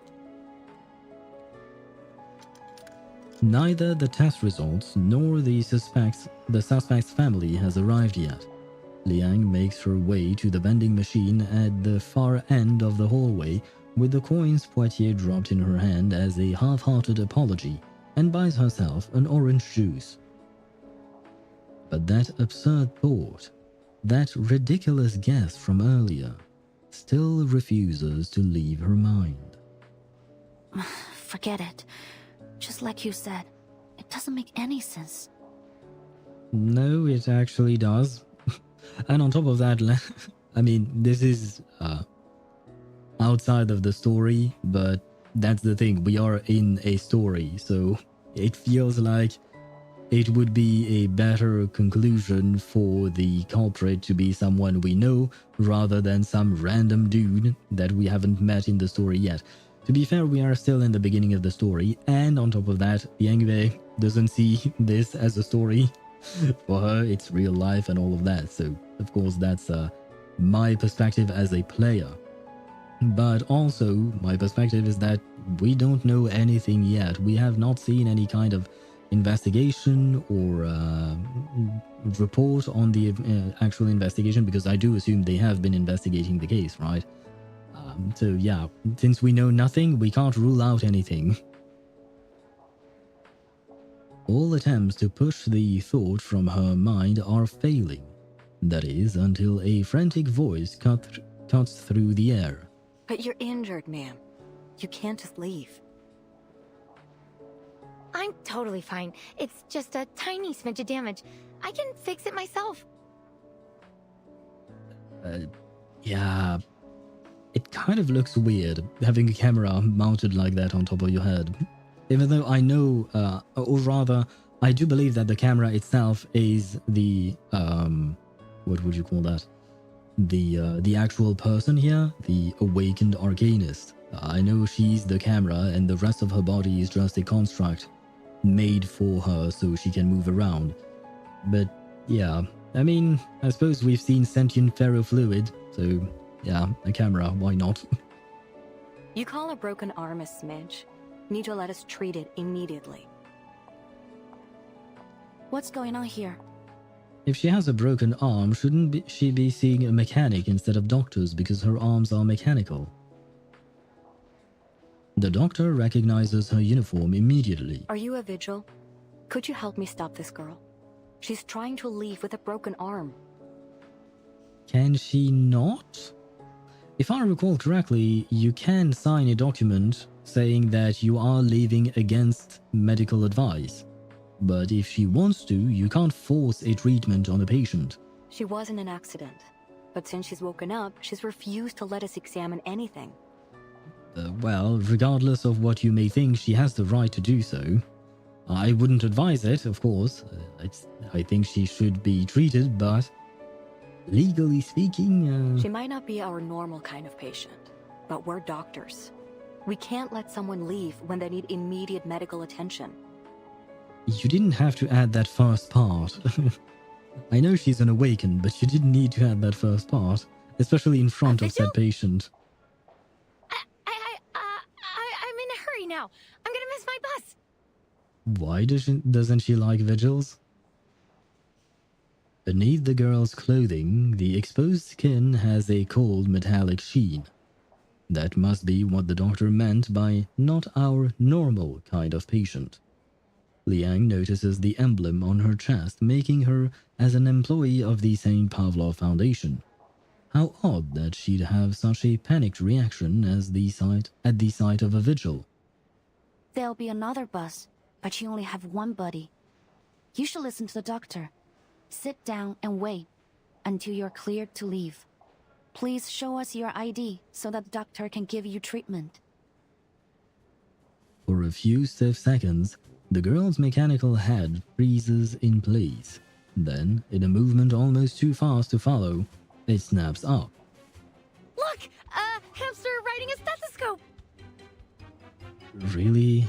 Really? Out of all the excuses you could have found, that's the one you decided to go with? A hamster what? The bizarreness of these words leave Liang no choice but to glance in the pointed direction, only to confirm, of course, that there is no hamster nor stethoscope inside. Now! Hey, wait! So it's actually going to work? God damn. One of these days, well, it's not like I am used to running from people, but one day I would really like to try, you know? Using such a ridiculous excuse to see if I can run away from someone.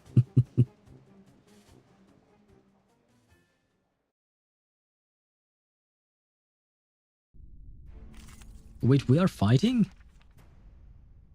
Defeat Panic Staff Foundation staff. So we are actually fighting Loggerhead. Yeah, okay, we are indeed fighting her. For a second there, my brain went to them. For a second there, my brain went to the idea that we might be fighting a hamster riding a stethoscope. I know it makes no sense, but yeah, just my brain. Sometimes it does strange things. Plant, beast, star. What am I supposed to use here? Star and... oh. And beast. Yeah, no, that is not working, eh? Never mind. Let's use this team. It works fine. Do you feel ready to discuss it? Be mindful of passerby and avoid attacking patient. Wait, does that mean I'm not supposed to attack him? I hope not. Because all I have here is a lot of AoE damage. Well, the only single target damage I have is from Kakania with this specific one, but okay, well, we'll see. Why are you chasing me? The hamster is over there. And why would she... Okay, let's say that the hamster is real and he's indeed riding a stethoscope. Why would she care? Oh my god. I need you to cooperate. Stop right there. Oh, officer, watch out. Don't run through the corridor like that. You almost knocked me over. Sorry, ma'am. Phew. I need to be more careful. Keep my arms and legs in check. Avoid hitting civilians. And stay clear of all this equipment.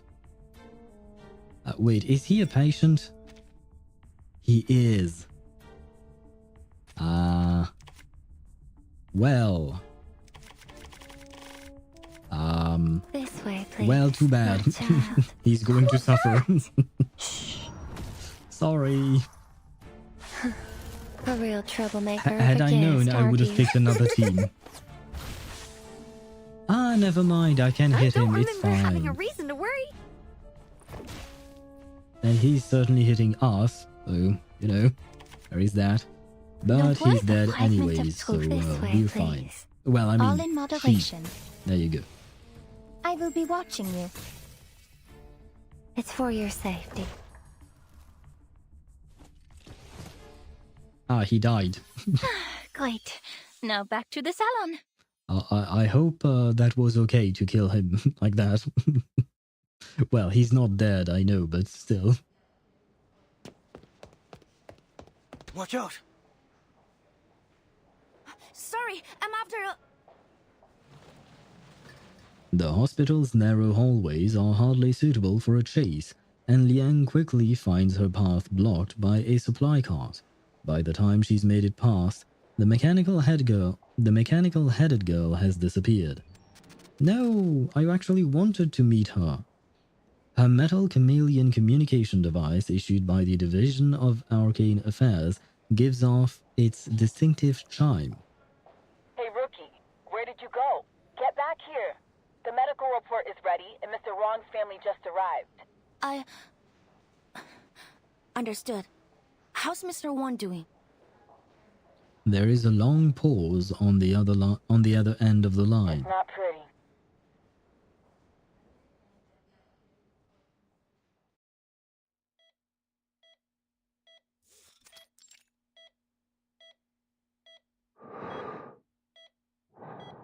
He's still called Enraged Man. Does that mean he's still enraged? Mr. Wong is lying unconscious and on the hospital bed, looking haggard. His breathing is labored and raspy, like wind rattling through a hollowed-out log. How? What happened to him? He seems completely normal this morning! Her legs go weak. Were it not for the man supporting her, she might have collapsed entirely. Please relax, Miss Wong. We have to wait and see what the doctor says. Is that the same dude that was complaining at the precinct back in stage 1? What is he doing here? Why does he know everyone? Is he like Nicole from Zenler Zone Zero? Because she seems to know everyone. Is he the same kind of person? You again. Ah, yeah, okay, so it is him. Poitier instantly recognizes him, one of the Division of Arcane Affairs' least welcome and regular visitor. Right. You're the local arcane private eye, aren't you, Joe? Are you commissioned by the victim? Oh, so his name is Joe? What? I did not... for some reason, I did not expect that answer. The man's eyes widen in surprise before shooting Poitier a venomous glare. Unlike some tax leeches out there, I actually help people in need. I don't charge a fee when it comes to my neighbors. Sorry. But isn't that discriminating against your non-neighbors? Like people who are not your neighbors, they have to pay a fee? I guess technically speaking, you can, what do you call that? Do favors for your neighbors, but yeah, never mind. He clearly has no interest in arguing at a time like this. He lets out a cold snort and turns to the doctor with a questioning look. Miss Liang has cleared the unknown arcane skill that was afflicting him. His physical condition is stable, but I fear there may be some long-term effects on his mind. Ah. He seems to be suffering from a severe thought and memory disorder. It would be best to keep him asleep. Doctor! When will he wake up? Can I speak to him? For now, we suggest against it. It may cause him additional distress to see someone familiar to him. We fear there might be memory loss. What? How? What should I do now? With this mother gone, I can't take any more of this. Madam. The woman looks as though all the strength has been drained from her body as she slumps into a nearby chair. Liang opens her mouth to offer comfort, but can't seem to find the right words. Zhou's gaze sweeps past Poitier before settling on Liang. So, who's a little China's kid? Did the DAA give you a sidekick to do your job for you? Forget it, lah. Listen, if you are not going to do your best to help these people, then it's better you just stay out of my way. Well, you're a private investigator, so you can't do exactly the same thing as the police can do, so yeah. Liang looks to Poitier with a questioning gaze. Poitier shakes her head and sighs, gesturing for her to come closer before handing over the hospital's diagnosis. When they first brought him in, there were remnants of the arcanum riddled through his body. It might have gone a long way to proving he wasn't in control of himself. But I guess anything definitive has already faded away. The doctors couldn't isolate a cause.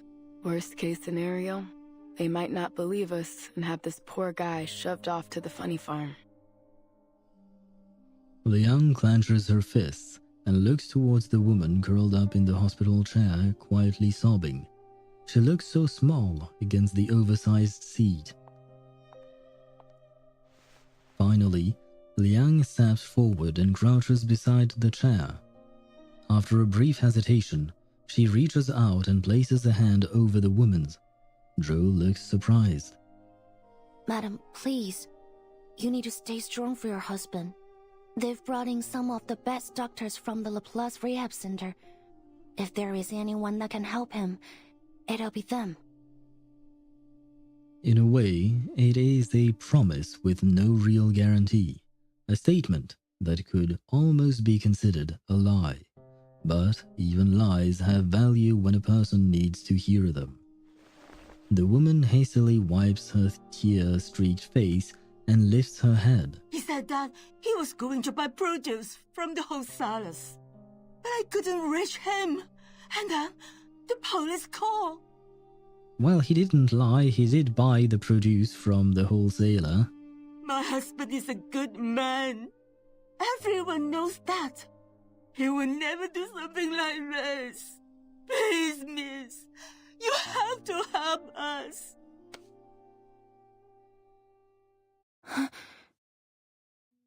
The woman grasps Liang's hand tightly in hers, her fingers trembling. Her hands are gentle yet rough, etched with years of hard work, the kind of hands earned through long days and nights of striving for a better life. In her palm, she can feel the woman's desperate, burning warmth. It is so hot. She feels it could scorch her. Liang takes a deep breath.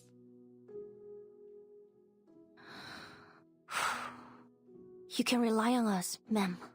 We'll find out the truth behind this. I promise you. She gives the woman's hand a firm, reassuring squeeze. Thank you. Thank you so much. You are our only hope. Please. Sometimes a lie can become the truth. All it takes is someone willing to make it so.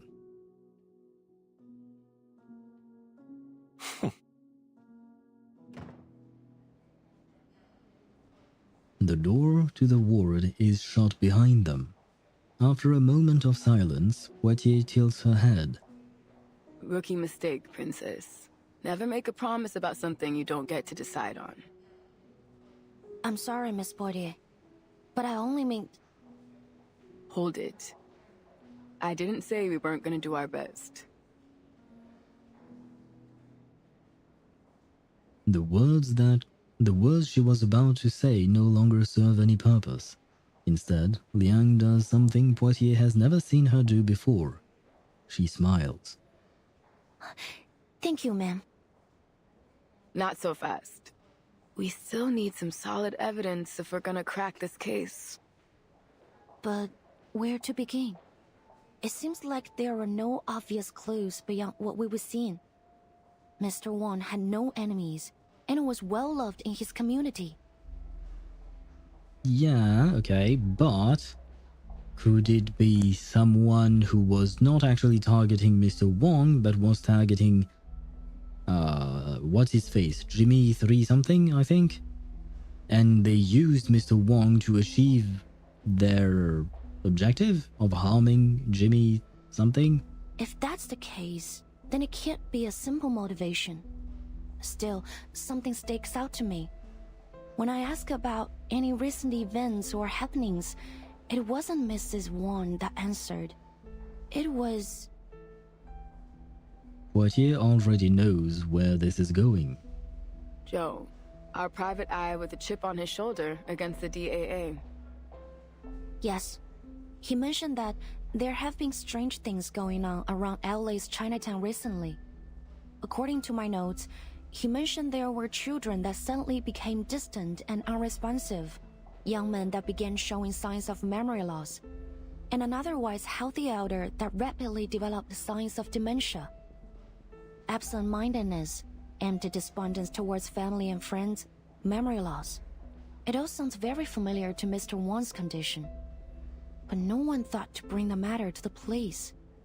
Interesting. So do we have yet another case? Because at first I was assuming that this had something to do with the Night Piercer, but I guess Night Piercer would only start his work or her work once this is over, because they need to get to Jimmy, or I don't actually remember the name of the of the scammer, but basically that.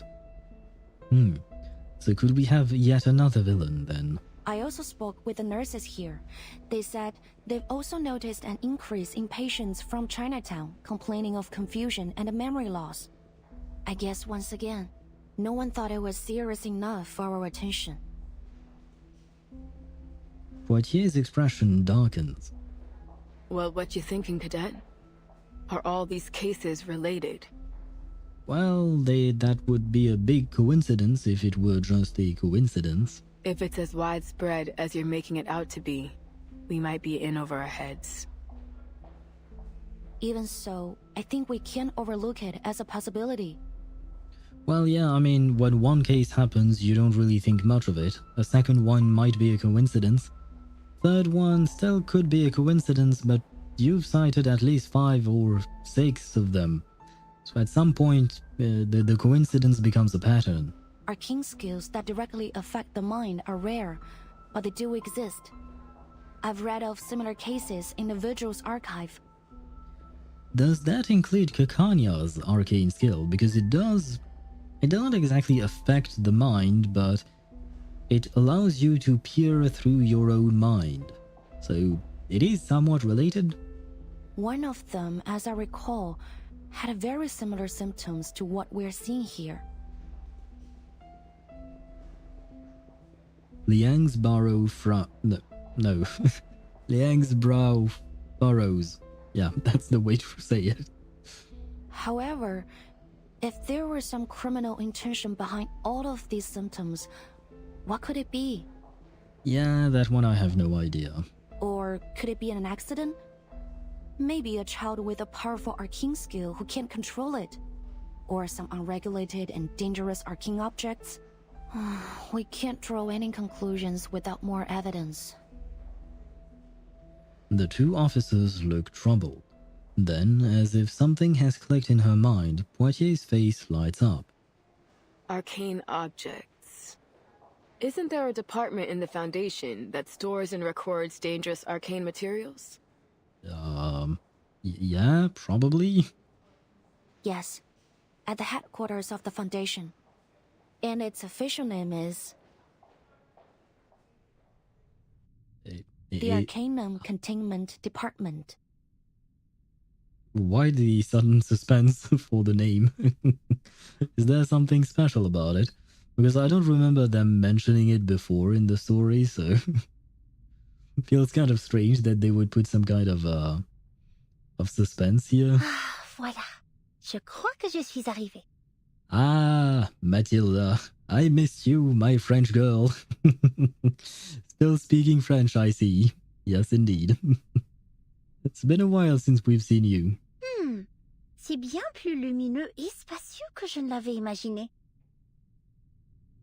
Right, I am going to let you guys read the, what do you call that, the subtitles? But yeah, for me, I just understand it, so...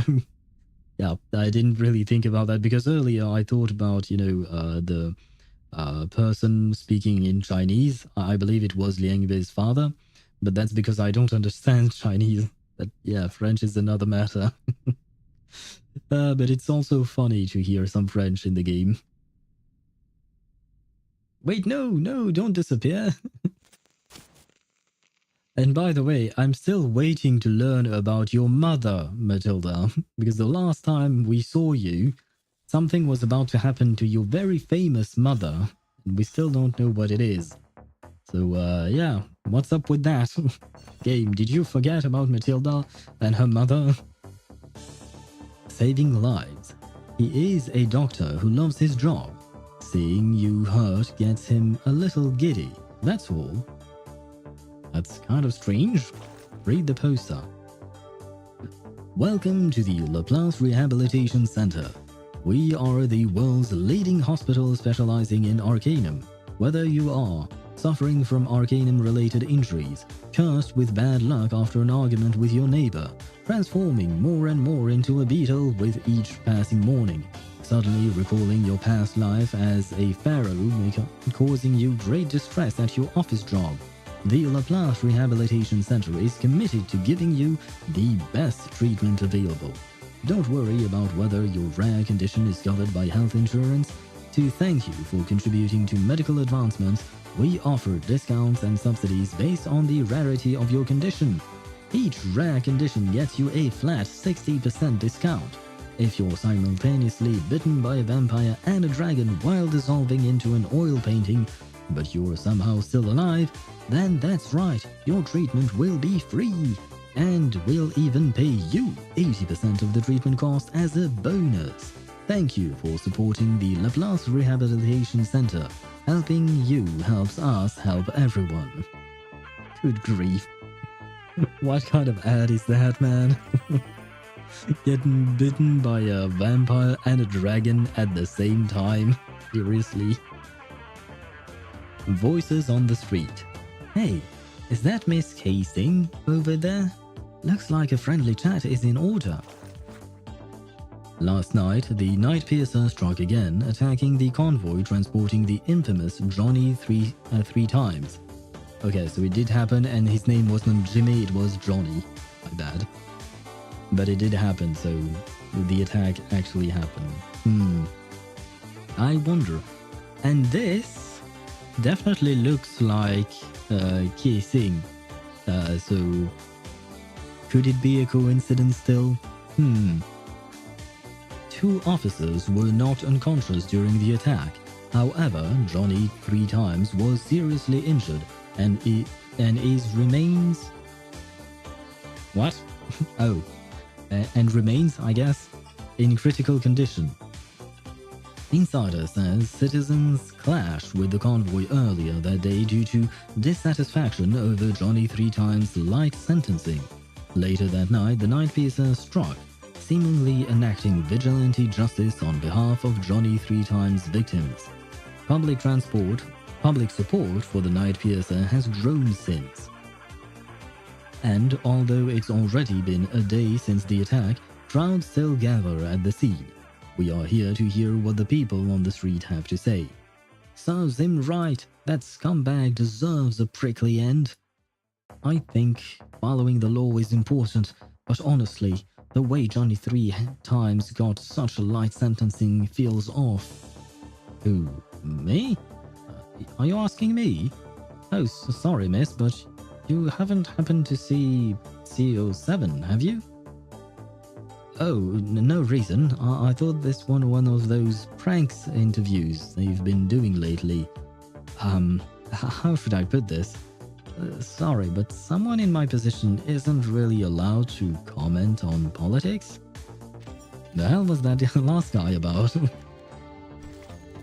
Secret warrant. Cold drinks, fat bounties, and long holidays. Shame it never works out that way. What is this about? And where is Matilda? We finally got back Matilda. Ah. Are we seeing back some Matilda? Please. Des armoires. Yes. Des armoires et encore des armoires. Qui est responsable ici? J'avais l'impression que c'était un département important, non? Où est la sécurité? The ever-curious Matilda weaves her way through the rows of filing cabinets. She has read about this department in books detailing the Foundation's history. Le département contient tous les objets connus qui ont produit des phénomènes dangereux ou mystérieux liés à l'arcane. Certains disent même qu'il contient chaque mystère arcanique résolu et non résolu, jamais enregistré. Et bien sûr, le plus grand mystère de tous les temps, la tempête, les défis toujours. Comme c'est le cas pour nous tous, il semble que chaque département sont désormais tournés vers l'étude de la tempête. Il y a peu de temps pour ces énigmes plus triviales. Her footsteps echo through the empty department, and the odd sense that she's being watched settles over her. Silence can be comforting, but it can also be unsettling, a breeding ground for a loneliness dredging up long-buried unease. Je me demande comment va maman. Madame Z a dit qu'elle la surveillerait, mais toujours pas de nouvelles. Wait, what? So when is this happening? Compared to... Because the last memory I have of Matilda was that she... Wait, was she actually... Yeah, she was actually going to a house that was very isolated in a forest, where she was supposed to meet her mother. But when she arrived, the game kind of cut off the story and we were left in suspense, but it felt like something bad had happened. She finds herself pausing, her gaze lowering to the ground, but only for a moment.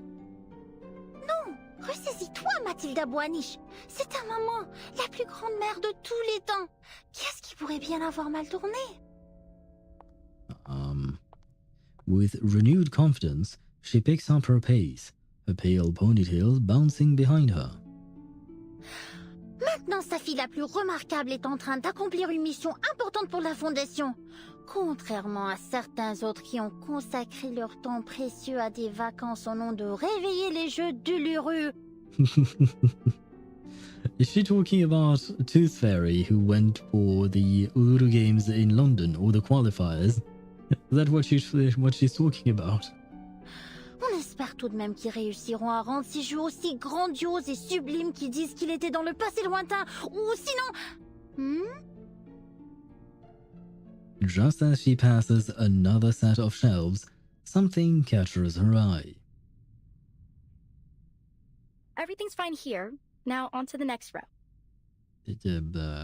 Who is this? Oh, this is one of my favorites. What is it? An excellent question, miss. See that serial number on it? AN003. A water sample from the Peilin River. Number 003. There are hundreds of thousands of samples, collections, and records here. But no matter who you ask, this particular one will always make their top list. Why? Collected in a remote city in China. When the investigators arrived, they found that it had been isolated in time. All its inhabitants dressed and lived as if they were from the late Tang Dynasty. Wait, was that about the event that happened in 1.6? The one with Jiunyangzhe, is that the town? Because that was an isolated town in China. They were completely unaware of the state of the world beyond their lands, as if trapped in a time capsule from the forgotten past. Oh. The liquid inside the vial is clear and pristine, less like river water and more like a perfectly liquefied gemstone. Matilda can't help but stare in fascination. But how is that possible? Did no one ever leave the city? Not even to travel or do business? You're a clever one, miss. Yes, it seems the investigators were confused too. In the end, they realized that an arcane skill was affecting the Peilin River. I do think that that was indeed the river that was going along or not far from the city that Besmert, Yenisei, and someone else was there, probably. Sadly, it seems the arcane energy was dissipating by the time they arrived, and they weren't able to figure out its cause. This is the only sample they were able to recover. Laplace has been begging for access to it. They're eager to unravel the mystery. Wow, that is indeed a most intriguing claim. What I am most intrigued by is Besmert. Who is she? Who is Martha? Who is Dr. Dores? All of them. Who are they? And are they Vertin's mother? It's not just a claim, miss. It's real. Wait, Miss Matilda Boaniche? The careless young staff member only now seems to have fully recognized Matilda's presence. You've heard of me? Come on, don't stroke her ego. She doesn't need that. Yeah, of course. Who hasn't heard of the Boaniches and their star investigator daughter? Didn't you know that everyone's been talking about you since you joined the Foundation? Actually, my mother and I went to visit you. Oh, but I haven't introduced myself. Ah, finally. Constance Scott. I'm a fellow graduate from SPDM. Hello, Constance. Of course, now, I'm just a record keeper here. It doesn't seem like false modesty. Every top student of the SPDM was granted the honor of having their name inscribed in the school's Hall of Fame, but Matilda has never once come across the name Scott. Actually, I've been looking for you as well, Miss Scott. Commissioner Pedra asked me to give this to you. A letter? What's it about? I couldn't say, but he had a most unpleasant look about him as he gave it to me. Then he asked me to review my report on the events in San Francisco. So now you're talking about the event that happened with Joe and Mercuria and oh shit, technically Nala was there as well. Are you alright? Your face has grown quite pale. I'm fine. I just have a bad feeling I know what I'm about to read. Wait, is that something to do with Joe's sister then? Having bid farewell to Matilda, Scott makes her way to a secluded room within the department, the letter clutched in her hand. She carefully closes the door behind her and, with one last glance around the room, opens the envelope. A single sheet of paper floats out from within, one carrying a heavy message. The investigation has been concluded. Unfortunately, their findings were exactly as we feared. The suspect must be apprehended ASAP, and all efforts must be made to retrieve this arcane object before either cause further trouble. You must leave immediately. Her last reported sighting was in Chinatown, Los Angeles. Ah, so I do believe that was one of... wait, was it Poitiers or Liang Wei's theories? 新鮮嘅桔啊！埋嚟睇，埋嚟揀啊！ The event is so fun, the minigame itself is amazing. There is a minigame? I think I haven't reached that part yet. You know me, I am very slow. But at least so far the story is intriguing. I am trying to piece things together. Sorry, could you say that again? Ji Ma Wu? And that means paper horse dance? Okay, I got it. What did you get from paper horse dance? 喂，老細，今日仲有冇燒肉啊？賣晒啦！今日切條叉燒，整到半隻白切雞啊！ Wow, Daddy, look! There's a dragon on the floor! That's totally cool! Yeah, sure. I have no idea what these people are talking about. Huh? He's speaking Cantonese? Ah, do you recognize actually what he's saying? But she interpreted Mandarin. Ah, interesting. Because I had no idea. So is that why it made no sense? Like a paper horse dance? Do you know what it actually means? What he was supposed to mean with his words? Because I feel like paper horse dance, not quite the proper translation, right?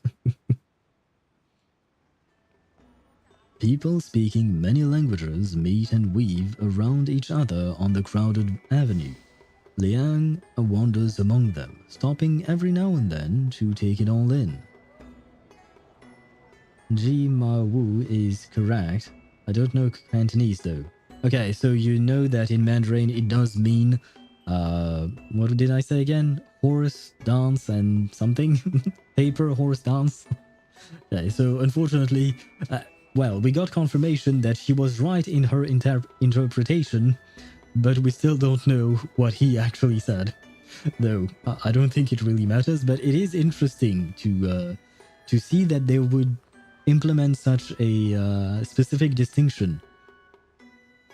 Welcome to Chinatown. How do you like it? Yes, it does give me a certain sense of nostalgia. Do you come here often, Miss Boydier? Yeah, I guess so.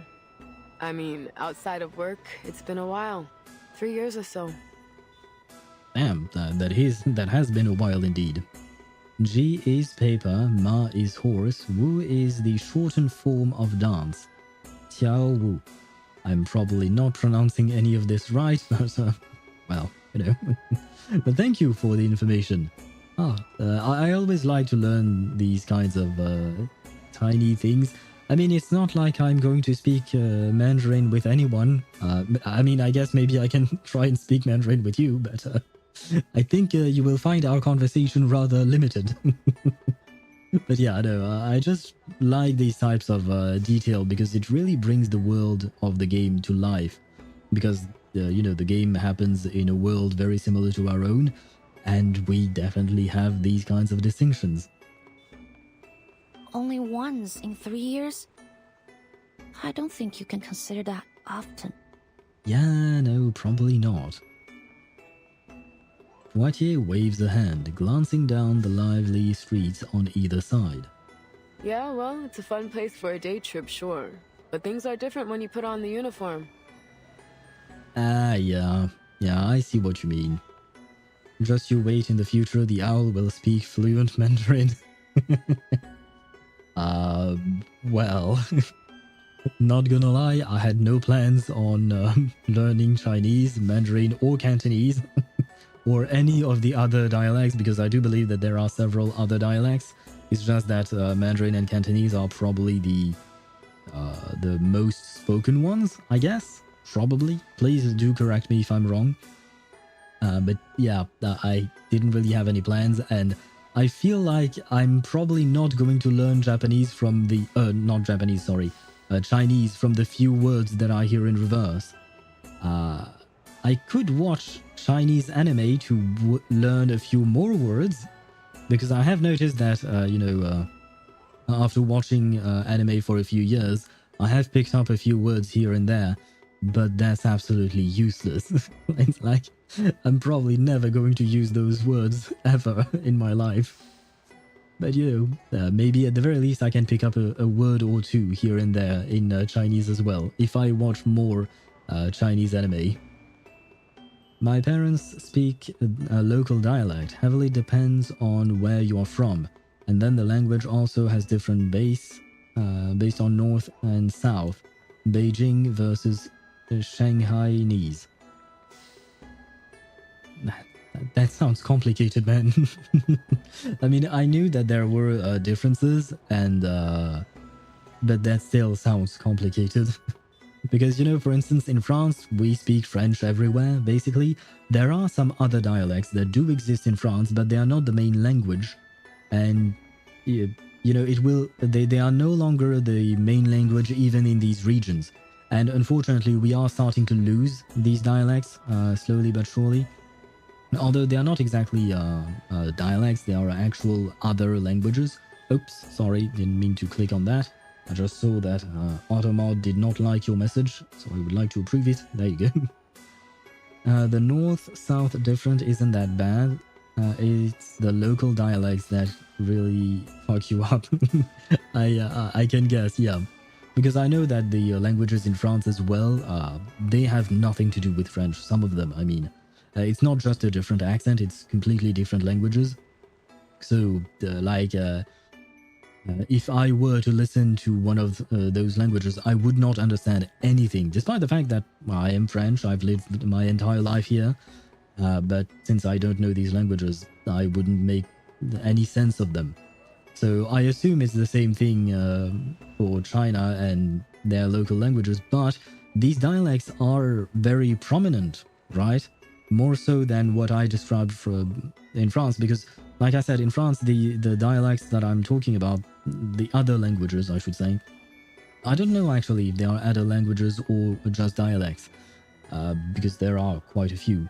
But like I said, they are not the main language. French is the main language, no matter what. Whereas I assume that in China, maybe the dialect is the main language locally. And if you've lived your entire life in a specific region, you will only speak that specific dialect, which someone else might not understand. But it is my guess. Once again, feel free to correct me if I'm wrong. Remember that private eye back at the hospital, Joe? You can get an impression about how people see the police around here from him. You mean that the residents here don't cooperate with the Arcane Affairs Division? Well, it's complicated. There's a lot of language and cultural barriers. Folks here just don't turn to the police to solve their problems. Even when they do, we feel like we have no idea where to start. Well, now that you have a Chinese employee, a Chinese partner, maybe she can help with the language barrier and even the cultural barrier. Although I guess that Chinatown in Los Angeles probably has developed its own subculture of Asian culture, but there must be some similarities, right? Some. The thing that surprised me the most was how arcanists of all kinds and humans live so closely together here. I guess it's the same in China, isn't it? I remember this one time we had a call about a break-in. When we got there, it turned out the shopkeeper was a big white bird as tall as I am. Could this be the first time, and I may be wrong about this, but could this be the first time that we're seeing a community where arcanists and humans live together without discrimination? Because most of the game, if not all of the game, is always a place about discrimination between arcanists and humans. And this other time, we're chasing down a lost puppet for some lame-ass puppeteer.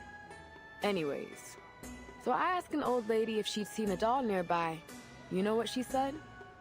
Well, I don't know what she said, but she started going off about me being a Lawai. What now? I'm gonna need a translation, please.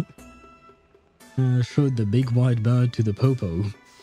Does that mean something? Showing the big white bird to the police? Is that like an actual phrase, or? I'm afraid I might be missing something. Now give me some credit. I might not speak Chinese, but I do know Lawai means foreigner. So excuse me? Like I'm American, baby. Born and raised. Lawai, semi-derogatory term for foreigner. Ah, I see. Thank you. I mean, she said it herself that it was the word for foreigner, but it lacked, her explanation lacked the context that you're providing. Neutral, negative connotations. See, that is important context. Thank you for sharing it. Sorry. And I guess that's why she's laughing, because she knows the context. Liang knows she should remain serious, but she can't help but be tickled by Poitier's indignation. Poitier shoots her a glare, but then heaves a quiet sigh. That's not even the half of it. The thing is, I don't hate it here. Although I can't say I love Chinatown very much either. To be honest, most of us on the force haven't found a way to make inroads with the people here. If that's the problem, why don't we try to understand things step by step? Maybe then we can start fresh? We're here anyway. Liang turns back and examines the archway at the beginning of the road. They have already been in this other world for a while. Yeah, it's worth a shot. If we're gonna get anywhere, then we'll have to start here. But we need to check another task off our list first. What's that?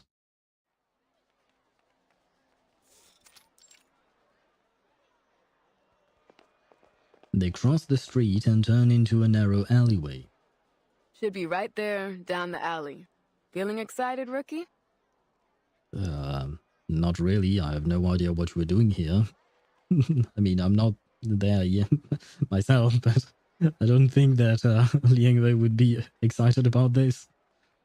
East Asian societies in general are very homogeneous. They won't reject you, but you'll have a hard time integrating. You'll be an outsider unless you reside and intermarry for generations. Holy shit, it takes not just one, you wrote it as plural. So it takes several generations.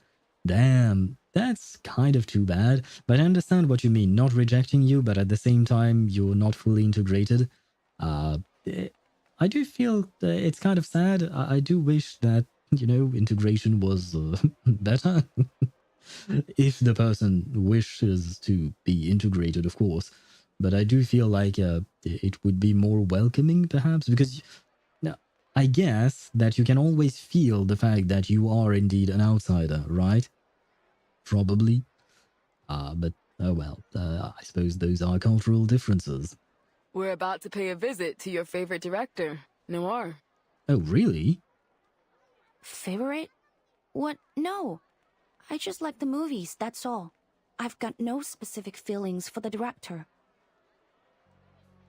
Liang can't hold back her rebuttal, but under Poitier's teasing gaze, she stops herself.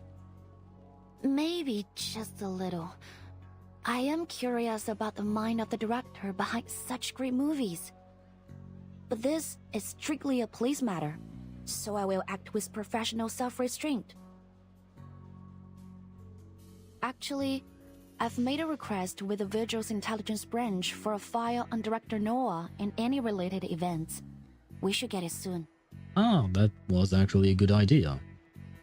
It's really interesting. Asian societies generally have high trust, but how much of that is due to race and the homogeneity of the nation? Good question, because I don't know how many foreigners, I guess I can call them, are present in Asian countries.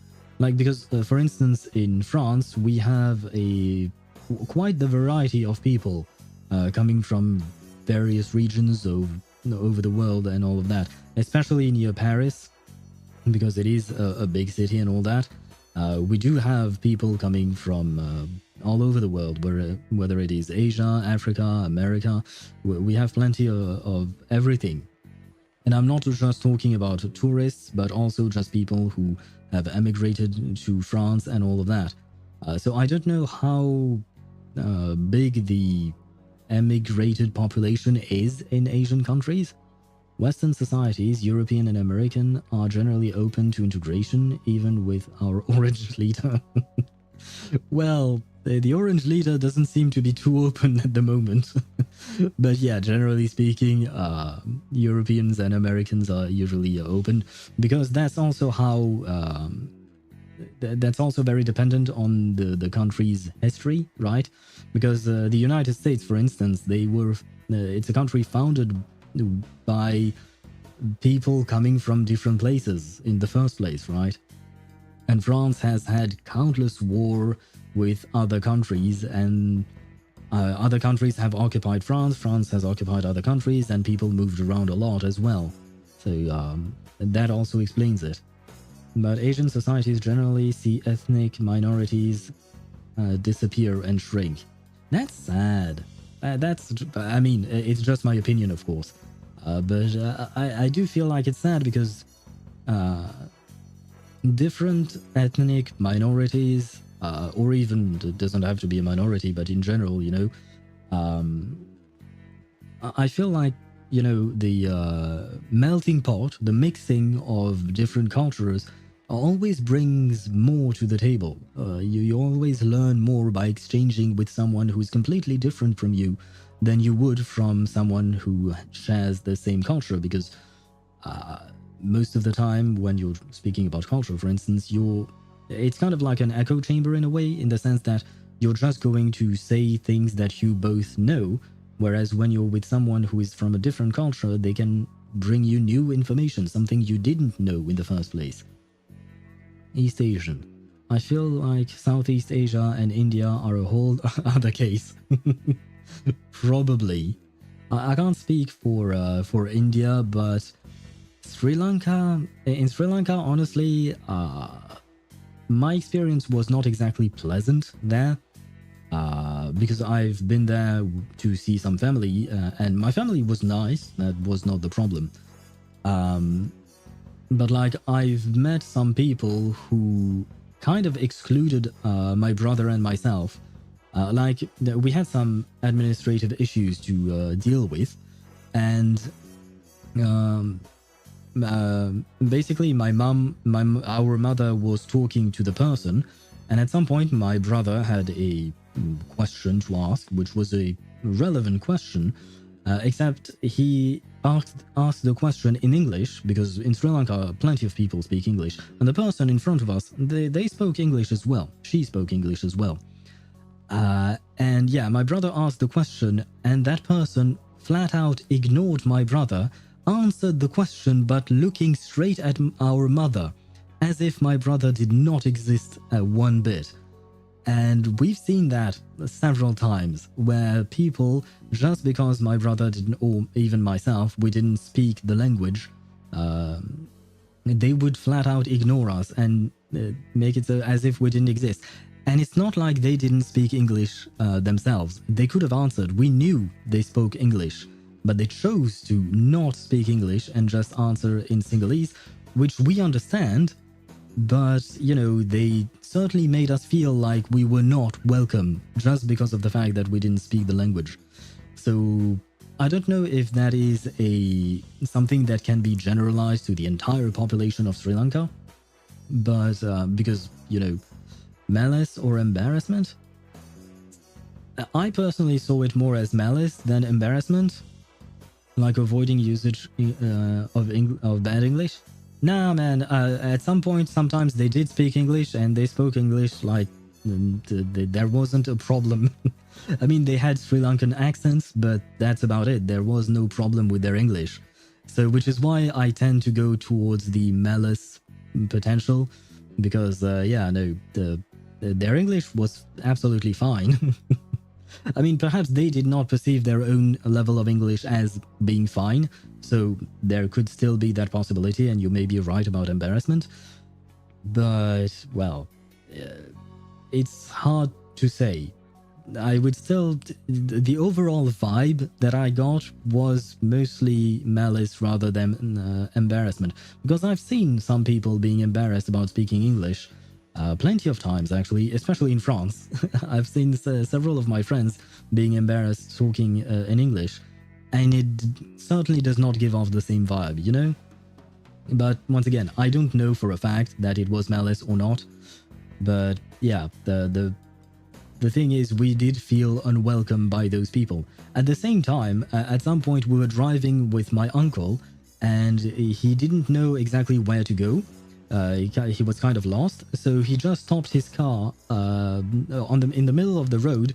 It was not a busy road, and he just not yelled, but started talking to some random dude that was on the street, and that random dude just replied to him with a smile and started indicating things to him in a very detailed manner. Like, the dude was really lovely, he was really nice. So yeah, we got both experiences. But the thing is, that was my uncle speaking to the dude. And my uncle is from Sri Lanka. He born and raised there. So it wasn't my brother or myself. So yeah, it's kind of hard to say. But yeah, the integration there, I feel like might be a tad bit difficult. But of course, I'm just talking about my own personal experience, and other people's experience might be different. So yeah, I did feel kind of sad about it. Kind of, like, I wasn't heartbroken or anything. But, you know, I wish we didn't experience that. Because we saw that some people could be really warm and really welcoming, but not really towards us. Even though we look like them, right? So it's not like at first they don't know that we don't speak the language. They can't tell because we look Sri Lankan. But yeah, as soon as either my brother or we open our mouth, it's all gone. It's all lost, unfortunately. But that is just life, I guess. You've got a file on her already? Feels like you're going a bit overboard, rookie. Oh, and don't get me started on people trying to fleece you. I do believe the word is fleece you, or something like that, like trying to scam you, basically. Like, you know, the tourist price, basically. If they hear that you're not from around those parts, they will increase their prices. Like, even my aunt actually told me, she told my brother and me, do not speak English, do not speak French, do not speak, period, when we are in this or that shop, because they are going to hike up their prices as soon as they hear that. So we would have to let either our mother or the rest of our family talk, because, yeah, as soon as we open our mouth, the prices go up. So, yeah. Haggle. Well, I'm not sure you could call that haggling. It's just a tourist trap, basically. As soon as they know that you're not from around those parts, they will take you for all the money you're worth. It wasn't actually the director that called us. Her assistant did. Later on, Noir herself contacted us and said the so-called threat was just a misunderstanding.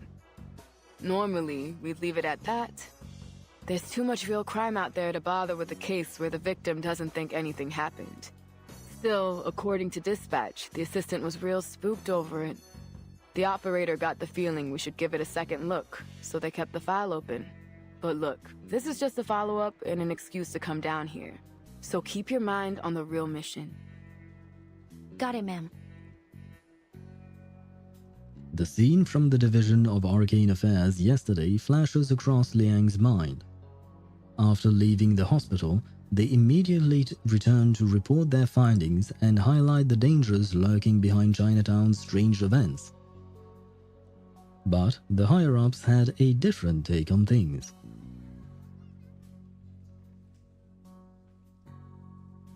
It's been reassigned to the local precinct. Poitier stands in the doorway to the deputy chief's office and shakes her head. Liang immediately catches the subtle shift in her expression. What's wrong? What does that mean? Nothing, kid. It's just most of the force aren't trained to deal with arcane crimes. Don't get me wrong. They're good, capable officers, but I'm worried. If this was any other case, I'd keep my mouth shut. But come on, this is clearly our department. This case has arcanum all over it. I don't think they know what they're getting into. Yeah, but then why would the case be reassigned to people who are not trained to deal with arcanum when the case is very clearly about arcanum? That doesn't really track. That doesn't really make sense. For a brief moment, neither speaks. Then Liang's eyes light up. Miss Poitier, I have an idea. What if we... Just bring more men with more guns. Guns solve everything. How very American of you. Prioritize Noir's case, which just happens to put us in Chinatown. So there's no harm in asking a few questions about our other investigation. Yeah, sorry, I didn't mean to cut off Poitier. Well, I mean, she cut me off because I did not ask her to speak. But never mind that. Yeah, like I was saying, how very American of you. Guns solve everything. I guess you do live up to the stereotype regarding the United States. Speaking of the United States, it's a very capitalistic country, which means that it is time for ads, basically. I was trying to make a transition towards ads because I've been snoozing the ads and I am out of snoozes, unfortunately. So we are going to go through some ads before we resume the story. And no, I think this will be the last stage for us today. But we will finish the stage before we finish the stream. But yeah, I am going to start up the ads. There you go, because I don't want to wait 3 seconds, 2 seconds, 1 sec. Okay, never mind, I waited regardless. There you go. This time around, I'm not going to actually take a break. I'll just keep yapping for a bit. But yeah. Gun solves everything.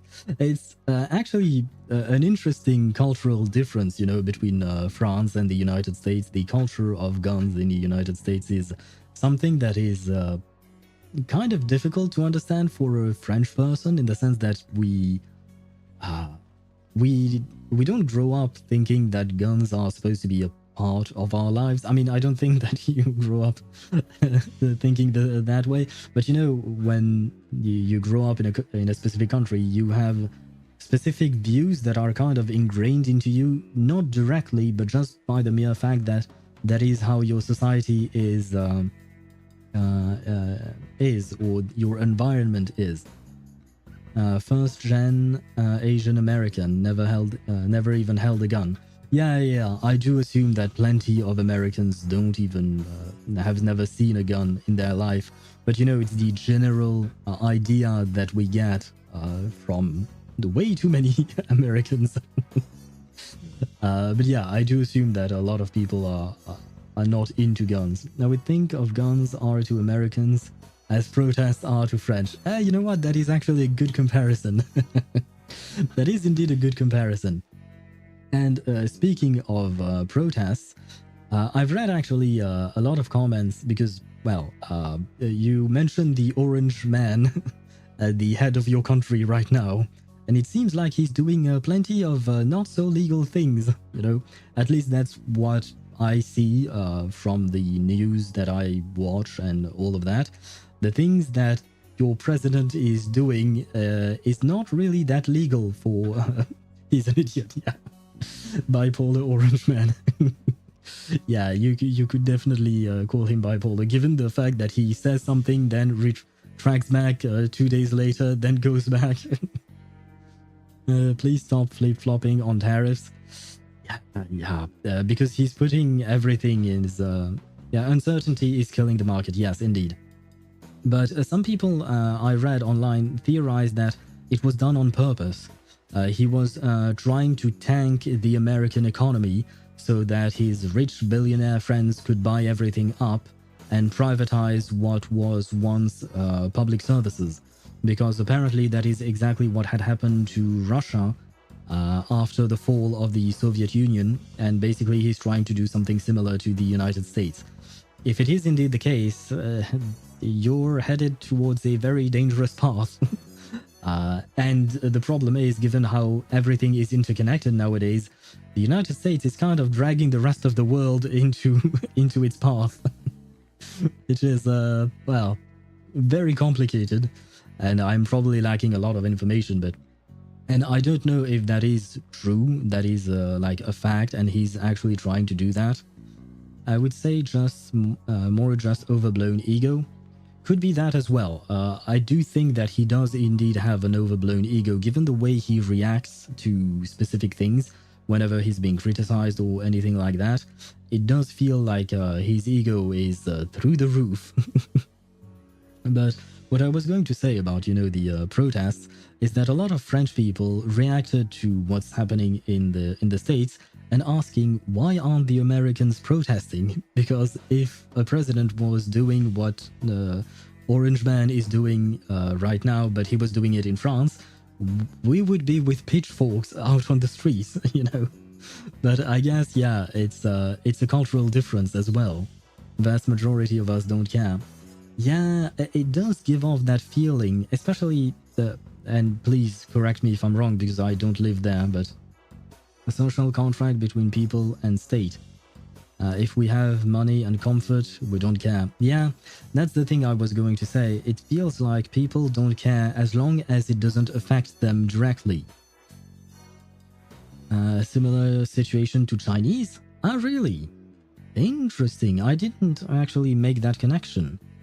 So I guess the Chinese people also don't care as long as they, what do you call that? As long as they themselves are okay, but they don't care if something potentially bad happens to others.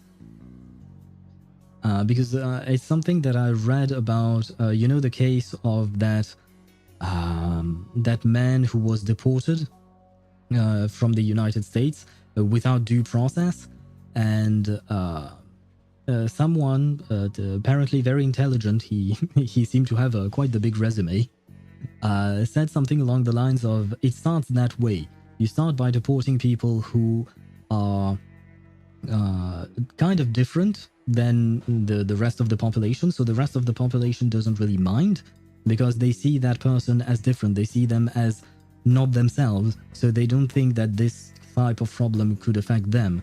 And then slowly it starts affecting them as well, and that's how you fall into a more authoritarian type of government. CCP is essentially a single-party dictatorship, but this party brought them all out of poverty. So the Chinese put up with the CCP. The CCP are more afraid of internal issues than foreign issues. Why else do they develop their own versions of everything? Ah, interesting. Interesting. I did not know, I mean, I knew what you were talking about, but I never, you know, put two and two together. They refuse outside thought influence. Yeah, because it would jeopardize the idea that the Chinese are putting up with them. And if they have too much idea of freedom, then maybe the CCP won't actually do something. I dislike Trump, but he's right on China. I don't really have an opinion on China. I think I don't know enough. I will say at least that much, because usually the news that I read often covers the United States or European countries, not so much China or Asian countries generally. A global society only works if everyone participates. Yeah, that I definitely agree with that. China wants to benefit from a global society. Only works? Wait, what? I guess what you mean is that China wants to benefit from a global society, but doesn't want to fully engage and doesn't want the drawbacks, I suppose. If there are any, I assume there are probably some, but maintains its own sphere of influence. Yeah, I mean, I guess technically speaking, a lot of countries are like that. They want to maintain their sovereignty, which I understand, but I guess China is probably pushing it even further than most other countries. Probably, most likely, yes. Oh boy, we've been yapping, but the ads are gone. Although it is an interesting yapping session, I will mention that. I knew there was a little rebel in you, Liang. You like to bend the rules, just not break them. Am I right? Not too often. Actually, I think we're obliged to take Miss Noah's case seriously, even if it wouldn't help us with the other case. Well, yeah, you don't really get to choose. You have to offer the same amount of attention to every one of your case until you manage to find evidence that you can dismiss the case because it's either frivolous or not important, or there is nothing to be solved, or whatever else. Please wait a minute. It's my communication device. Liang pulls out the communication device often criticized by Foundation employees for being too bulky. Poitier leans in to get a closer look. Her chameleon comm perched on her chest stretches its neck in curiosity.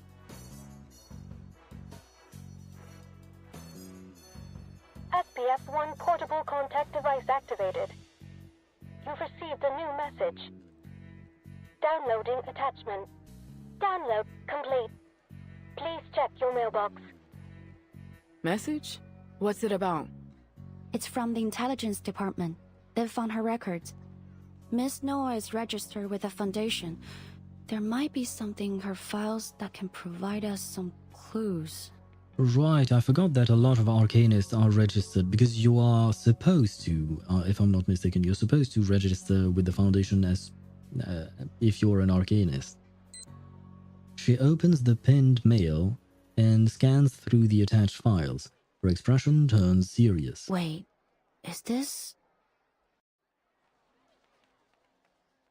No, game. We can't do this. Ah, shit. Well, the game is leaving us hanging. So I guess this is indeed a cliffhanger. But the thing is, I am also going to leave you on a cliffhanger because it's already 11:38 p.m. for me, and I still haven't had dinner. So I'm going to grab dinner because I'm extremely hungry. And on top of that, it's really late, so I'd rather not stream for too much longer. Otherwise, my neighbors will start complaining. So, I will leave you on that suspenseful note. I'll read this thing tomorrow when we start the stream. And yes, as I said, tomorrow we will continue. I will try to look up how many stages there are exactly in this event story. And I will try to divide them up between tomorrow and Saturday so we can try and finish things properly with the proper timing, you know. Bye, Owl. The storm that is approaching. Wish you a good dinner. Thank you. Right, I am the storm that is approaching. I kind of forgot about that. I am the storm. I am Arcana. I am everything. Good night, rest well. Thank you, Deidara. Same to you. Good night to you guys. It was lovely streaming with you. It was lovely chatting with you guys as usual.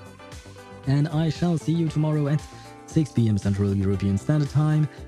And I'm sure there was something else that my mind wanted to say, but my brain also kind of stopped working. So yeah, on that night, God damn it. On that note, good night to you guys, and see you tomorrow. Bye bye.